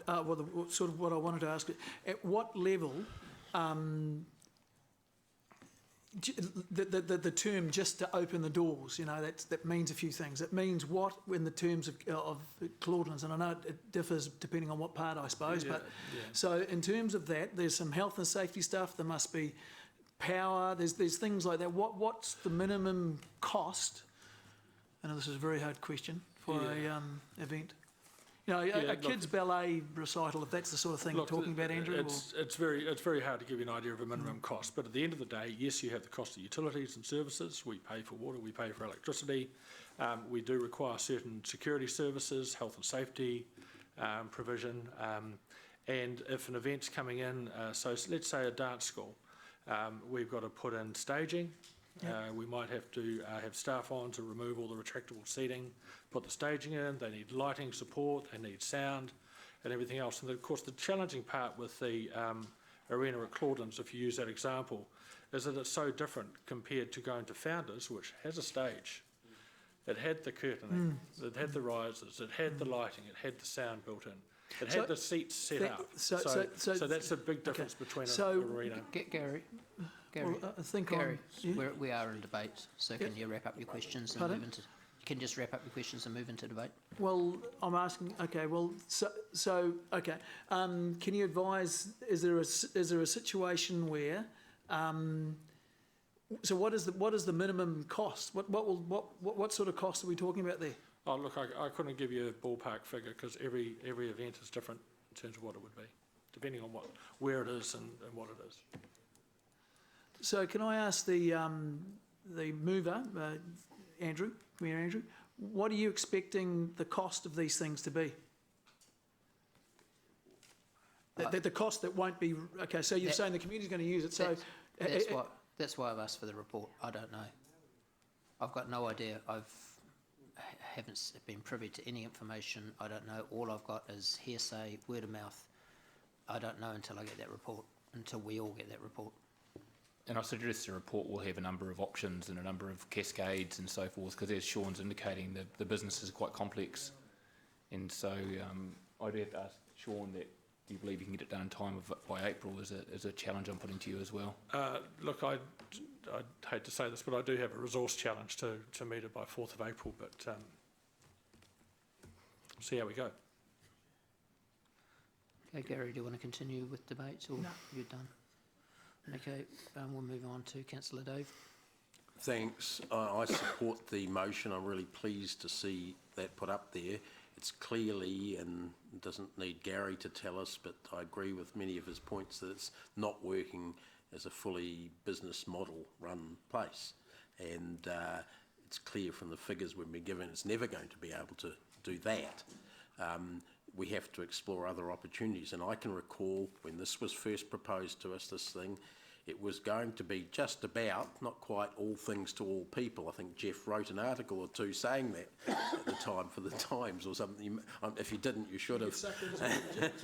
But yeah, it was going to be a lot more available for the community. And that everyone in this community knows that as ratepayers or as renters, they've sunk a huge amount of money into that. If they're not going to be able to get a return from the business model, they may be able to get a return from greater community use of the facility. And as the Mayor has said, it's not Sean or his staff's fault that we're not getting a financial return at the moment. We've instructed them to go out and make as much money out of the damn thing as you can.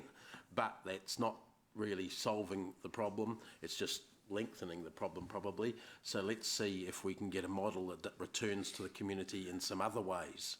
And that's why I think I'd like to see the results of this. Councillor Angela. Oh, thank you. Yeah, I have some sympathy for the motion and I understand the intent behind it and will support it.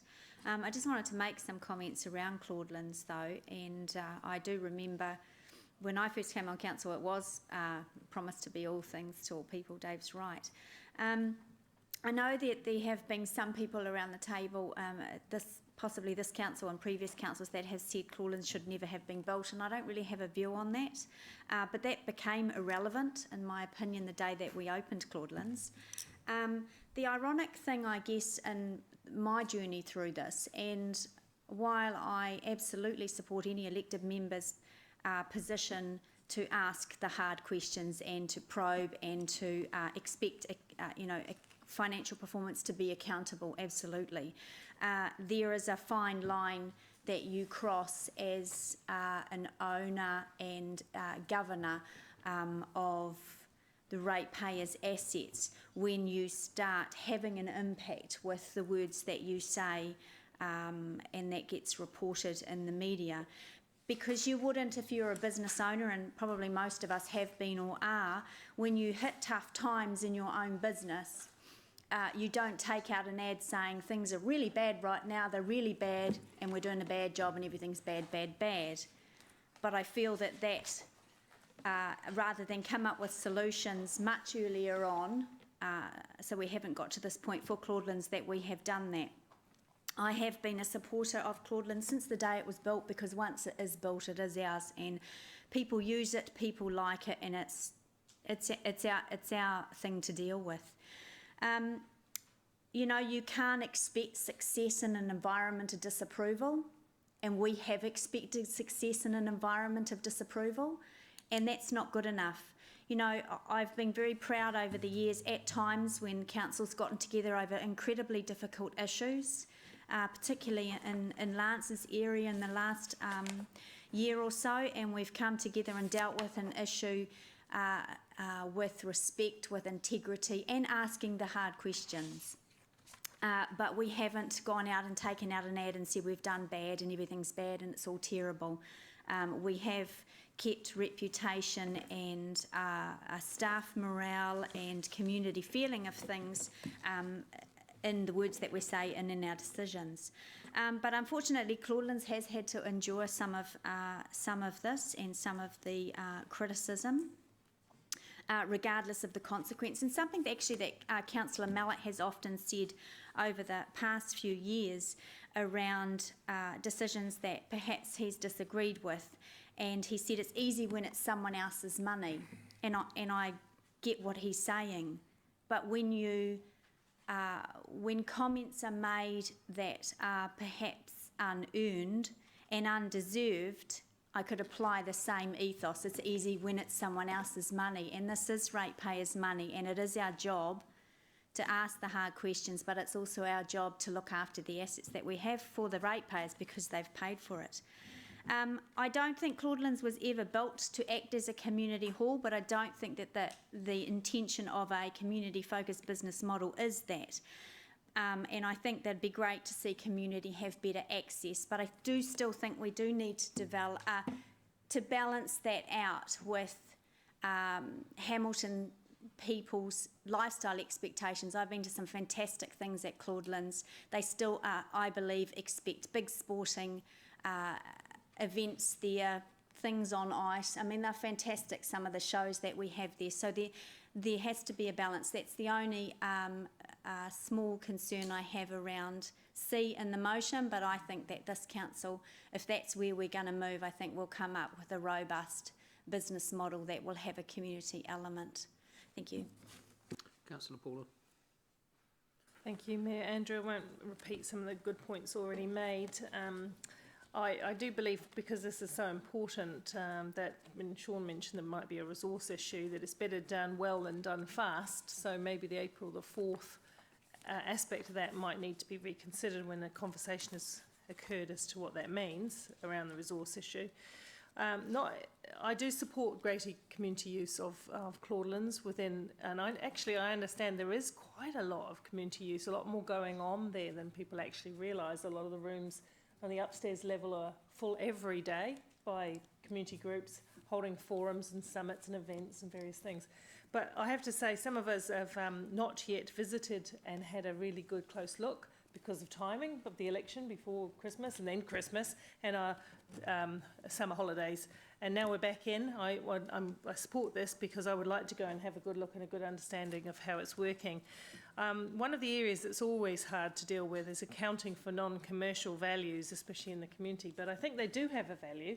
It's how you account for them. I mean, what is it worth to Hamilton for our ethnic communities to be able to express themselves culturally and use Claude the bigger events for that purpose? What's it worth to us as a community for us to hold prize givings and school graduations and university graduations in this fine facility? So we need to understand what that adds to being a good city in terms of livability, because this is what it's about, livability.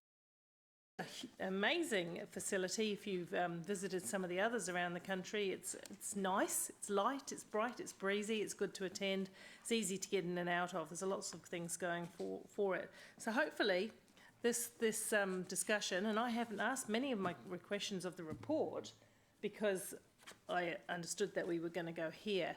So there are questions to be asked. I look forward to that.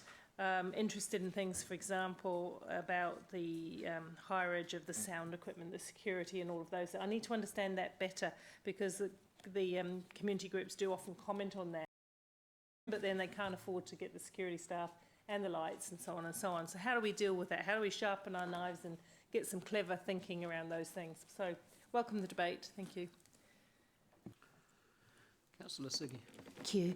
Well, I was one of the ones that actually demonstrated downstairs against the Claudelands box. So, yeah, I was totally against it. But look, like Councillor O'Leary said, that once it's built, let's just move on. And I totally support your motion. And one of the things I just want to say with the perception, and I think it's totally right, that whatever we put out there is going to hit time. Quickly talked to a lady in town, and she said, oh, it's been just so quiet, so dead. Everybody says town is dead, it's dead, it's dead. I said, stop talking about it, stop saying it, start saying something the other way around. And I think it's up to us to make an amazing picture of Hamilton, because it is an awesome place. Just like Mayor Andrew said, it's a great place to live, it's a great place to children, it's a great place to do things. And I think it's up to us as leaders to really put out a picture that is positive, so that people want to come to Hamilton and they want to use Claudelands as much as they can, and using it for, definitely using it for community groups. How wonderful. So I'm We have got no founders theatre at the moment, so I think we should let community groups into their schools and so on. But it really is up to us to be positive about our city because we love it. We want to be elected here in the city to be councillors. So I just want to be that we're all positive about it. Thank you. Councillor Gary. Thank you. Point of order, Chair. Hasn't Councillor Mallett already spoken during the debate? No, I was asking questions. Yeah. So I'll be quick anyway. So this is a week. So today we've found out that the Clauden's Event Centre is basically worth nothing. And I applaud everyone talking about getting these community groups in there. My kids are the same. Use some of these things, but let's not be silly and let's deal with your reality. Every single dollar of loss or cost that has to be that is not paid by community groups will be picked up by the ratepayer. And the third point, and this is just so important, we have to deal with reality. We have to deal with reality. You can't deal with this fantasy that some of you are dealing with. The reality is that this thing costs millions and millions of dollars to the ratepayer every single year.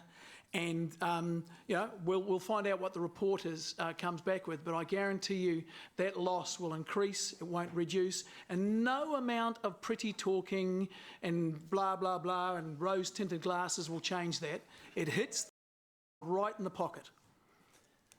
Reality, guys.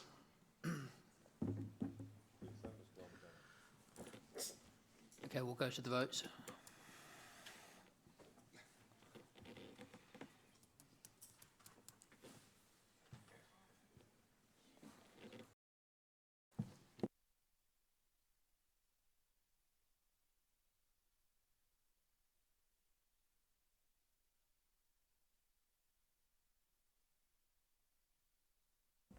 The motion is carried. 12 for, 1 against.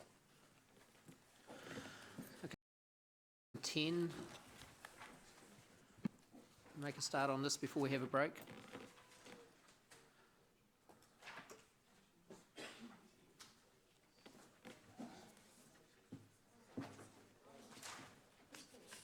You will.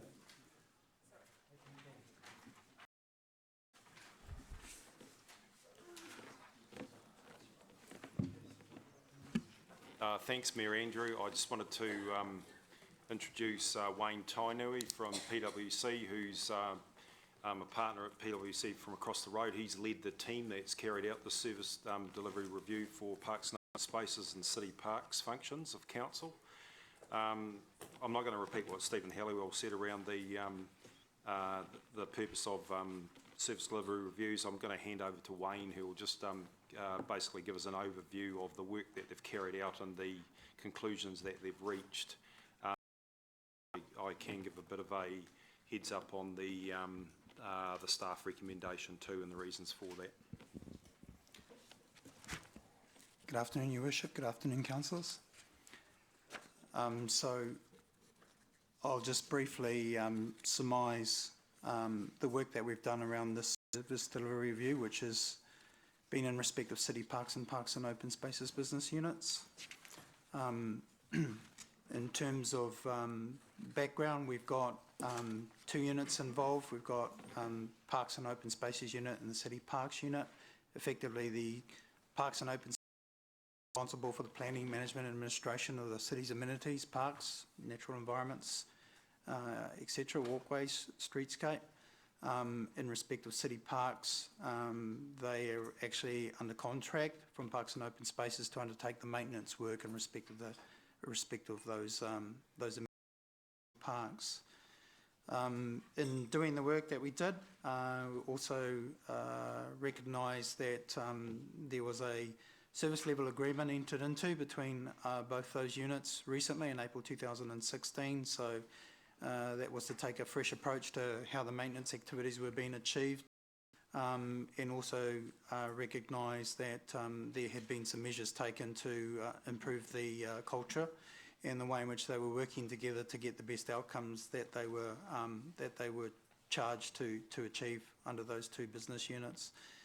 So we've relied on various previous reviews that have been undertaken. At a high level, that included documentation from not just work undertaken by previous advisors, but also benchmarking information that was available. So in terms of our approach to the review, comprised effectively of being able to benchmark what we thought were the relevant councils in terms of the activities that are undertaken by both units.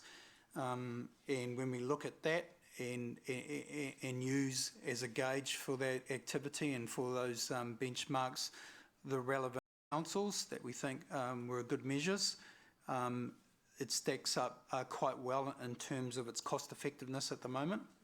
Parks and Open Spaces, in fact, had in the regards that we looked at, seemed to be seen as effective and in some cases ahead of the game when we looked across. We did that in two ways. We looked at the total operating costs of some of the comparable councils in terms of, on a per hectare basis. And so that gave us some comfort in terms of the overall operating costs that have been incurred when we were looking at some of the benchmarking work that we did. And then we tried to give us more assurance by drilling down into some of the specific activities that Parks and Open Spaces are responsible at the individual level.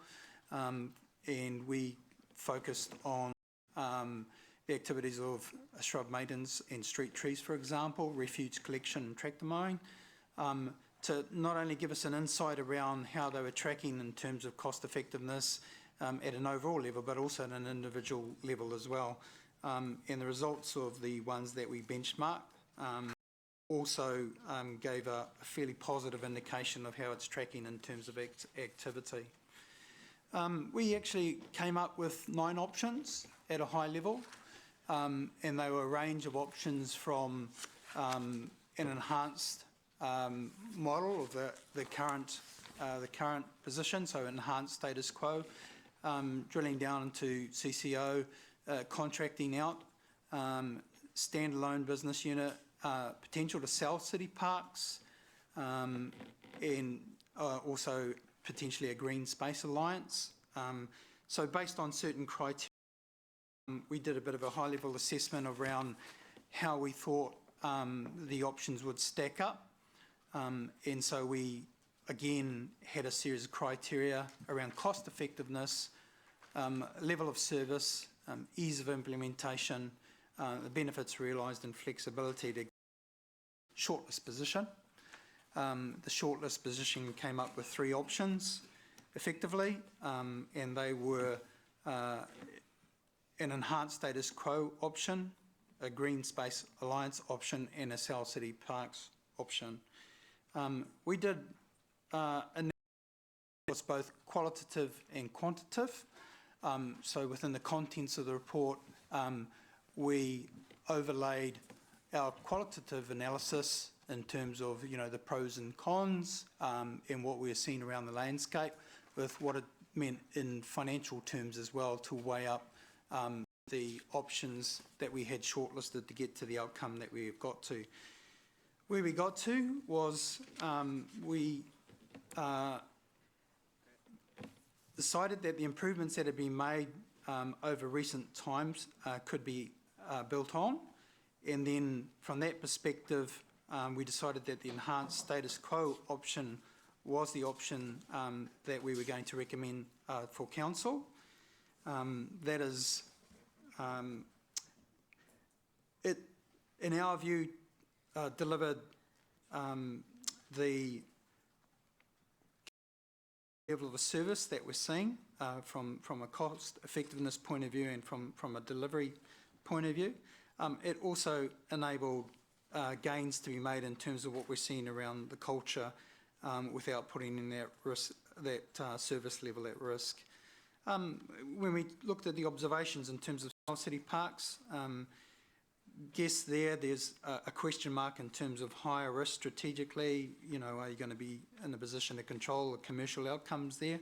And they might put at risk the service level requirements. And then also in respect of the the final one, the Green Space Alliance option, there's a risk that the team do not achieve a more commercial approach, or that a suitable alliance partner could not be found. There is, as I say, there is financial analysis to support some of the qualitative analysis that we've done. What we got to, there is a suggestion that with certain savings made, South City Parks could feature, but on the evidence of what we've done on our review and on the financial analysis that we've done, we've landed with a enhanced status quo recommendation. Councillor Mallett. Thank you. Thanks, Wayne. Hey, interested in your comparison with council versus council, and I've read the staff report pretty thoroughly. I haven't gone into too much detail in your report, as no disrespect. So to what extent are you confident that it was an apples versus apples? I know you talked about per hectare, but there's levels of, there's a whole lot of different things that need to be taken into that evaluation. And just how confident are you in that? The benchmarking aspect of what we did is not easy for that very reason. Yeah.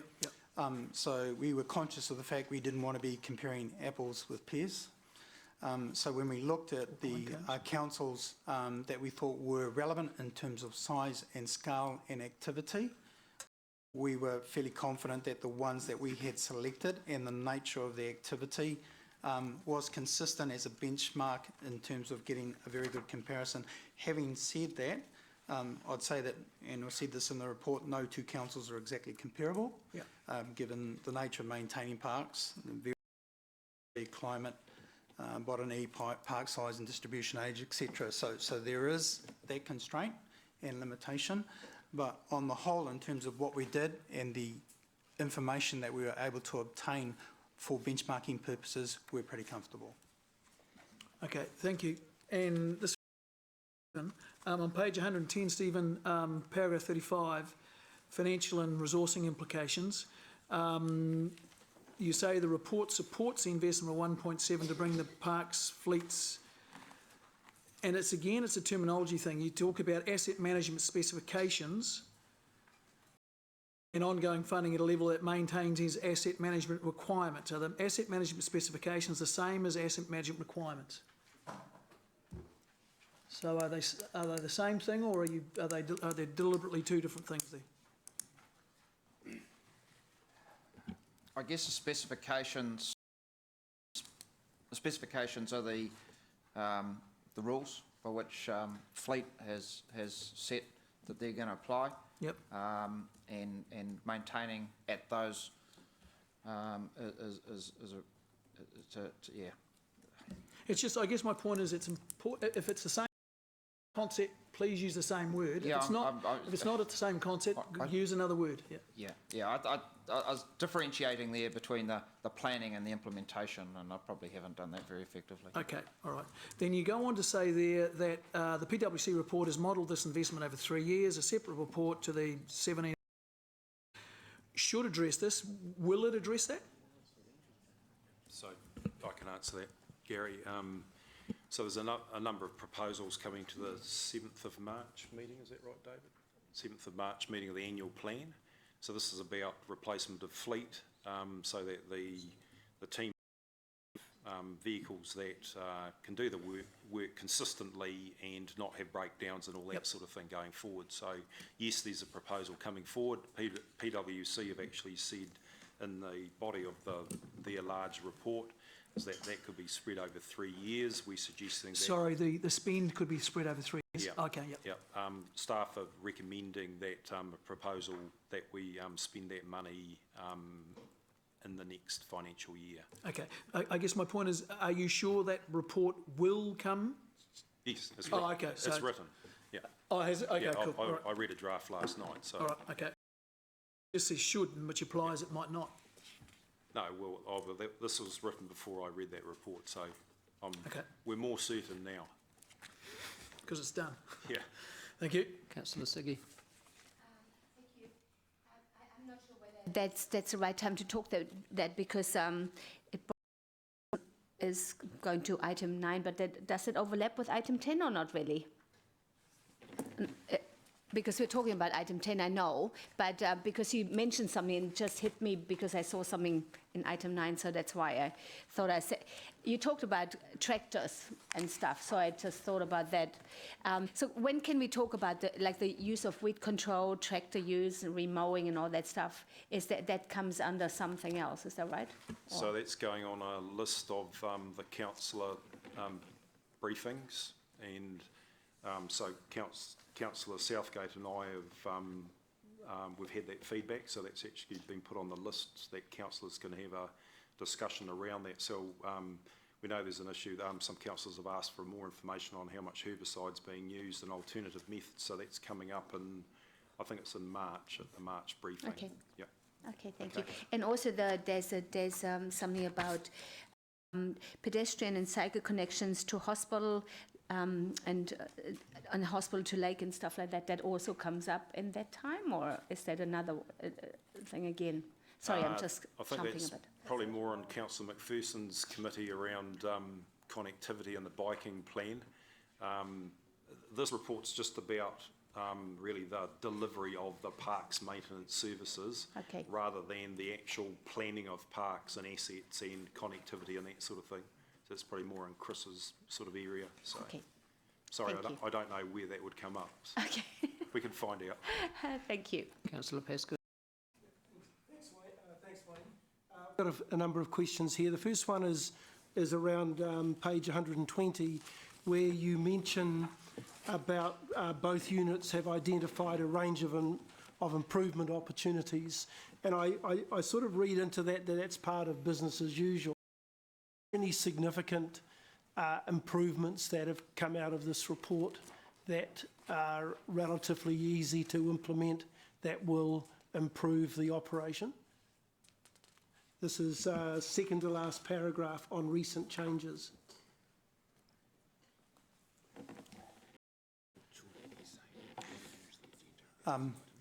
Perhaps I can talk to that at a high level.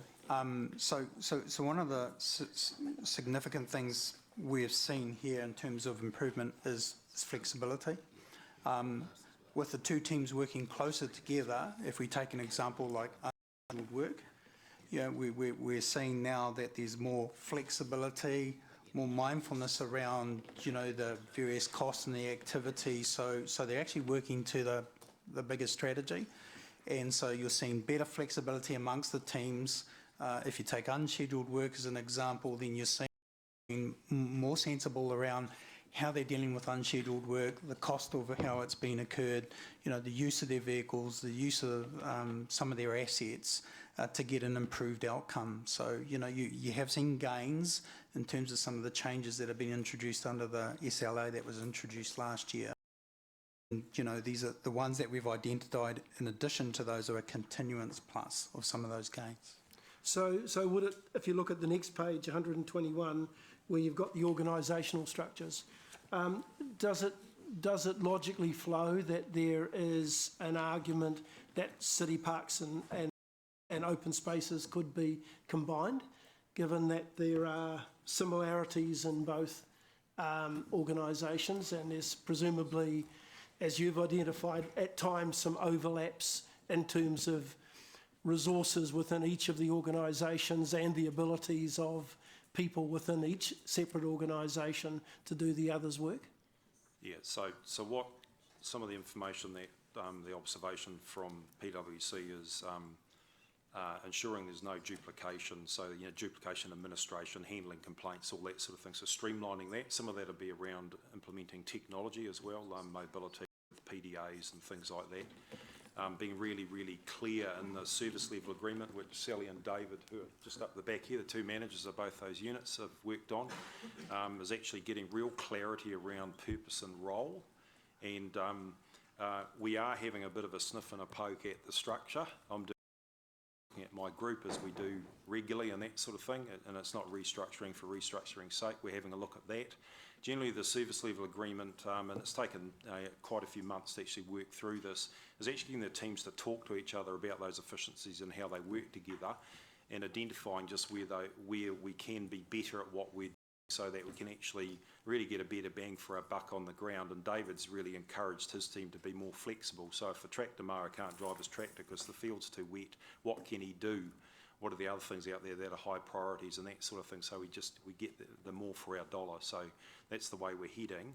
We will look at that. It's not as think, and there's also quite often just having a bit of that bit of an internal war between the specifier and the provider, and I think it's quite good to have that healthy tension, although Sally and David talk about 2 units, 1 team. So we're getting a more partnership approach. There's a lot more discussion focused on actually the outcome. So I'm quite comfortable the way they're heading.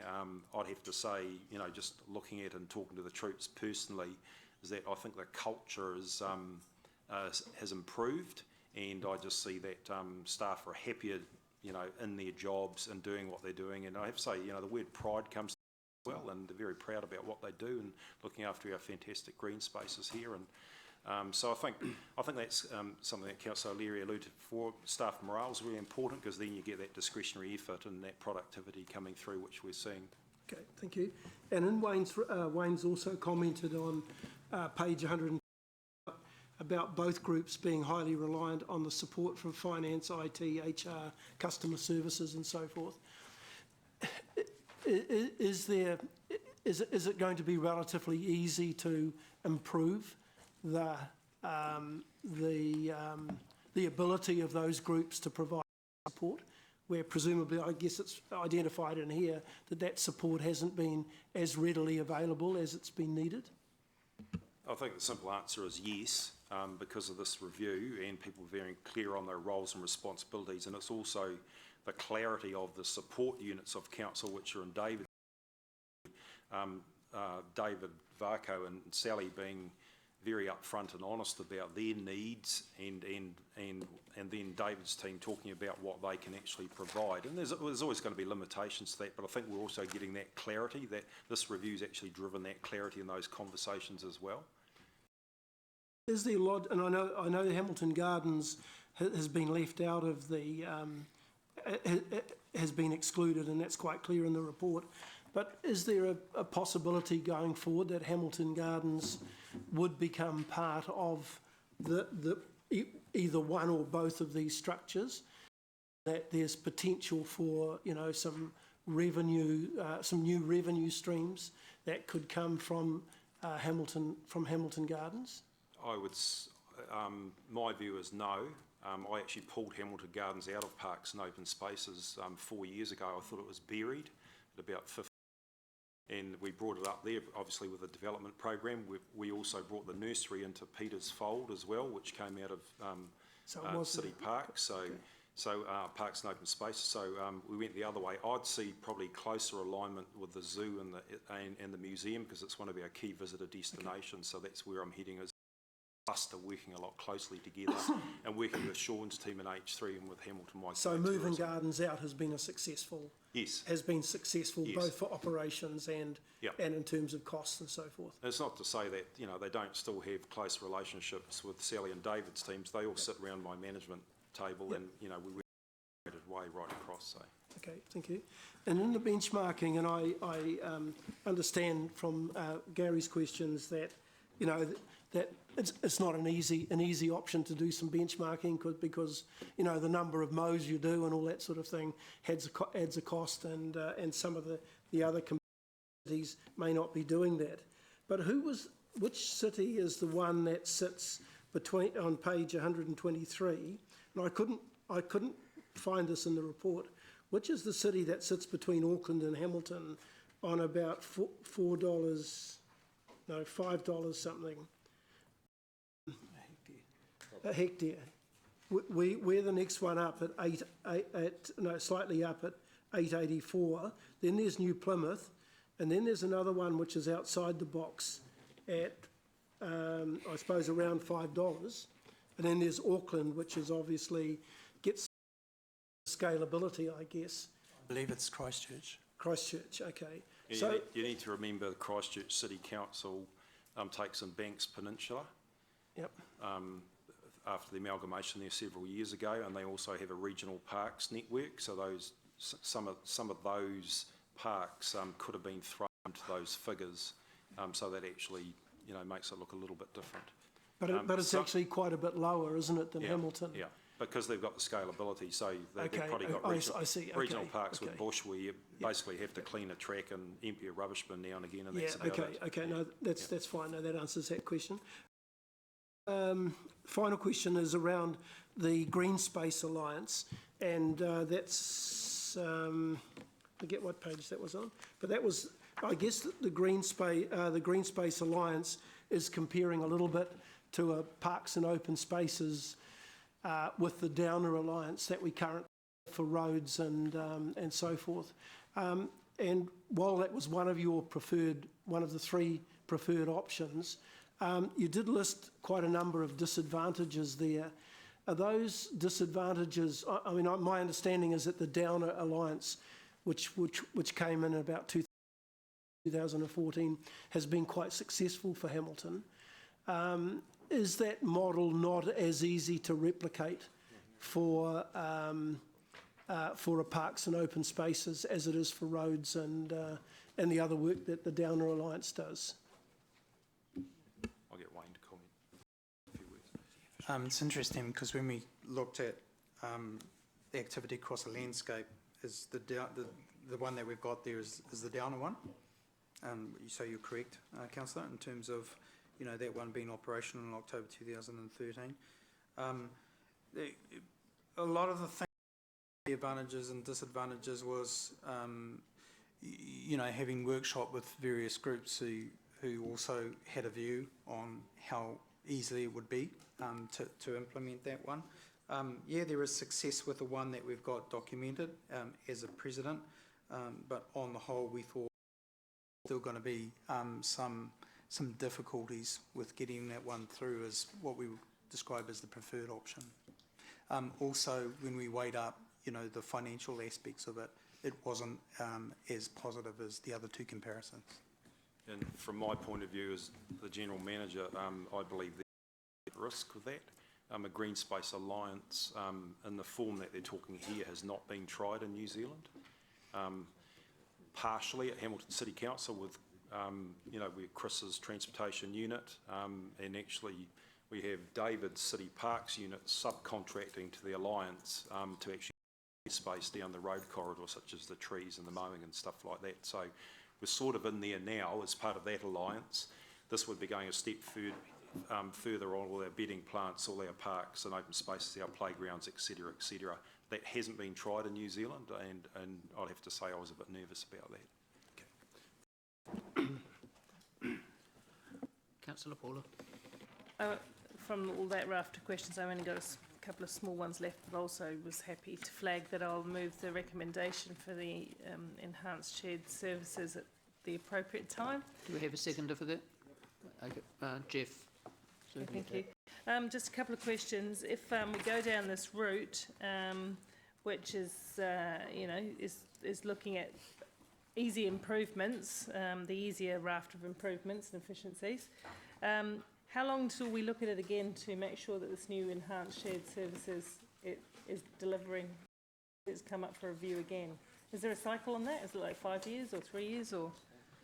I think the legislation says 5 years, but internally is it 6, is it? 6 years, legislatively, but what we'd actually be doing is just monitoring how we're going on at least an annual and most likely a quarterly basis. So we have a bunch of our key project reports that come to council, and then there's going to be all our other KPIs which will go to the various committees as well. This would go to so if it failed to deliver to the extent that you'd hoped it would, you'd have another look at it? Absolutely, right. yeah. Just a small question because I don't know very much about the breakdown detail. The Domain Endowment Fund, didn't know we had one. How is it? How much is in it? How is it used? You could possibly answer that later, but I'll just... that's on page 122, the funding model. I'm no expert on the Domain Endowment Fund. There's probably other financial gurus that could tell me that. I'm not a financial guru, but I can tell you it's part of the endowment funds from government of lands that were available. So any rental of those lands that we hold is then diverted back for the use for the domain is legislatively required that we actually use those funds. I can't recall how much it is at the moment. I would have to check in with the team. I'll come back to you. Just an area I wouldn't mind understanding more about. Thank you. That's it. Thank you. Councillor Jeff.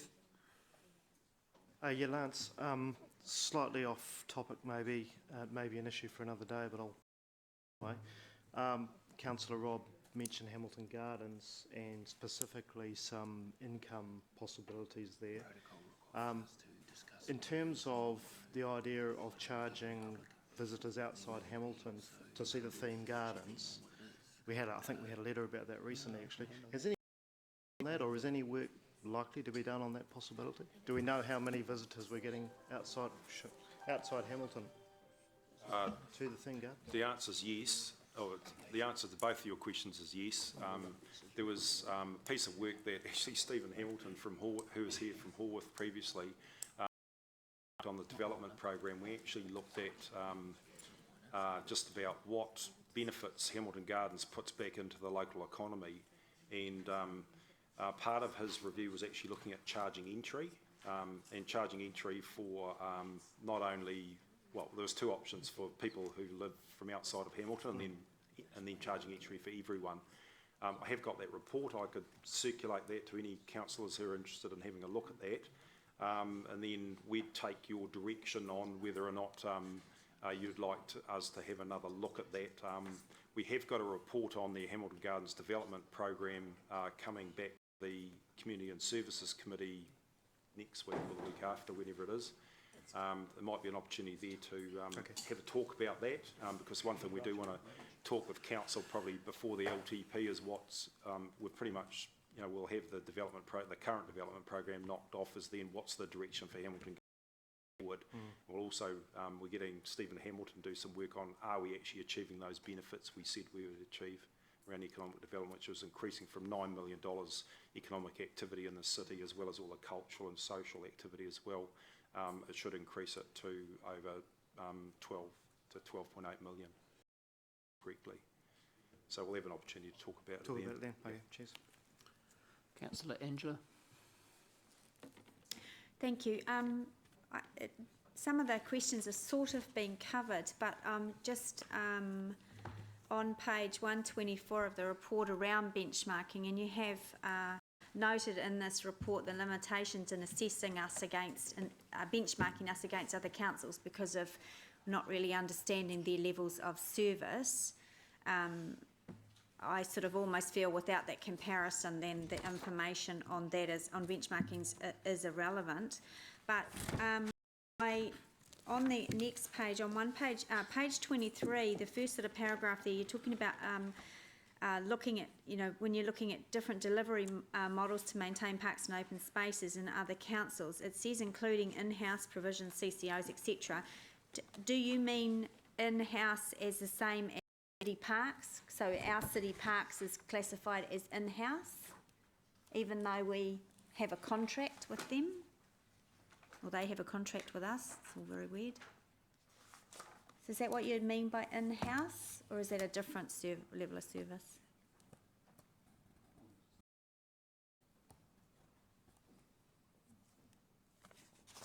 I'm trying not to speak Russian this time. Yeah, no, sorry, I've got the page and I've got your reference now. So could you please pose a question and I'll answer it? Yeah, I just want clarification on there when you're talking about benchmarking other councils, and they say, they do deliver it differently, including us. So do you classify our method of delivering using city parks as in-house? Yes. Yes. It is. Yes. Okay, so they and I've never understood why one part of council sends an invoice to another part of council and then they pay it. I think that's madness. Can I just say, just sorry to interrupt, Councillor O'Leary, but David's team also do work for other parts of council as well. So he has a service level agreement with Sally's area, but he also does some work for Chris's area with stormwater reserves, some vegetation management there. They were looking at pensioner housing, and with the change over to a private provider for that, with council's sale of that, we carried on a short-term contract with that just to ease the transition period. And just one other point is other councils don't always have a business unit. So they have a combined unit, like Sally's team and David's team combined together. So Yeah. there's different types of in-house provision in other councils. Yeah. But I just my question is, and it may be for the finance committee in the future, around how when we do these reviews, how we can retain financially the way that we do these by charging. I mean, surely there's got to be more levels of bureaucracy, more systems involved in Parks and Gardens having a contract with city parks and giving them some funds to do something, councils doing something. So, but we never really look at, and it might not be that we look at that in a service level of an activity. Do you see where I'm going? I'm talking Spanish No, now.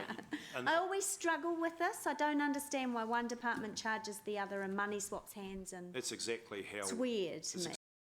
is actually hunting down the cutout, you know, the bureaucracy and that sort of thing through technology, Yeah, through but- actually Sally's team empowering David's team, so the inquiry goes straight to David's team rather than through four different telephonists and that sort of thing in this building. So that's the sort of things that we're looking at. How does that work best? What this does is keep your options open too. So if we did a review in the future, as Councillor Southgate alluded to, if we found that this wasn't working and costs were rising significantly, then it leaves the option for council to actually contract out, go to a Green Space Alliance or any of those other options that Wayne's talked about. So based on that, you're saying that the contract of 5.1 million that City Parks has with parks and open spaces, there could be efficiencies, financial efficiencies, as well as effective, work-related efficiencies. Yes, there's some, and that's documented in a detailed analysis by PwC. Yeah, okay. See, are we ever going to look at that way of doing business for the, is there some magical accounting reason we have to do it that way? We have to charge one down on level 1, has to charge Mary in level 5 when we're the same organisation? Do you want me to respond about the magic of accounting? I never understand it. Yeah, that's right. There's a cascade effect. It trickles down like a waterfall. So firstly, corporate has undertaken a review of all the overhead costings and allocations to make sure they're efficient and make sense, and we do it and the reason we do it makes sense. But the reason we do this is to make sure that we've actually got costs in place to understand how much it costs us to undertake these activities. So when we're doing reviews like this, we can compare our costings, the delivery of that based on a project of work, to external parties to do that work as well. So it makes sure that we have a like-for-like comparison of costs when we compare it for these sort of functions. It also means that we can actually then budget accordingly for resource and overheads and so forth, and utilisation of assets, the cost of a piece of equipment, how much it costs to do that function. So we're actually being cost effective when we're actually looking at the work as well. So it helps for our business cases and our budgeting also. So there are good reasons for it. It helps providing information for good decision making. But I think what Lance is saying, there's opportunities to actually make sure the underlying business is as efficient as possible. And if you get that as efficient as possible, you don't need to do the charging. So we will work through that and make. Yeah, but there will still be a need for it. What you end up otherwise is all these costs sitting in one cost centre over here called overheads. But we do that. But then we allocate them out. We do allocate them out. Yeah, unfairly. So we load. Not unfairly. Sorry, we do. Not unfairly. The zoo doesn't just pay for the zoo. The zoo pays for the libraries. And then that's what the overheads are about. Not necessarily just like that. Anyway, sorry, finance magical questions. Just put it down to being magical. Thank you, Councillor. Just a clarification, I heard magical. I heard Councillor Southgate say she was moving. She used moving the motion, but then she used the word shared services. But it's not, hey? It's the staff. Yeah. Okay. Yeah. Cool. So Thank we're going to the board. Moved by Councillor Paula, seconded by Councillor James. It's the staff recommendation. Oh, it's a long day. No. Too late. Too late. Okay. I don't need to speak. Too late. Apologies, Paula. Before we break, just a quick one. As per Sorry, I'm jumping the gun. The motion is carried unanimously. Okay. I'll vote against it because I voted against everything else. Okay, before we break, as per Standing Orders 3.5.6, I want to seek pass for you to vote on to seek agreement of council on a short matter to be added to the agenda to be heard in public excluded. This matter relates to us considering to council considering the potential opportunity, which is a time, critical and time-bound and is commercially sensitive. So does anyone... What? Yeah, we need the subject. It relates to... Okay, it's to do with the city event. No, It's, we were doing. it's a city...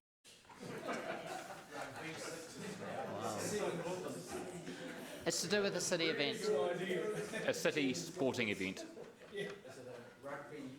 Oh, Okay, does anyone second that? Can anyone second that? Thank you, Councillor Mark. All those for? Raise your hand. Anyone against? Thank you. Okay, back at 10 past.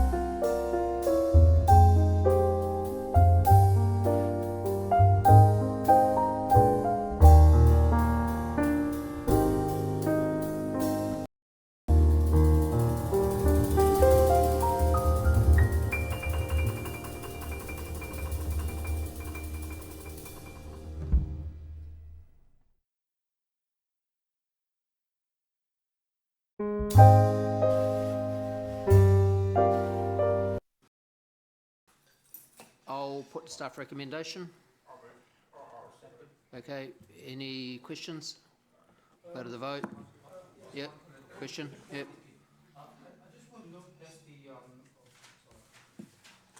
The Sales and Supply of Alcohol Act, so this one won't be contradicting with that, override this policy, right?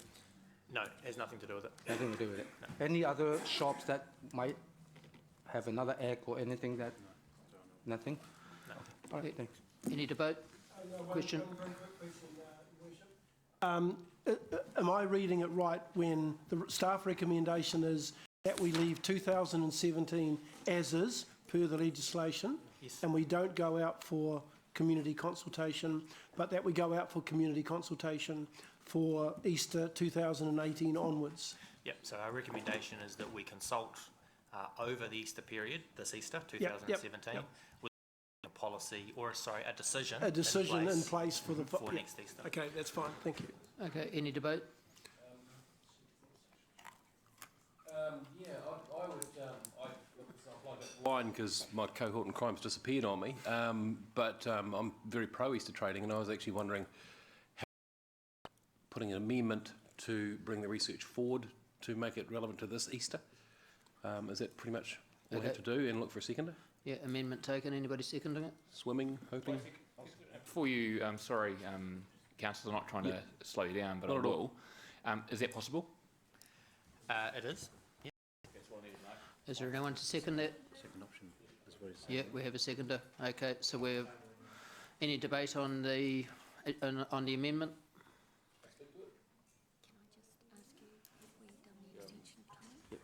No, we haven't. It's 4:40. I've worked out. It's been well written. Okay. 43, so we need to do it now. Okay. All right, so we have an amendment on the board. But before we go any further, we need to vote on an extension of time. Our time's up. Do we have a, I'll move that as a seconder. Seconded by Councillor Phillip. All those, yep.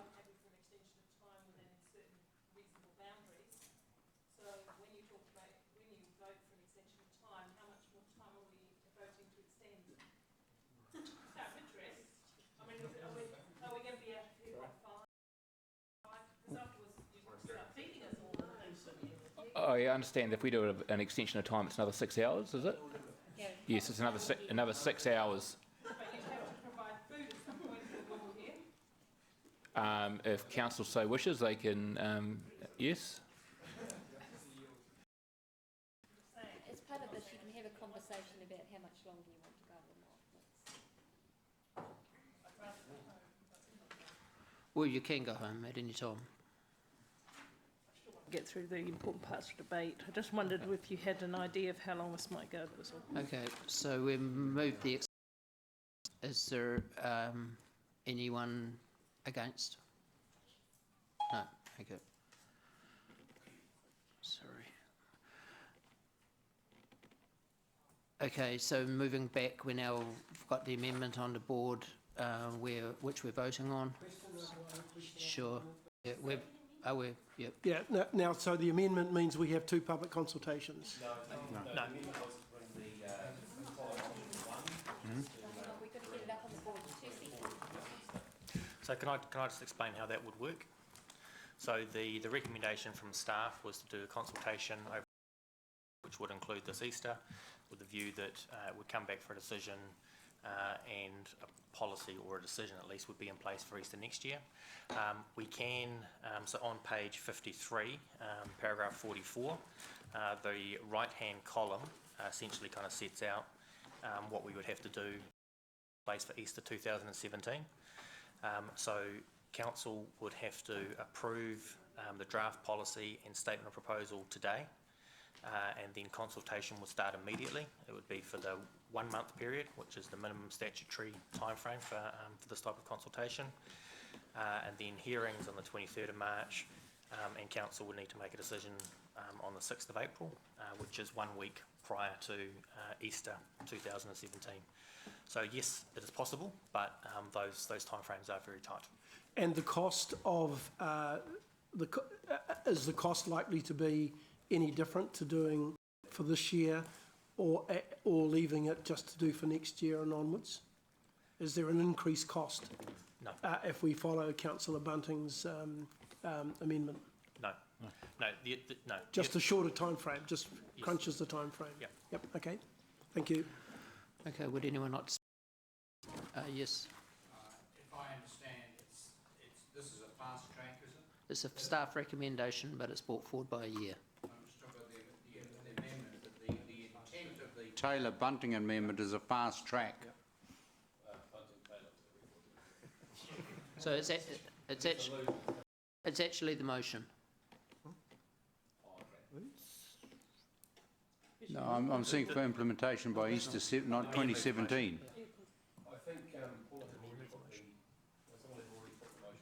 Andrew. Sorry, I walked in a second late, so I'm not much.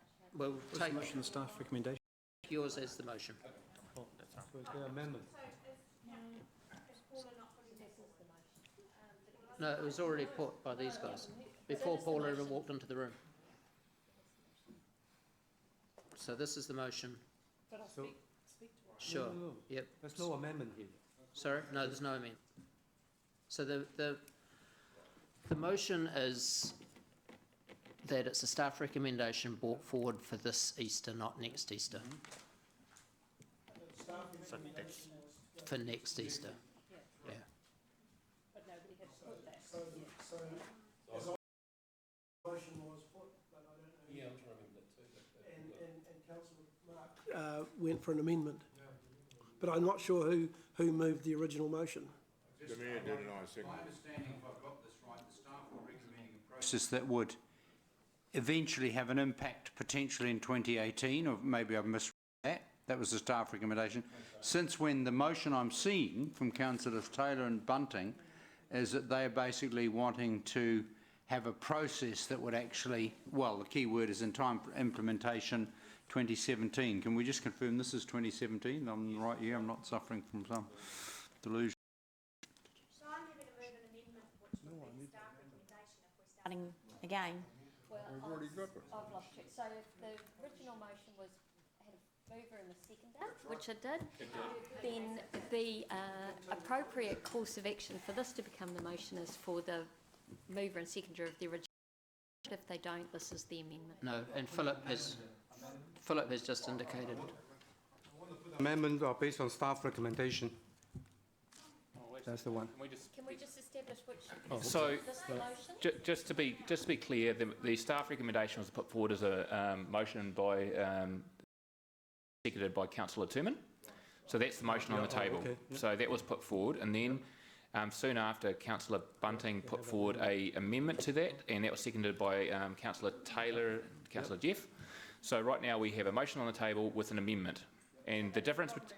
The motion is staff recommend take consultation through Easter 2017 with a view to implement whatever policy in place for Easter 2018, or the amendment is a fast-track version which looks to do the consultation quicker and have in place a policy in time for Easter 2017. So the Taylor, that's an amendment. That's an amendment. Right, thank you. Sorry, just taking a second. Yeah. Okay, so we'll speak to both of them together. Everyone happy with it? Okay, I'll let my... Okay, I'll speak first since it's my... I'm quite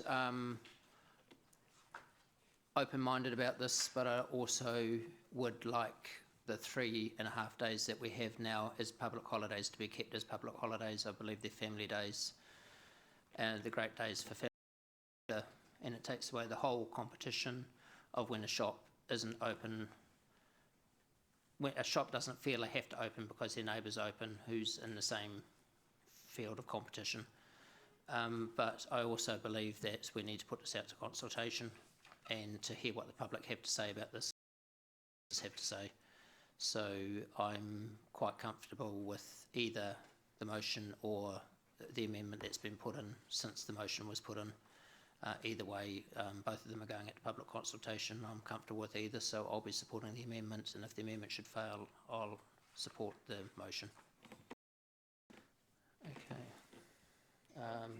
Councillor Bunting. Thank you. Yeah, look, I think this, for nostalgic reasons, I would love it to be a holiday, etc. But look, the future ain't what it used to be. I've just come back from America, where retailers open till midnight every day of the week, quite simply because that's where the customers are. Business now is moving. Retailers' battle isn't with other retail. Retail's battle is with online. And I think if we're going to develop a nimble city that's open for business, we've got to provide every opportunity for these people to go out and make money. No one's holding a gun to their head and making them open. I fully respect, I'm a born-again Christian as well, and I respect the Christian values of holidays. I would personally choose not to go to those shops on those days, but I don't want to be restrictive as an elected official, restrictive when I don't need to be with regards hours of opening. I had a really interesting discussion from a Porto at lunchtime today, and I said, how do you feel about Easter trading? He goes, oh, no. I said, why is that? He says, because no one's in town. And so I put it to him that perhaps if you were open, would people come to town? He goes, oh, yeah, absolutely fantastic. So he was really quite keen on fishing where there were fish. The fact is, at the moment, the legislation is about as effective as a bladeless knife without a handle. People are still opening for business.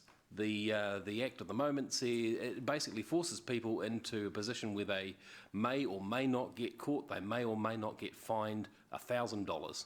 Really, it's a wet bus ticket. It is coming, and I just think we could lead by example and say, listen, Hamilton is open for business. You don't have to open, but it is open for business. I'm fully respectful of people's right not to go to work, because I think this, what's in the Act covers that. Workers are protected. But the question is, are we going to restrict business or are we not? So, yes, thank you. Sorry to interrupt. Remember, this is about whether we go to public consultation or not. This is not about whether we're not speaking for whether we're for or against. It's whether we go to public consultation, and we just need to be careful that you have an open mind, or you'll actually disqualify yourself from the next round. Okay, so you need to have an open mind and you'll listen to all arguments. Sorry, I forgot to add that I'll have an open mind and I'll listen to all arguments, and I will. But to me, I think let's just get on with it. That's the debate is whether or not we do it now or do it in a year's time, the public consultation. People's minds are made up already. The results aren't going to change over the space of a year, so let's provide the opportunity to get on with things. Councillor Paula. To look forward to the feedback that the public consultation will bring us, but I'm going to not be able to support the amendment because I heard Vanessa say this morning that the retail staff themselves, the ones she's been in touch with, have some concerns about being rushed through. They've put their rosters in place for this Easter. It's not that far away, and they want to be, having an input into the decision, and on the basis that she knows more about the retail and business sector than me personally, I'm happy to put it out for public consultation. I don't think whether the shops are, like you say, Councillor Mark, those who really seriously want to open this Easter take their chances anyway. And I'm like you, I can't think of anything worse to spend my public holidays than trolling around the shops, but it is one of the #1 recreations in New Zealand, by the way, which is a little bit sad. But I do believe in making business open and being competitive, and if that provides us with some ability to be competitive, great. So I'd like to hear from them. I wouldn't like it to be rushed through, and therefore I can't support the amendment today, but I will support the motion. Turman. It's already been said by Councillor Paula. If people had listened this morning in a public forum, if I can recall correctly, Vanessa Williams came in representing the Hamilton Business Association, and she advised us that all the rosters and all that sort of stuff have been done for the Easter period, and she recommended it be done next year. Councillor Get it together. Martin. Obviously, I have an open mind. When it came up in the Parliament, I was Conservative on this issue, but of course I retain an open mind and have great goodwill to the mover and seconder of this, the amendment. I want quality consultation, and that's where I'm going to be supporting the staff recommendation. I think this is a classic case of the Parliament passing the parcel, frankly, again. But I think I would rather, and I think, you've had, even from the business perspective, an indication that they would like some good quality considered consultation, and we will go through that process obviously with respect, because there are a number of dynamics. The only thing I would hear my good friend Councillor Bunting talk about the change of the shopping scene.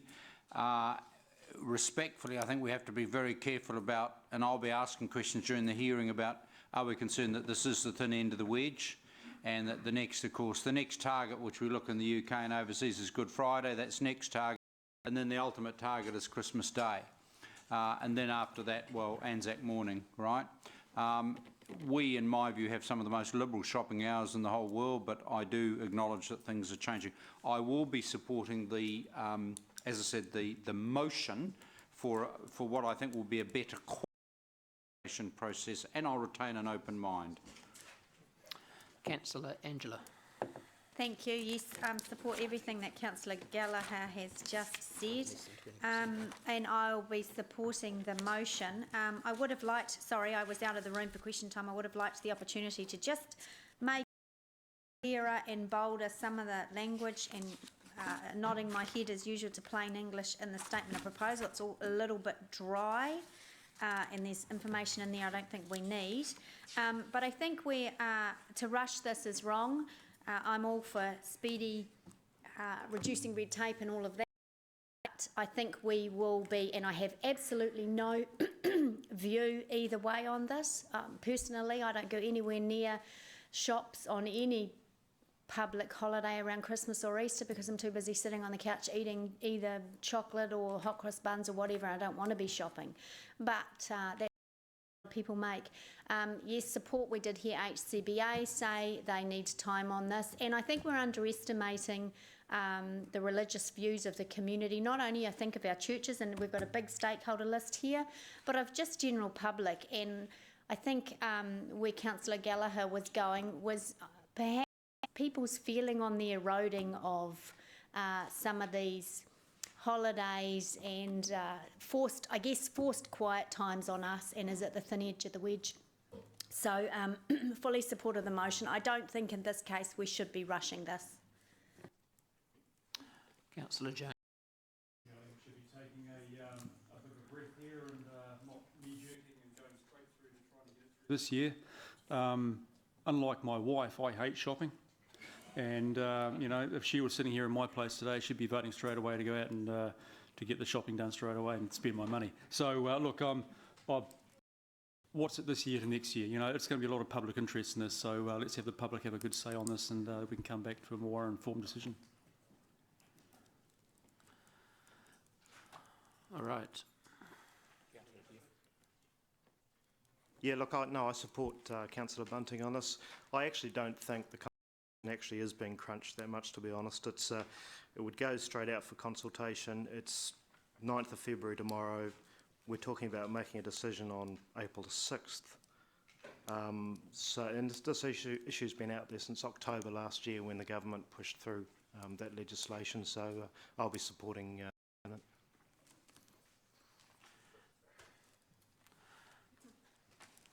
All right, and I'll speak again because I can. Page 51, 20. Easter Sunday is an important day in the Christian calendar and New Zealand Hats Christian Foundations. This is not about bringing in or not bringing in trading. This is about consultation and seeing what the public and the shop owners have got to say. Hamilton Central Business Association probably caters for less than 20% of the retail activity in this city. The bulk of the retail is done elsewhere. The legislation is quite clear that you can't force anybody to open on Easter Sunday. It will be the choice of the staff member whether they want to work and the public owner whether they want to, the business owner of whether they want to open their business doors. Obligation on anybody to work on Easter Sunday, no matter what the outcome is of what we decide, because central government legislation allows for somebody to opt out. So this is not about whether we do or don't, or when we do or when we don't. It's about what the public have got to say, given the public their voice. So we'll go to the board. So on the amendment first.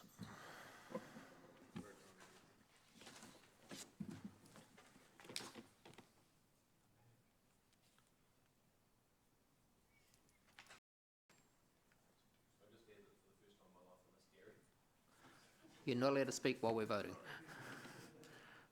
The amendment is lost. 3 votes for, 7 against. So the amendment becomes, so now we're voting on the motion. Yeah, I said I would vote for the amendment. Am I not allowed to? No, you are. Yeah. Yeah, I put the motion up and then the amendment came out afterwards. So, and I clearly said in my speech that I would support the amendment.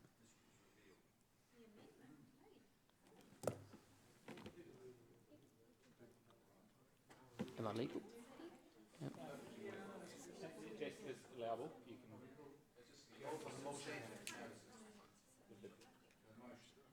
So now we're voting for the motion, on the motion.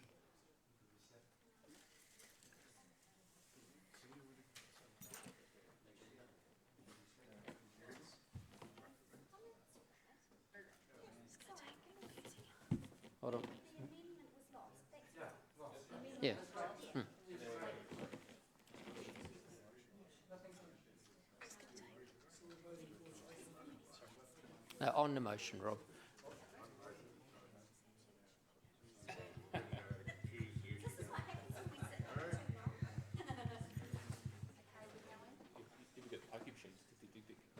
I never play poker machines. I should never say never. I have done.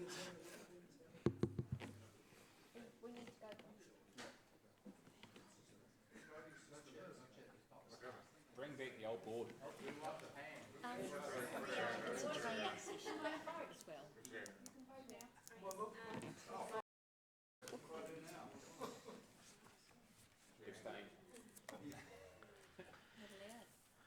The motion is carried unanimously. Just for clarity, you can vote for an amendment even if you move the motion. You're allowed to do that. Because the purpose of the debate is yep, that's right. And the amendment gets put after the motion, so... Yep, that's right. Yeah. Okay, item 9. Just do a brief introduction. Firstly, just for clarity, these are not the items that were discussed as part of the strategy planning day. These are items that one of the councillors has come up and asked me about that. These are the items that are from existing plans that have been resolved by previous administrations. And secondly, the definition of LOS is level of service. Thank you, Sean, over to you. Thank you, Richard. So just this report is it's essentially an information only report. The purpose is for basically at the start of the triennium to give elected members a view of essentially a bit of a stock take of what is in the various strategies. And within each of those plans and strategies, what activity's been completed, what activity is sort of programmed and budgeted for this financial year and for the next financial year. And then highlighting those things which will need to be considered as part of the 10-year plan 2018 to 2028. So I guess the idea today wasn't to try to debate those future elements, but it was really to give you an update or information on what is currently completed or in train. So with that, I'll happy to take questions. Councillor Angela. So I get that the report is for information only, but what's the purpose of reporting this particular way? Other than it basically telling us where the funding is, and if that's the case, I think it should have been clearer whether there's funding allocated or not, what's funded, what's unfunded, what's completed.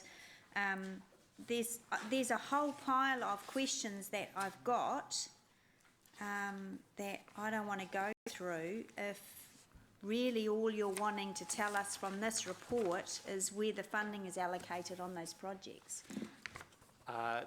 So I think the genesis of the report was some questions when the new council was elected around the plans and strategies that we have, what activity is already kind of happening, what's outstanding, what's unbudgeted, etc. So this report is trying to capture that. So for under each of the plans, the list of activity which is categorised as to be considered in the 10-year plan, those are activities which there is not currently budget allocated I get that. to. Yeah. So all this report is telling us is whether or not there is funding allocated to specific projects under the plans. It's not, and as a result of that, there are some that are completed. It's not really giving us an update on exactly where they are. I mean, some that may have started, we don't know. You've just got business as usual. And how can I ask questions under specific plans when the GMs responsible for those plans aren't here? I mean, there are actions in here that say completed, and I know they're not completed. There's actions in here that are overdue, so I don't want to hold the meeting up by asking those kinds of questions when I think the report is just telling us where the funding is allocated, and if there's not funding allocated, that it's either going to go to an annual plan or a long. So, I mean, essentially you're correct, Councillor O'Leary. Yep. Not So, German. yep, I think we're both speaking English. So yeah, you're right. It is essentially kind of highlighting what's funded and what's not. So there's no point in asking questions around specific actions, is there? Because you're not going to know all the answers to all of those. Also correct. I'm hitting 2 for 2. So the way the report's been put together is various people around the business that are the plan owners have essentially provided updates on activity that's completed, activity that's budgeted, and the remaining activity which needs to be considered as part of the 10-year plan. So I just don't know if there's any value, because I mean, as an example, Hamilton East Neighbourhood Plan, the Steel Park neighbourhood, due to be opened in December 2016. It's under as a funded project, but probably that person's not here. The business hub says completed, it's not completed, it's stalled and possibly not going on. So I don't want to hold the meeting up with all of those questions. Would you be comfortable if we move this to this paper to the next meeting? Does time allow us to do that? I'm not quite sure what you're asking. If Angela is struggling with the report, is this an essential report we have to address today? No, the recommendation in the report is simply that it be. There's no decision required today. Yeah, I think that possibly this is simply a report giving us the heads up, a financial look at what bucket of money, if there is any, each project's coming under. I don't think we can ask questions around where each action which project is under the plans, because I've got a ton of questions, and I don't think that was the intention of this report. I think that probably those questions are for whatever committee, say the Frankton Plan, will report to, but I might be wrong. No, you're correct. Oh, 3 for 3. So what do you want to do? Proposed moving it actually, and just my question was very similar and flows on from Angela's, in that I guess this is an information item, so if I can move it to be received and somebody will second that, then as a document for people to refer to, if they've got questions around it, they should bring it to the GMs, the suitable GMs, or through council, through the appropriate committee, or the annual plan workshops. So yes, I was going to suggest that myself, so you'll get ample opportunity. What we were asked for at the early council meeting was an outline of where various plans are at. This report is just to be received to put a chock under the wheel, so everyone, including the previous councillors, are on the same page. Admittedly, Councillor O'Leary has identified that may be some deficiencies in the report, and we're happy to take that on board and update that and recirculate the report, but as long as we've got a record, that's effectively what we're trying to achieve. So your points were well made, Paula.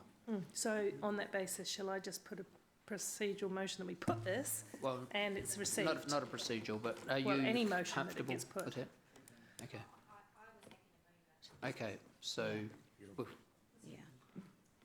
Yes, yeah. Moved. I'll move it, yeah. Okay, I see seconded. that begin.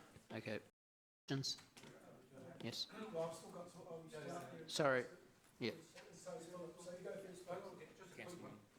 Among all this plan, is there a Hamilton Zoo management plan? It's not in there.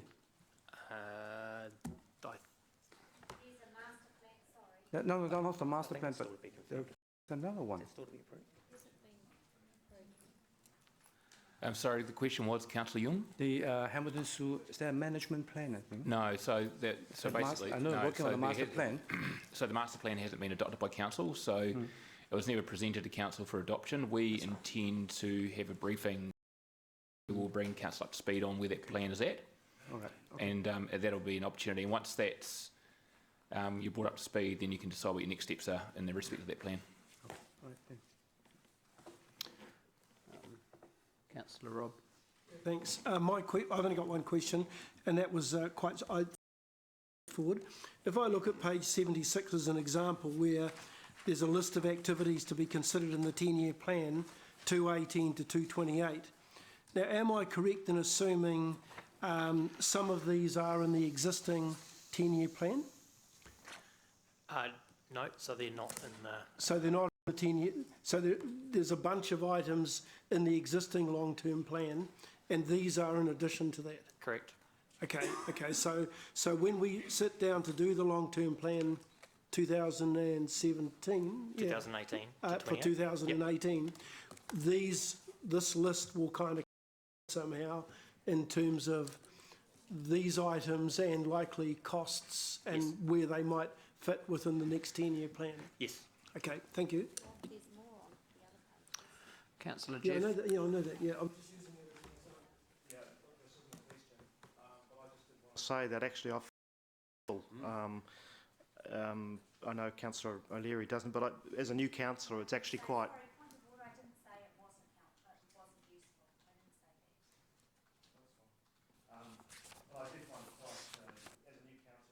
For categorising some of the elements of plans. So. Okay, we'll go to the board to vote on this one. In fact, all those for? Any against? Okay, item 12, oh, sorry.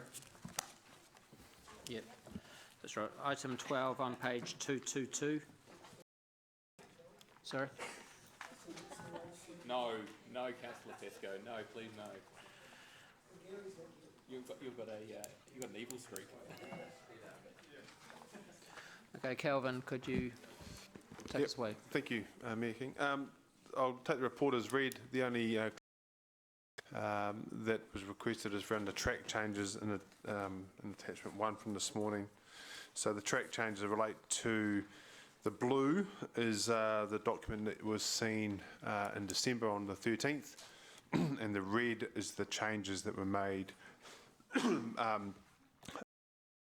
before the signing. So that's the delineation between the colours, and then we have the full and final document to show the completed thing. Okay, I'm moving and Councillor Dave is seconding. Any questions? Any debate? Okay, all those for, any against? One against. That was not correct. That those track changes were not correct. Hang on, we'll just go back to Calvin. Yep. Could you? So there is the blue is what they saw on December 13. The blue is then the changes made between December 13 to December 22nd. Hang on, Calvin, can you come and take us to the page numbers and just guide us through it, please? Just guide us through slowly. Give us a for example. What colour is it? So basically the previous report that was presented on the 13th of December, for example, on page 227, the words "this agreement" were a change from that report. Correct. The items that were changed post that meeting but prior to the signing were the items in red. So, for example, in paragraph 1, this agreement was in the report you've seen previously, but we deleted post that meeting the Hamilton Housing Accord, which is struck out, and that happened post the 13th of December meeting but prior to the Minister. Which was feedback that we received from them, mostly around corrections, as outlined on page 224 and points 31 and 32. So those were the reasons behind the changes.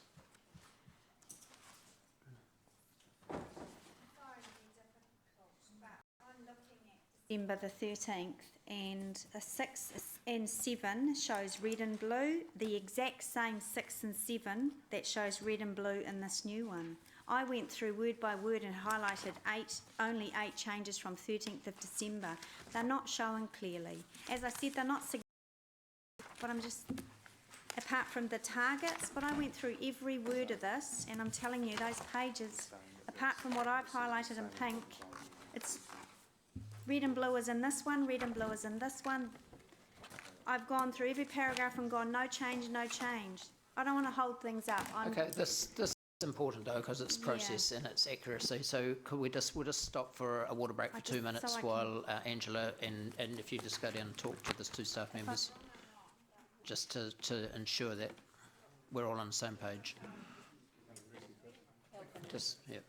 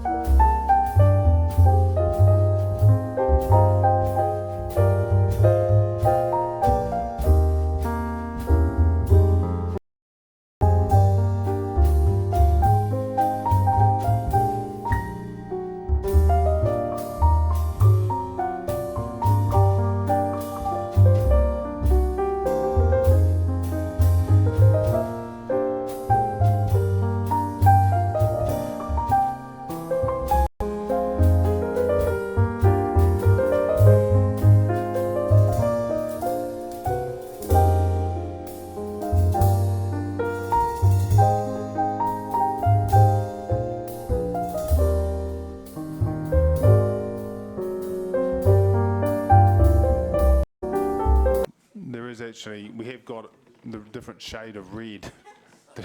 I know, but it is actually in there. But the mistake we have made is that we haven't taken out the first lot of changes and then shown the second shade. So we'll take that on the chin, and we will, and as our has discussed with us, we will put in with the proper minutes the formatted one without the changes and only the small changes made the difference time. Well done, Angela. You're not just a pretty face.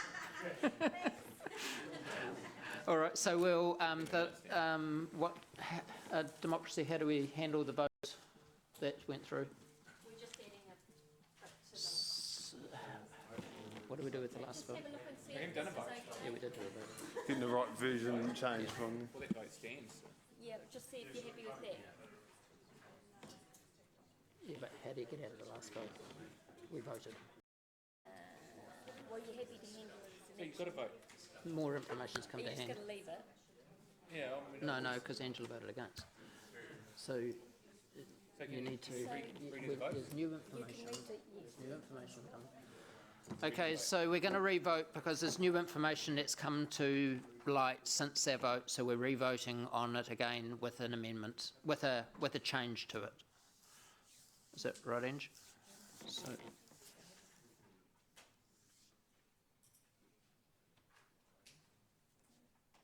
So I put the motion. Who seconded it? Dave? Yeah, Dave did. So, Dave, are you happy with the change? Okay. All right. So we'll re-put the vote. So all those for? Any against?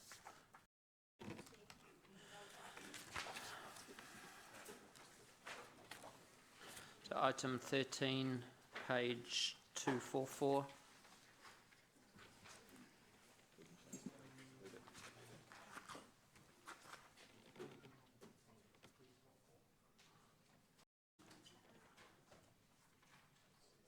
So I take the report as read. And I'll move, and seconded by... Okay, seconded by Councillor Leo.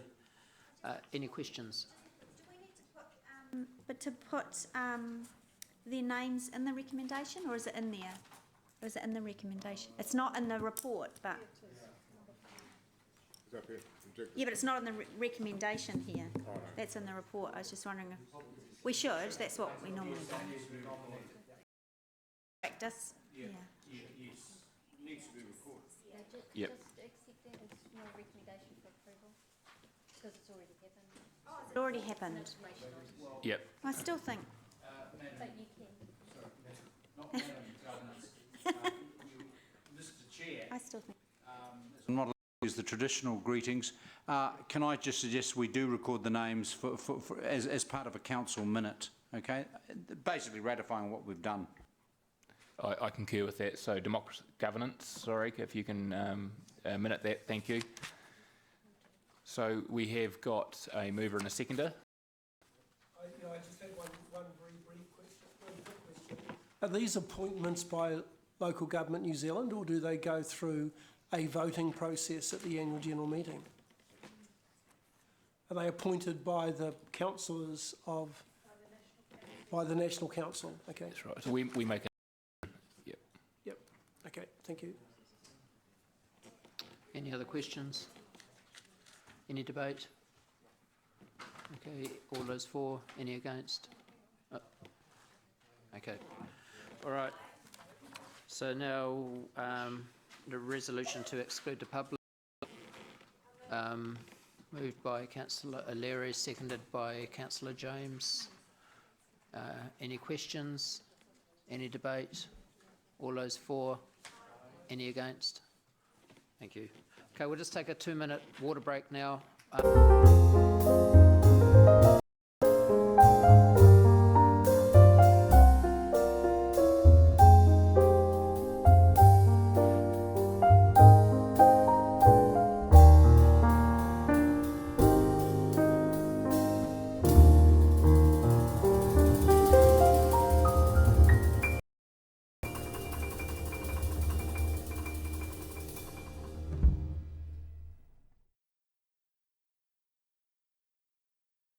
you.